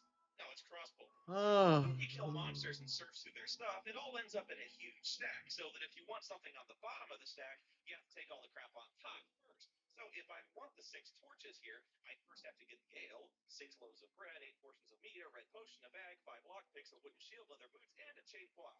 What if I don't want to carry all that extra shit around? I have to pick it all up and throw it back down on the ground again. Simple coding issues like opening a chest and finding a spear, spear, spear, spear, spear, spear, spear, spear, spear, spear, spear, spear, spear, spear, spear. Why not just say, I'll just find a ton of spears? I mean, it Ooh. counts the gold coins. It doesn't list every gold coin individually.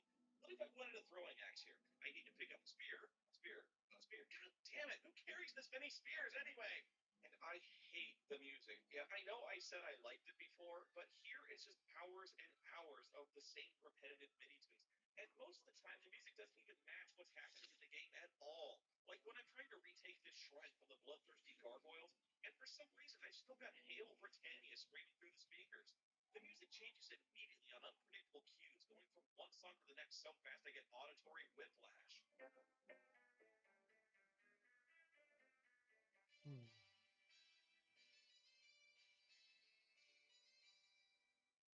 just feels so distant. It's hard to tell what's going on, who's attacking who, and how well you're doing. The sound effects are just plain silly. Yeah, I can't figure this out. In this game, you're supposed to be the avatar, and here I am getting my ass handed to me by ROUSs. I mean, it says giant rats, but I can barely see them on this tiny ass screen. These tiny brown spots on poisoned by these little bastards. And I had to run all the way back to Lord Bridge to get healed. But guess what? The dude's asleep. There's no way to fucking wake him up. LB! Hey, come on! It's me, the Avatar! I got trapped in onset Black Death from the rats in your goddamn sewer! I'm dying, you fool! Don't you care? Don't you even care? What is with this guy? Douchebag could sleep through a nuclear bomb! Well, he won't wake up till morning, so I had no choice. I just had to wander off and eventually die horribly of disease sitting on Lord British's freaking throne. Maybe when he There we go. I just walked. this fucking chair with my own evacuated bowels when I finally died a horrible, clenching, oozing death of the fucking Motaba virus. Shit in. I seriously got fed up with the size of the screen here too. I can't see anything half the time in this game. The overhead view takes up less than half the screen, which is the way it's always been, I know, but now you have to contend with the fog of darkness, which is what really annoyed me about this game more than anything. Now I can barely see 10 feet in any direction without a torch or a light spell. And no, I'm not complaining that it's dark at night. I'm not an idiot, but I can't even see in what should be well-lit areas of Lord British's castle. Throw me a bone. I don't know. The ending just seems way too convenient for me. You discover that the Codex really comes from outer space or some weird astral plane called the Vortex. It's just floating around out there, and I have no idea why it's there or who made it or how anyone knew to look for a magic book floating in the Vortex. Just dumb and made up. God write it? Lord Xenu? You just made this shit up, you know. Well, you finally appease both peoples by getting a magic thing called the Vortex Cube, which just exists because shut up, it does. You load the Vortex Cube with the Stones of Virtue, and that beams the Codex back into space. And then you make magic lenses that the kings of both races have to use together to see in the Vortex to read the Codex. I know, it's stupid. I got a real problem with this for some reason. It's just too neat and tidy. Lord British is still a racist prick who was unwilling to compromise, and the gargoyles never even attempted diplomacy, skipping straight to the jihad and murder. You're forcing them to cooperate, solving none of the underlying racial tensions or ideological differences. It's just coercion. And oh yeah, the gargoyles learned a completely different set of virtues from the Codex than you did. Control, passion, and diligence. What chapter of the book was that? Did I never finish reading the fucking thing? Is it in the index somewhere? Hey, kids, guess what time it is? Not a fan of U6.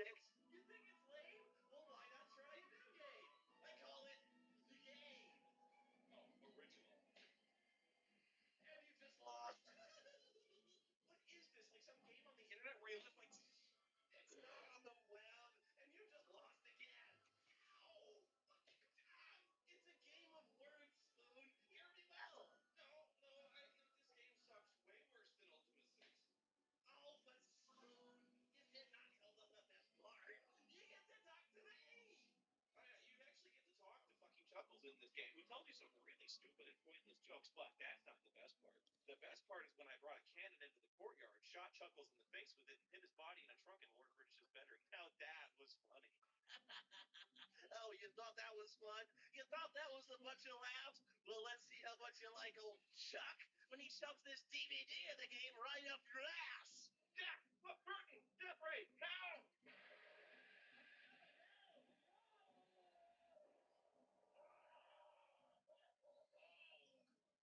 Yeah, he's right. I never did finish Minority Report. I wonder what else I forgot to review.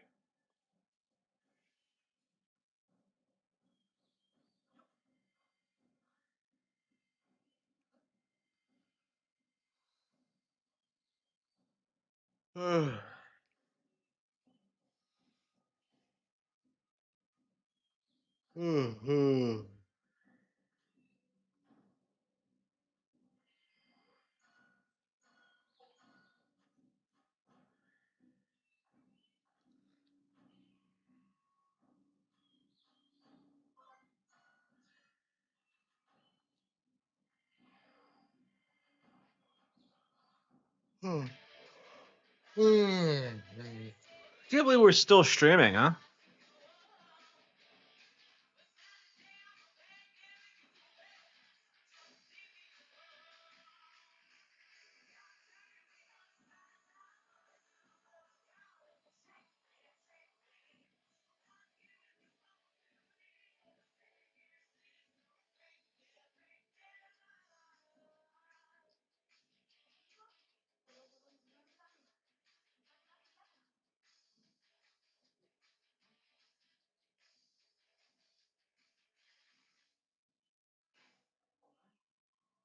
Before we get into Ultima 7, I should discuss the Worlds of Ultima games that were released as spin offs or side quests to the main series.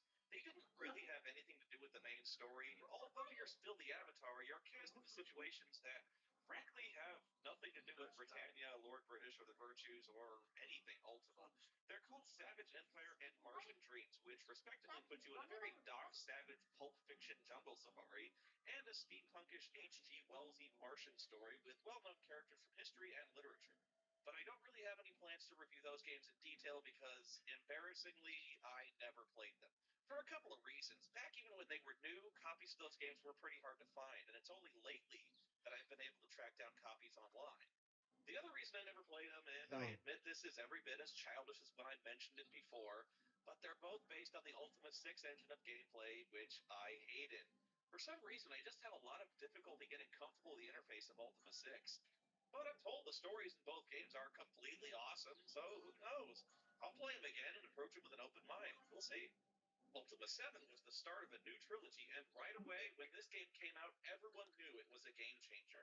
Once again, Ultima would revolutionize the way RPGs were told and played, radically retooling its own gameplay and interface, and dramatically raising the bar technologically by presenting the most graphically intensive RPG to date. No kidding, I had to update my computer to play this. Although, come to think of it, even though I really loved games by Origin Systems, they had a really nasty habit of forcing me to completely upgrade my computer every time they released a new game. I watched their release dates like a hawk and simultaneously dreaded the day they finally came. I think I got my degree in computer science just so I knew how to build my own computer so I could play Ultima 7, Bioforge, Crusader No Remorse, and Wing Commander 3. God, this was an expensive addiction. Anyway, this game had a box like no other, and it was so strange that it immediately grabbed your attention and made you want to see what it was like. The box is almost completely featureless. It just says Ultima 7, the Black Gate, and boom, blackness. There's not a blurb on the back describing the plot of the gameplay. There's almost nothing there but a few tiny screenshots on the back you can barely see. It's saying, like, this game is completely new and original, but if you want to know more, well, I guess you'll just have to buy the game, won't you? This whole design is just genius. It's striking, bold, and minimalistic. It's all black. It's like, how much more black could this be? The answer is none. None more. And another cool innovation, a fully voiced intro. Hey, it was a cool innovation at the time. You never used to get this in games.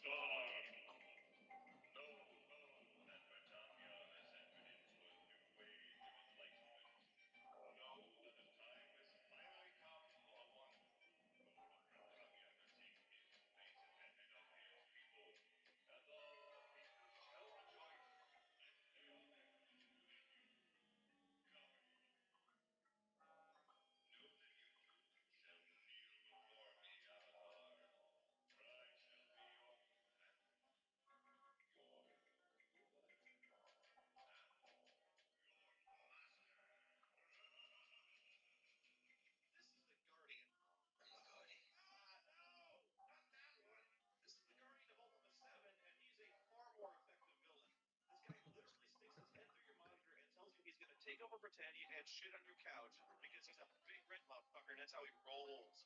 So you go over there and find that over 200 years have passed because time works differently between your two worlds. But it doesn't really matter because apparently people in Britannia live longer than Yoda because all your old companions are still alive and looking pretty good. The deal is that nobody here has actually heard of the Guardian except you, but since you've been gone, people have sort of forgotten about the whole Avatar thing and have started up a new similar religion called the Fellowship, which is less introspection, independence, and virtue, and more traditional church-going, passing collection plates, and singing hymns on Sunday. Even Lord British recommends that you join since the Fellowship does a lot of good charity work and pretty much stands for all the same stuff you do. Plus, they give you a free necklace if you sign up and pancakes at the Fellowship Hall. Oh, that sounds great. I mean, except for the fact that they're evil pod people being controlled by a red dude from another dimension, and nobody will believe you. In fact, the first thing you see upon your arrival in Britannia is the brutal ritualistic murder of the local blacksmith. Oh, God. He, oh, he even staked his manservant to the wall with a fucking pitchfork. Immediately it's clear that in this game the mood has officially changed. Shit just got real. You better believe this stirred a lot of controversy back in the day. This was more graphic and brutal gore than had ever really been shown in an RPG up to this point. Jesus, this is stuff you've seen in the movie Seven. And yet nobody makes the connection that this guy who was carefully staked to the ground, murdered with an axe, and his blood carefully collected in buckets has anything to do with the only organized religion in the world. Now, don't get me wrong, I like the story, but I think this is where the narrative really drops the ball. You've got a really interesting setup here. You're the Avatar, the founder of a religion or philosophy that's guided the world into salvation and enlightenment, and you return after 2 centuries to find that, well, basically it's grown obsolete. The world's moved on, evolved into a new way of thinking and practicing religion, and they're doing fine. People are happy, giving to charity, and honestly, things are a lot smoother than when you were around. You remember that Gargoyle War? Yeah, that was on you. I mean, sure, you may have your suspicions. The place is rather culty with their robes and secret medallions, and you suspect they might be trafficking in a new narcotic called silver serpent venom. And of course, the ritual murder and the nailing of a guy to the wall with a pitchfork. But it's all suspicion. It's nothing solid. You've got this dilemma here on whether or not you should really be meddling and telling people what kind of religion they can and can't worship. Or at least you would have a dilemma if the game didn't immediately remove all ambiguity about the Fellowship being irredeemably evil. Alexa, how many stages are in Bubsy the Bobcat? No surprises here. From the beginning, the game just GiantBomb.com. told you these guys Game are the consists of villains. 5 The releases. first thing I wanted to do was to kick down the door of the Fellowship Hall and start beating some asses out of dudes, but of course, you It's can't not my do that. ass, but You have okay, to follow the bitch. breadcrumb trail of clues to the whole game, Ugh. which leads to the Fellowship. But way to ruin the suspense here by having this guy appear and twirl his mustache at you. They don't even try to pretend like this Guardian guy might be on the level, like he might really be a benevolent deity. I don't know, it bothers me. But somebody answer me this. Why does the Guardian even bother to taunt you in the first place? His ultimate goal is to build this interdimensional black gate, come through, and take over the world. Of course! But why advertise your presence? To rub my face in it or something? Wait till after you won, dude. If you'd never said anything, I'd never have known you'd taken over Britannia until it was way too late. I'd still be looking for that sumbitch who stole my Xbox at the end of Ultima 5. Instead, you had to go and piss me off and ensure that I'm coming to Britannia to try to stop you. Okay, so you find the murdered blacksmith and try to find evidence of the Fellowship's involvement. You're joined by the blacksmith's son, a little kid named Anakin. I mean, Spark. He's quick, but obviously not much with a sword, so naturally I did the logical thing and gave him a shotgun. What? I'm the goddamn Avatar. I'm supervising him. But yeah, it's pretty much the plot. It starts off really simply.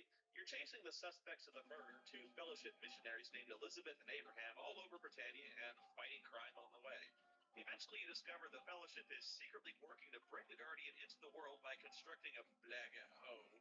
And to prevent anyone from interfering, they also build these weird geometric generators that have corroded the magic laser, disrupted the moon gates, and driven all the wizards on the planet Elizabeth and Abraham are always one step ahead of you in the story, and the only way to follow them is to go undercover in the Fellowship. The main villains are really the creepy head of the Fellowship, Babel, and his right-hand pirate man, Captain Hook. Yes, it's really Captain Hook. You also have to talk to fucking Chuckles again in this game, and to get a vital clue, you have to play the game.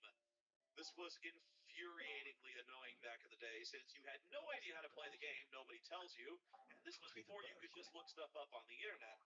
When you finally figured it out, you wanted to skin Chuckles alive. Wow, the music stopped. An assault mine.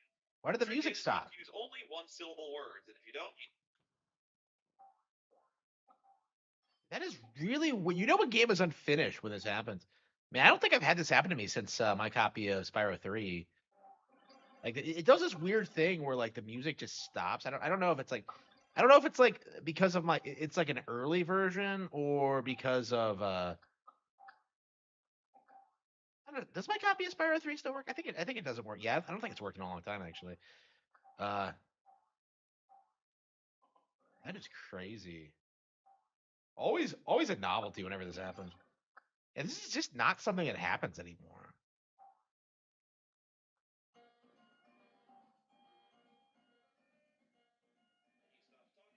You have to start all over Oh, again. that's a boss And fight. by the way, I reviewed the footage from the last review, and Chuckles fucking cheated. He used a 2-syllable word. What asshole wrote his jokes anyway? Like I said, the plot is somewhat frustrating when you already know the guy in charge of the Fellowship is evil, but you have to play along with the story like a doof and do all of the things Batlin asked you to do to prove your body's veins are purged or something. Batlin gives you a quest to prove your worth of the Fellowship by sending you to collect a hidden cache of Fellowship funds from the dungeon Destard. Do not worry, he is completely deserted. Deserted my ass! Fuck you, Batlin! This place is full of fucking dragons! Look at all the fucking dragons! Look at them! How the fuck did they get a chest here in the first place? And when you go back to confront him with his lies that lured you into certain death, oh, he's ready for you. With an apology. Yeah, and you have to put up with it. Fuck this! I'm gonna shove my sword up his ass! Why can't I kill this dickhead? Anyway, the most awesome part of this game is an expansion pack called the Forge of Virtue, which adds some weird new island that mysteriously rises out of the ocean, causing earthquakes and destruction all over Britannia. Lord British tells you to go check it out, and when you do, you find it's the ruins of Castle Exodus from Ultima 3. But sadly, there's no killer grass surrounding it now. The Black Core at the heart of Exodus is still beating, and you have to pass the test of truth, love, and courage to banish it to the vortex. Yep, you gotta get rid of the dark core of Exodus. Why do we keep leaving these pieces of the world-destroying monsters just laying around to destroy and corrupt the world? Is it too much to ask Lord British to send some guys to clean up after I'm done? You remember at the beginning when I said this game was violent and dark? Yeah, that was nothing. That was barely the beginning compared to the other shit you see in the dungeons of this place. I mean, oh, oh my god. Oh Jesus, look. A sorcerer just sacrificed a baby to summon a demon flanked by a horde of headless abominations. Look at the blood! I don't think I've ever seen a game this dark and graphic. I mean, okay, you saw a mass grave for children in SWAT 4, which is one of the most nightmarish things I can imagine. But even at that, you didn't actually see a ritualistically vivisected infant in an altar to a dark god. Anyway, the whole point of the Forge of Virtue expansion pack is to create an obsidian sword, and to give it power, you infuse the blade with the trapped raider demon. This is where the game gets simultaneously awesome and ridiculous. By the end of the Forge, your attributes are maxed, and when you exile the Dark Core of Exodus, Lord British raises your strength to double maximum. And you have the Black Sword, which can suck the soul out of any creature in the game and kill them instantly at your command. And you're supposed to be the good guy in this game. I'm not even kidding. You have the touch of death now. It doesn't matter what you want to fight, demons, dragons, hydras, whatever. You touch it, it dies. But I know what you're thinking, because it's the exact same thought that crossed every single gamer's mind in the world when the Black Sword tells you about its ultimate power. Can I use the touch of death on Lord British? You can kill the shit out of him. You even get a very theatrical scene where you take great pleasure in killing the lazy prick. There can be only one, you immortal fuck. This game spoils us. It's all about being a nice guy and not doing this sort of thing, but it still allows us to indulge in our perverted fantasies of ultraviolence every once in a while. You can also cause a loose brick to fall from an archway just as Lord British is walking under it and kill him that way. And I have no idea how anyone figured that out. Of course, the game is essentially unwinnable at this point, so I just settled for trapping Chuckles in a circle of black powder kegs and painting the walls with this fucking gore. You're not supposed to, but it's still a great game that rewards you for exploration and gives you an outlet to vent your frustrations. Like, fuck you, Chuckles! By this point, your character is basically death incarnate. The game is absurdly easy since no force in Britannia can stand before you, and your sword drinks the souls of the guilty and innocent alike. Well, except for the 4 villains in the last battle, because I guess even the demon with the black sword has a sense of fair play. Oh, and just in case you were thinking you could use the black sword to kill Batlin, since he's obviously the chief villain Scientologist, the Black Sword says no because it doesn't really want to. Flavor of the month game. I don't know. It seems like they trot out like random shit every year at this point. Speaking of being godlike, the game still gives you the option of casting. I don't think they'll really need one because like they have like Grand Theft Auto 6 coming out, and that's not really a flavor of the month game. As I don't know, Grand Theft Auto 6 might be the only like non-Nintendo game that's genuinely not a flavor of the month game.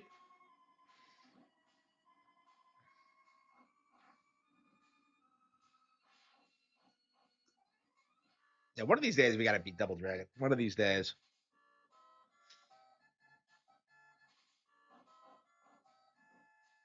Yeah, I probably should end the stream. Oh yeah, I have to be somewhere tomorrow. What am I doing?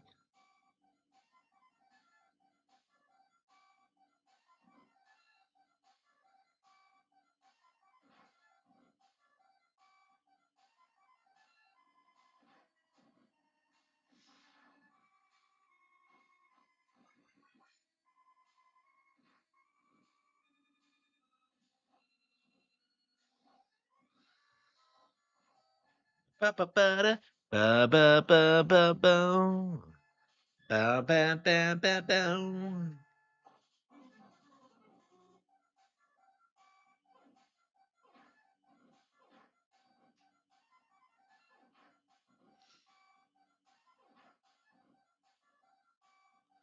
Wolverine or PS5, man. Does anyone give a shit about Wolverine? The only time I ever hear about Wolverine is when people are making like DSP Wolverine action figure jokes. Like, who the fuck gives a shit about Wolverine? Like, I never understood why he was popular.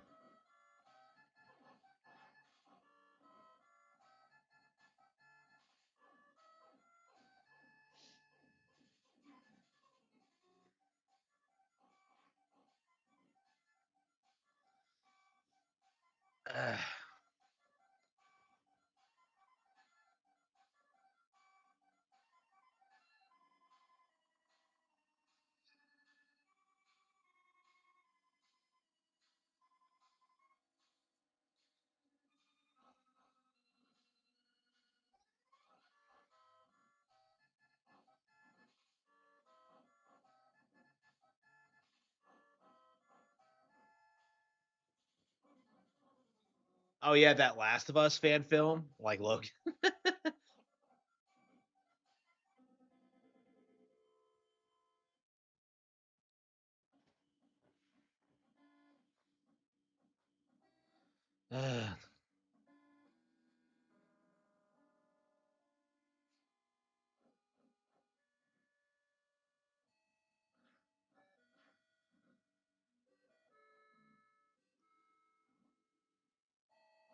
Yeah, it's my favorite stage by far. It's just like the perfect level of difficulty. 4 is too hard, and the first 2 stages are too easy. But this is just base video games.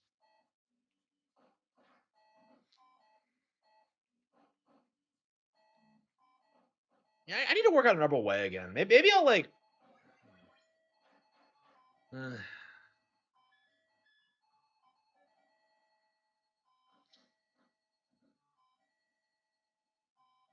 I love this song.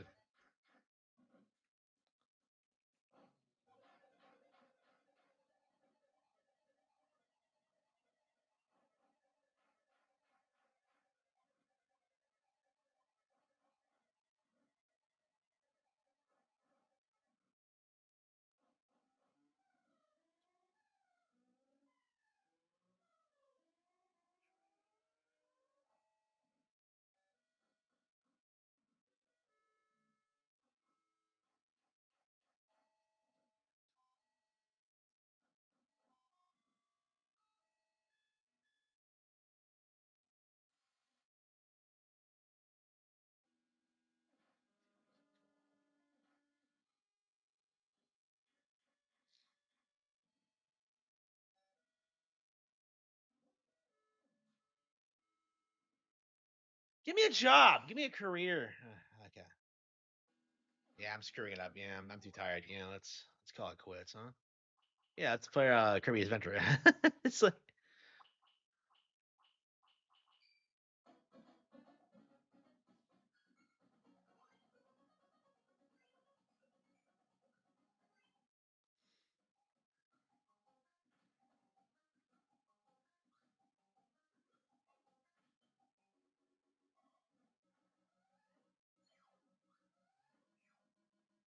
They really threw a nostalgia level in this. Wow. I must have been really tired when I last played this because I don't remember doing this.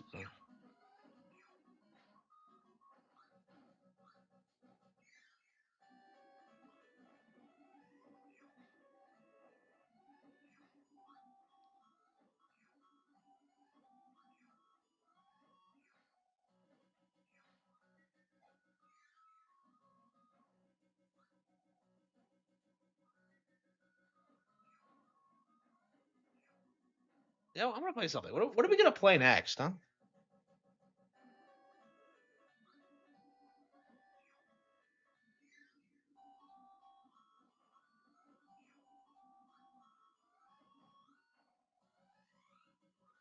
Yeah, it's fun. Phil, you should have revisit your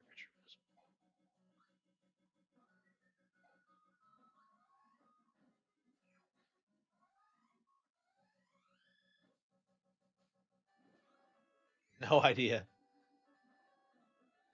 I hope the Somalis get kicked out soon because they're scum. It's just I don't know. They all have to go back, and that means like the ones in our government too.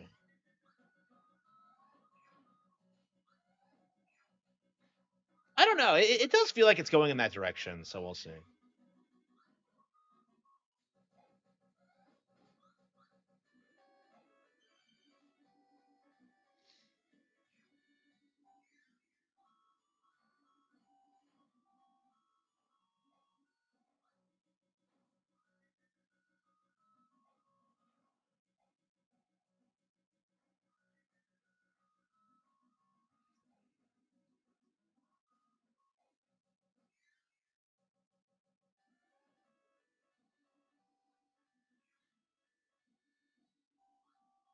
Oh yeah, we did see this. I just didn't register it as like a nostalgia level. I'm just like, yeah, I guess I'm so used to playing the original Dreamland that it's not unusual for me. Okay,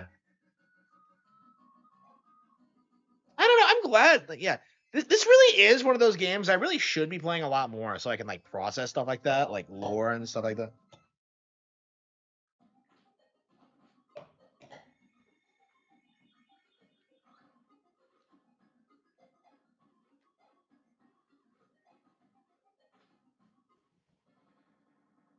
So you guys remember the game crashed last time we tried to beat this stage, and I never did figure out exactly why it didn't save properly. Because it's supposed to auto save after every level. It was a weird situation all around.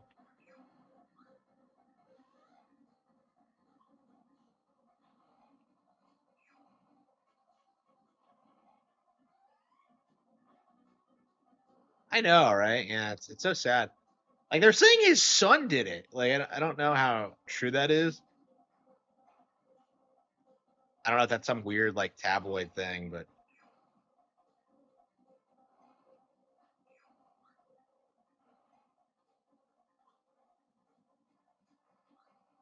yeah, what a rough way to go.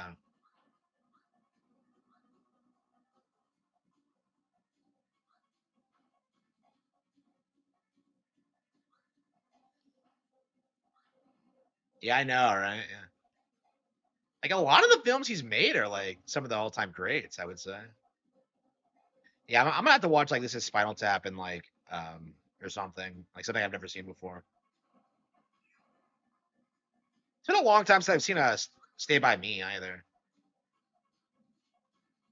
I should watch that more because like that's the movie they mentioned at the original in Gen 1 in Pokemon, like four boys walking along railroad tracks. That's supposed to be that. So I've always it's interesting that I have such a relationship with that movie when I've only seen it like once.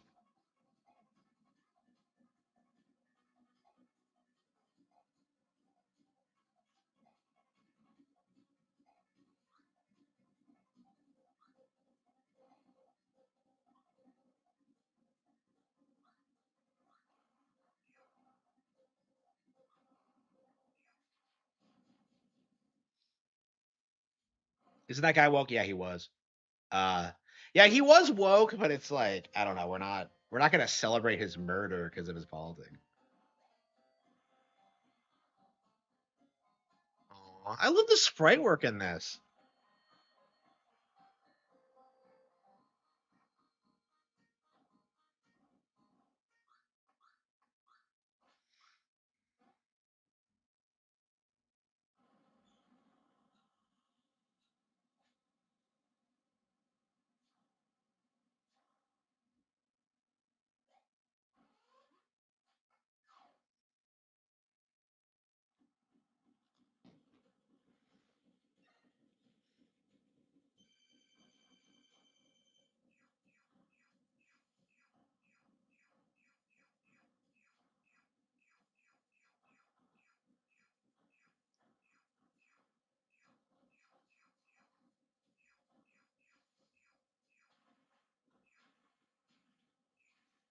Has Nightmare ever appeared like after this? Like he's in Air Riders, but it's like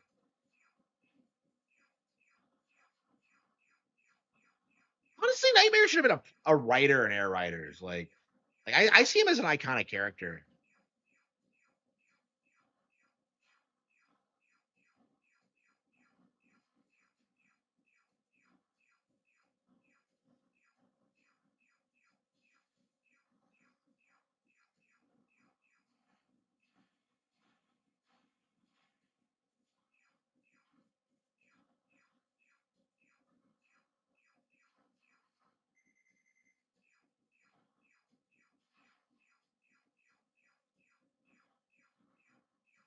No shit, really? Ah, fuck.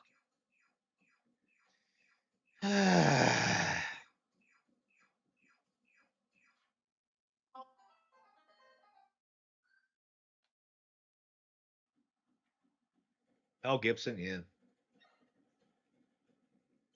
I mean, I'm sure there's more, but it's just like, I don't know. They're probably just low key about it, honestly. Like, I'm really curious how this is gonna end because like I feel like with my work in particular, it's got to become like super masculine. Because I'm getting really sick of the feminist stuff. Like, it's really interesting looking at my work and seeing how much of it is like influenced by feminism in the sense where like I was really big on like female action heroes, and I still maintain they're better than like Hollywood female leads, but at the same time, it's like, yeah, we need better male characters. So I think starting with President Evil will be going a bit more in that. They cannot have things as a female lead. Um,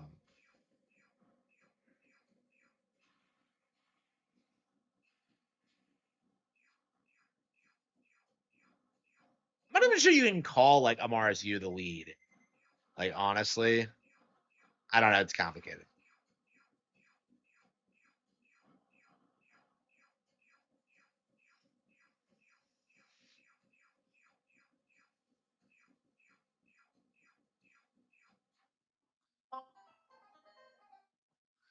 Yeah, I need to watch more movies for sure. Maybe I should watch something tomorrow. I don't know. Passion of the Christ. I've never seen it. Like I don't know. When I heard of that movie, it was like through like the South Park lens of like, oh, it's really bad guys. Like, which in hindsight was like obviously propaganda. So I don't know.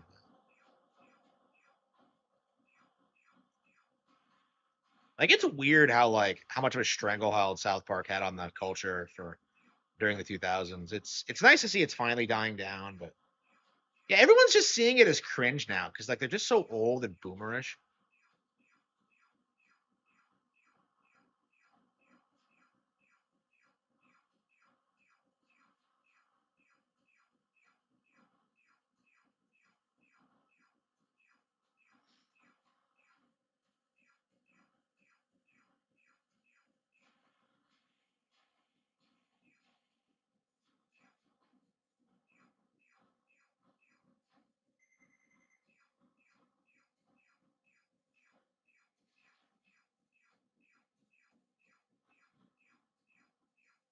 Wow, how can you not?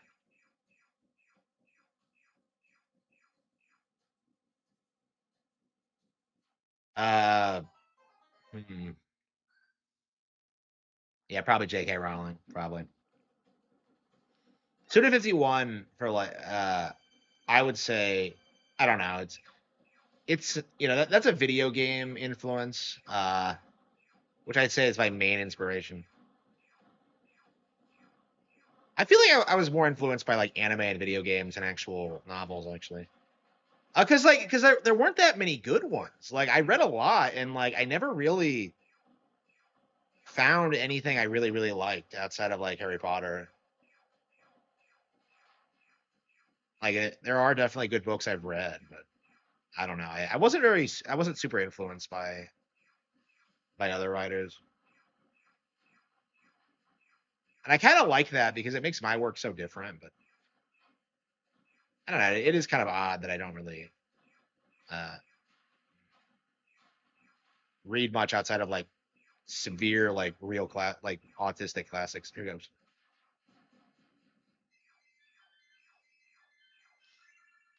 Yeah, manga is like better than I think like the Western publishing industry actually, because like it's way more based. It's way more appealing. It actually has like they actually tackle strong subjects. It's not like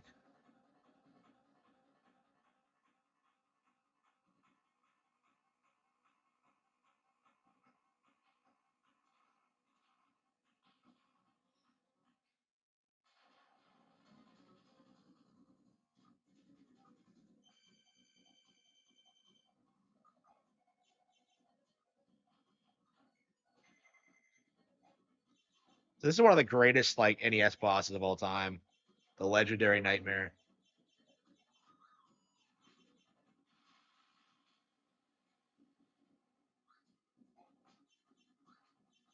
I don't even have any extra lives. I don't think I'll be able to beat this tonight.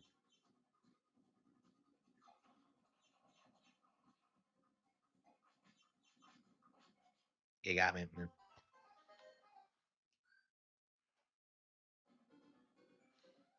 Yeah, I agree. Yeah, like most popular shit is like garbage. I think is what I realized fairly young. Cause like, growing up it was like Twilight, like after Harry Potter, it was like Twilight, and then it was like Hunger Games, and then it was like Divergent. Like all of them were like increasingly shitty. Like I remember being really surprised when like I read Battle Royale, which I didn't really like either. I found it kind of contrived. Uh like I found Battle Royale way better than the Hunger Games. If you haven't actually read it, it just feels like they do a way better job. Like, well, he did a way the author did a way better job. I always say they. It always feels like it felt like to me the author did a way better job like setting up the scenario and like the culture of Japan and just I don't know.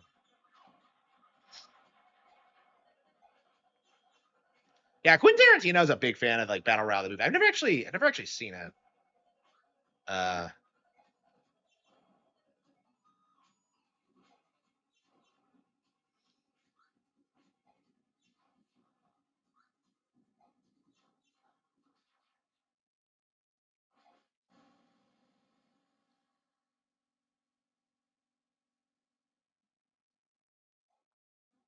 the thing I remember about reading Battle Royale is that like every single girl in that class like was in love with the protagonist, like every single one. Like it's just like fucking really. I was just like it kind of stretched my credibility a little bit. It was just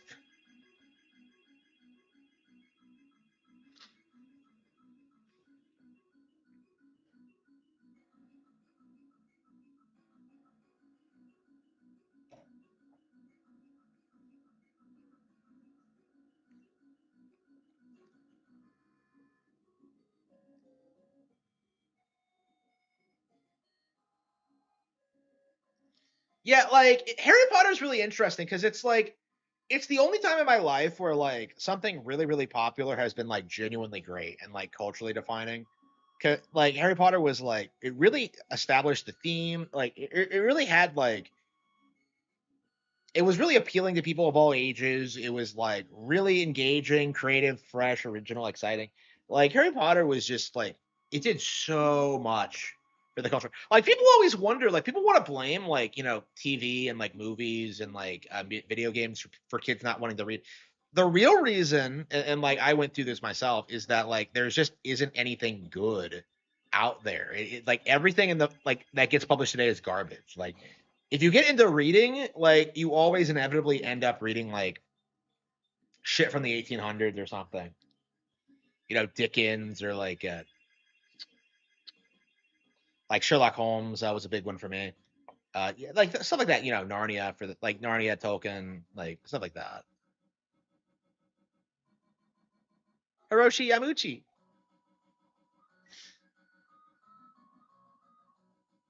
Well, Pokemon is more popular than Harry Potter.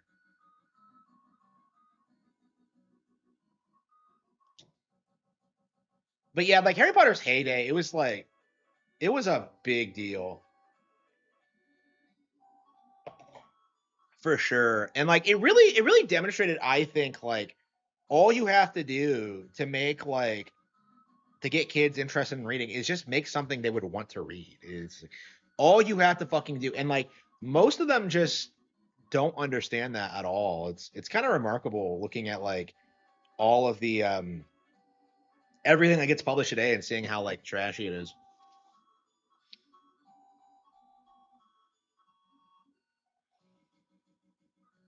Lord of the Rings, when Tolkien was alive, was nowhere near as popular. Yeah. It's a boomer thing. I like Lord of the Rings, but yeah, it's definitely not that popular. Like I don't know, like I'm so conflicted on Lord of the Rings because on one hand you have like the hardcore fantasy nerds who act like it's the greatest thing ever, and I hate them. But on the other hand, you have like retarded literature majors who like try and say it's not like some like one of the most important pieces of fiction of like the 20th century. It's like what are you talking about? Like it obviously is.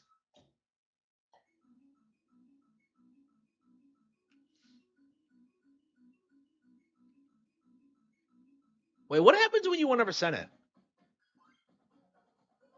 Uh,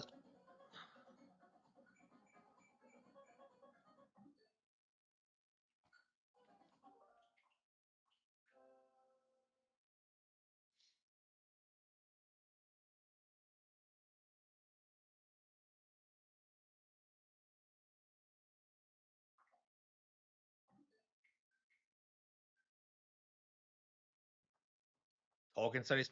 I don't know. You kind of do have to like study Tolkien to understand like uh you know the lore and like some of the implications of certain things. Like I was seriously like thinking about doing it myself. I mean, I watch YouTube videos.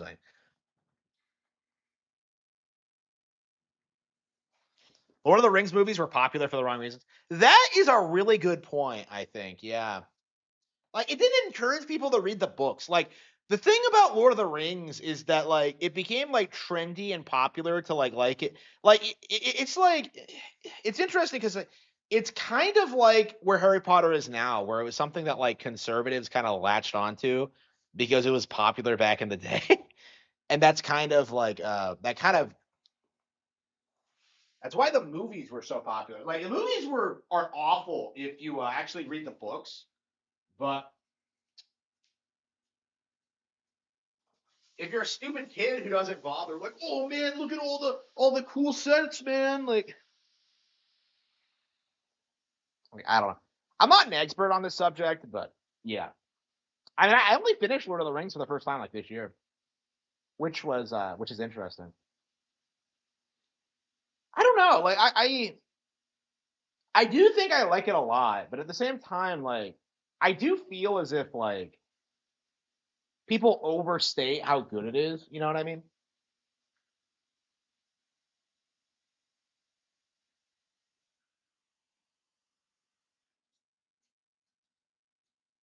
It's like you know, like oh, I like this because of no. It's always like, oh, this is the greatest thing ever. It's the only fantasy book you should read. It's like, what the fuck are you talking about? Like, I really detest that mindset.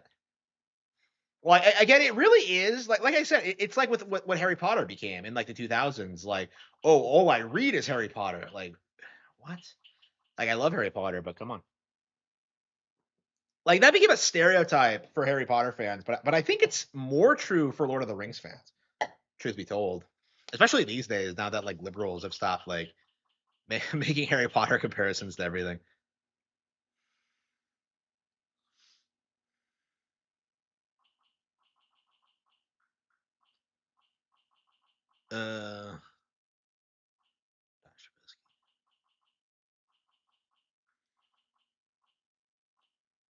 Ryger, Shadow. Yeah, so we beat Kirby's Adventure. I should get like Return to Dreamland off the shelf. I probably should get that and like Luigi's Mansion 3 off the shelf before I forget. Well, we'll definitely do those. Do both of those next year. Yeah, yeah, with hippie types. Yeah. I don't know, man. That's probably gonna be how like things get past the censors. Is that like things that are beloved by hippies and like commies are gonna have like weird underlying like conservative messages that kind of seep into the popular culture. Like that's really interesting to kind of look at like Lord of the Rings and like the Bible and stuff like that. Like where they just kind of like they it felt like they were just successfully dismantled for a long time and now they're just kind of coming back. It is kind of interesting.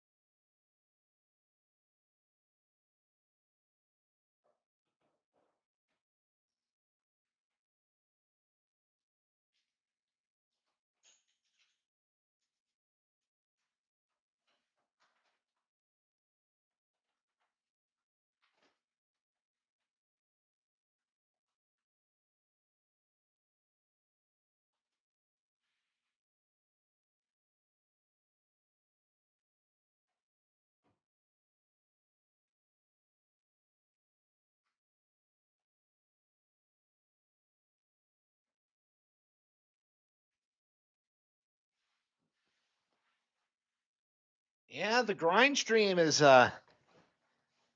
yeah, the endless grind is long overdue because the sheer amount of like games I have that I've never beaten or want to play again is just it's just unreal, man. Yeah, I keep saying I want to end the stream, but like, man, how long have I been streaming? Whoa, only 5 hours. I want to say it's been like 13 hours at this point. Uh, let's see here.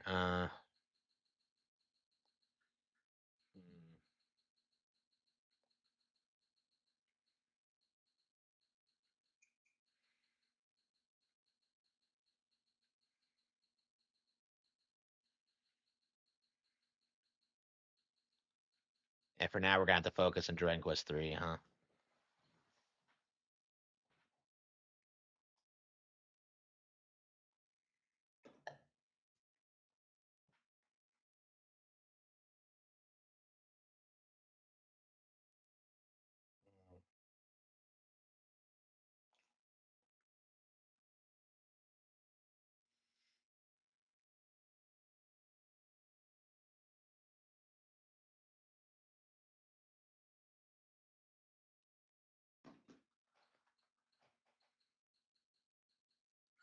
I feel a little bit refreshed, so let's do another hour of Dragon Quest 3, I think.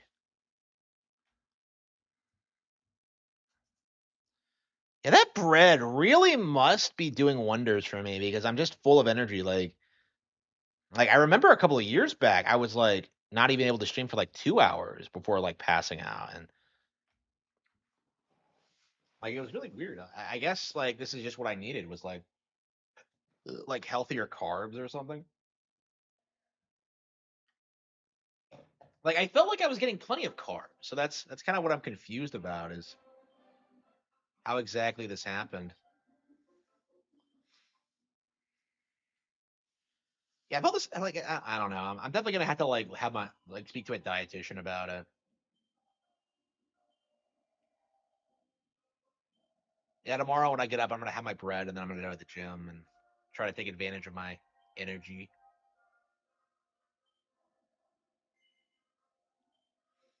Okay.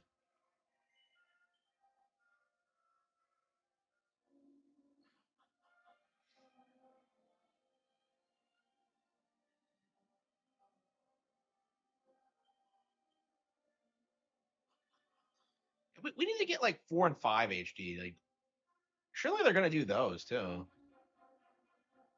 Yeah, 5 I never beat. I got halfway through it and then like the DS cartridge I was using died and I lost all my progress.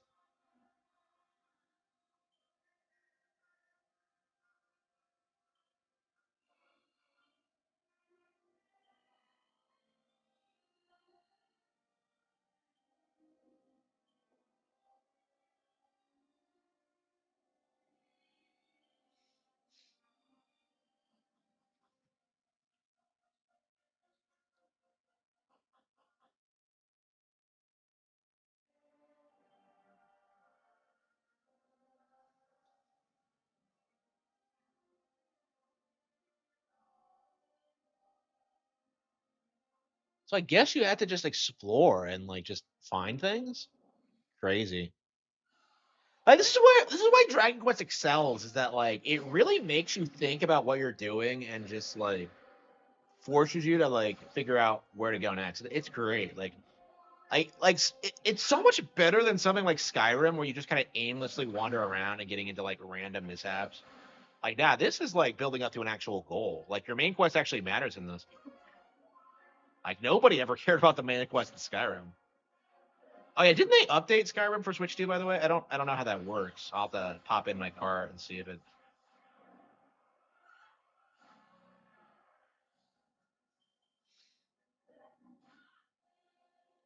Yeah, I actually did get Skyrim off the shelf. I do think it'd be fun to like kind of play through it.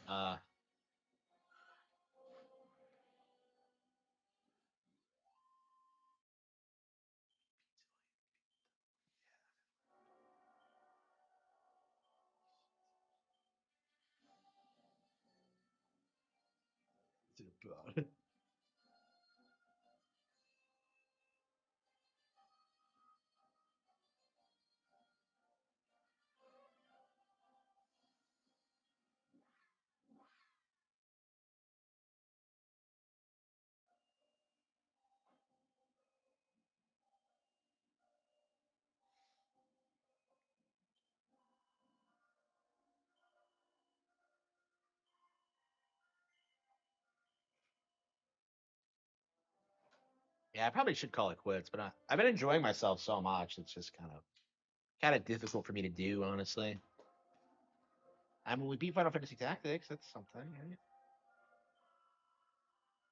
I don't think we'll beat this tomorrow, but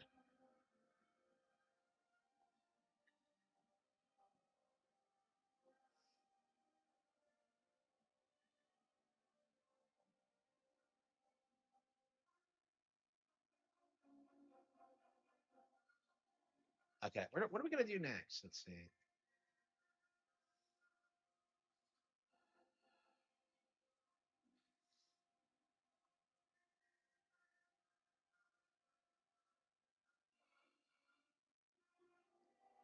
Yeah, I really should call it quits and just start relaxing.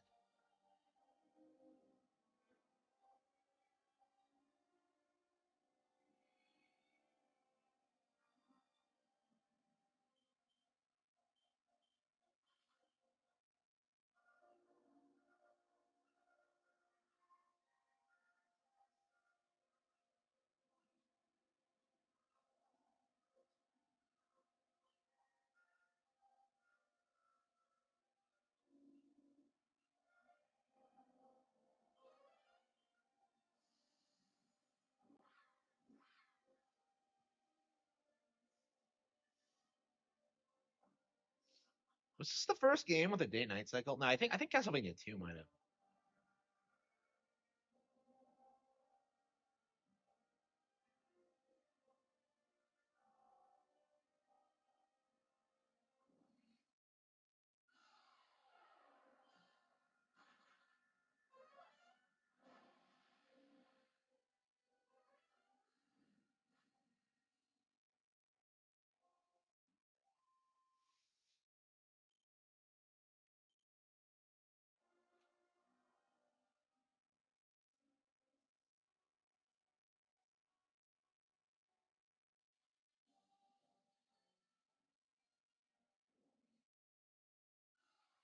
I'm trying to get my bearings. It's always weird when you get to this point in Dragon Quest and you kind of have to like be like, what the hell am I doing?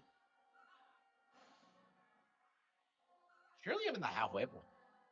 It'll be crazy if this game is longer than Final Fantasy VI because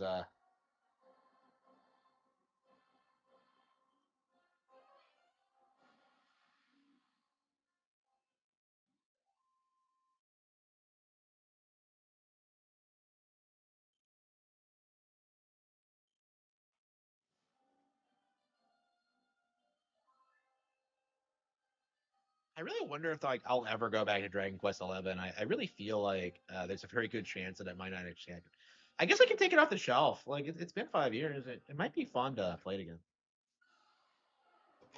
I mean, I played it last when I was unemployed. Yeah, it was right before I took my last job. Yeah, I spent like the 2 months like waiting to get it, like just grinding through that game, and it was just an amazing experience.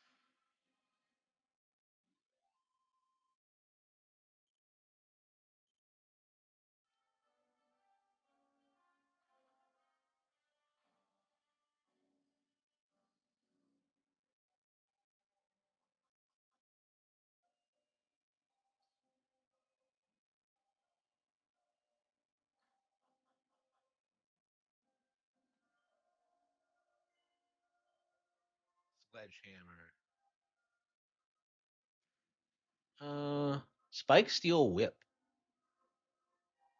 Knuckle Dusters based.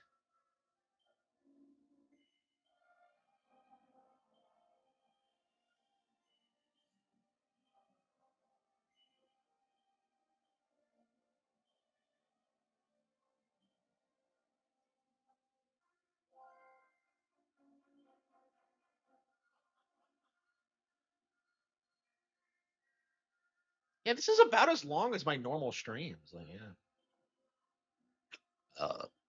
But yeah, I streamed 8 hours before this. And I'm still going. Yeah, I think I might have finally managed to correct my energy problem. Crazy. Yeah, years worth of pain and suffering just alleviated by having some bread. That's insane. At the very least, I might be able to have like a good like next 10 years then.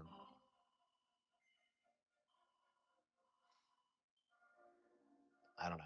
I do feel like I wasted the last 10. I mean, I became a published author. I became a YouTuber. Like I've accomplished a lot in the past 10 years. But it's just I don't know. It all felt very unnecessary, and I don't think I'll ever get over that really.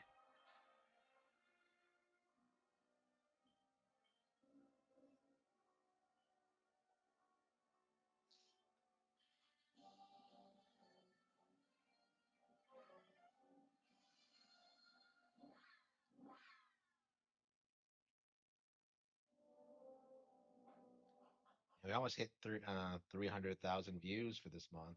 It's for the month. Yeah, past 28 days. Yeah. Yeah, and so I need to hit 2 million, I think, to make a living off of streaming, and I don't know. It doesn't feel undoable, but like I really did need to like spend 5 years doing it. I think.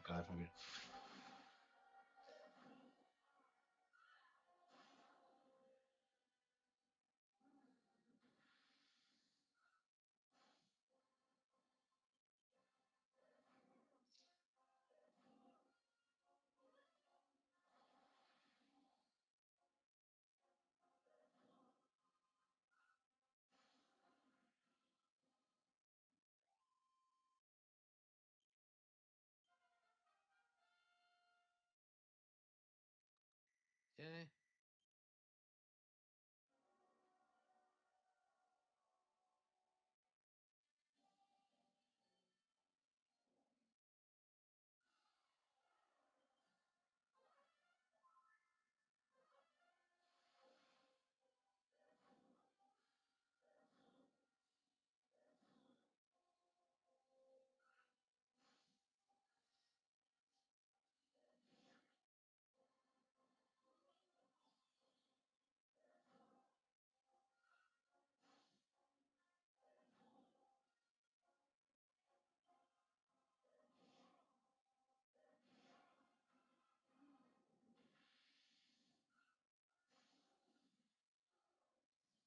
Oh, whoops. Oh shit.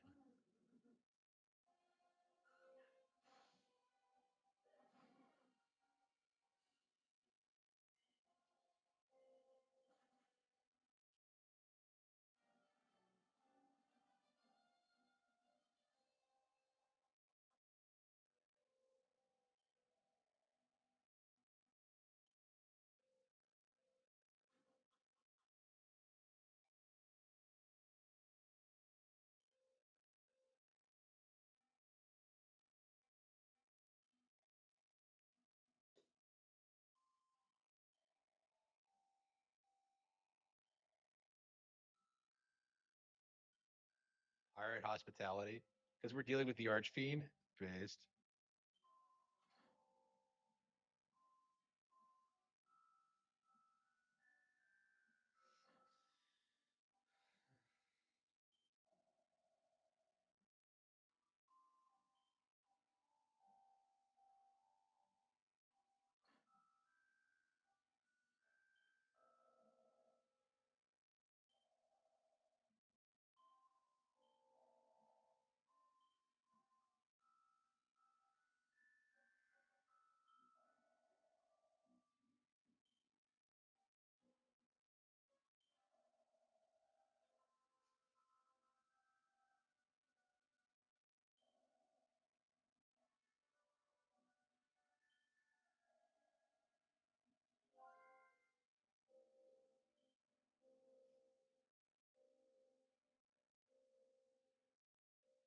I guess you just travel around just talking to people until you can like trigger the next quest line, huh? I don't know. I love Dragon Quest.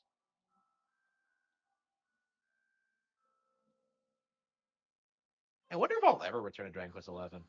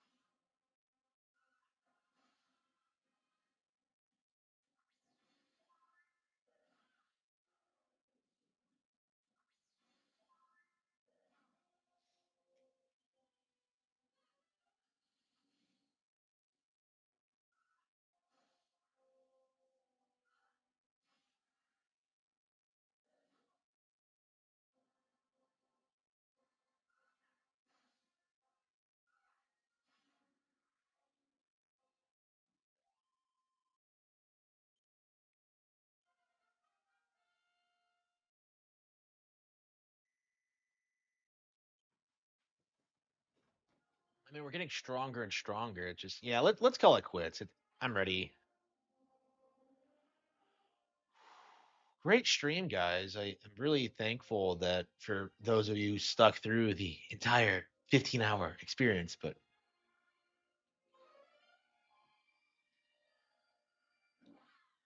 tomorrow we're gonna keep up the grind and we're gonna get through Dragon Quest 3. Oops, this is the lighthouse.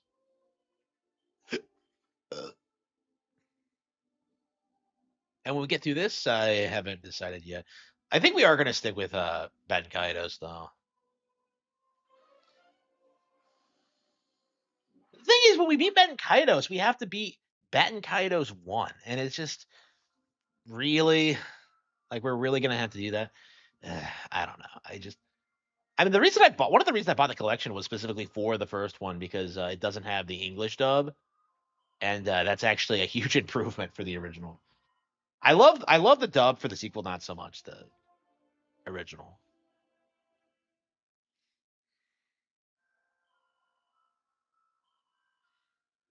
Man, if Ben Kaidos had done really, really well on the re-release, we would have gotten a new one, and yet we did not. They didn't give us shit.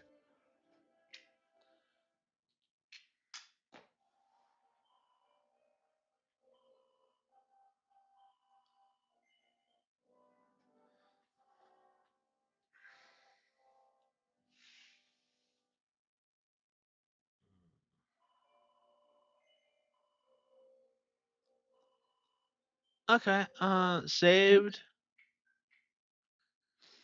Yeah, okay, no more excuses. Let's end the stream now. Okay.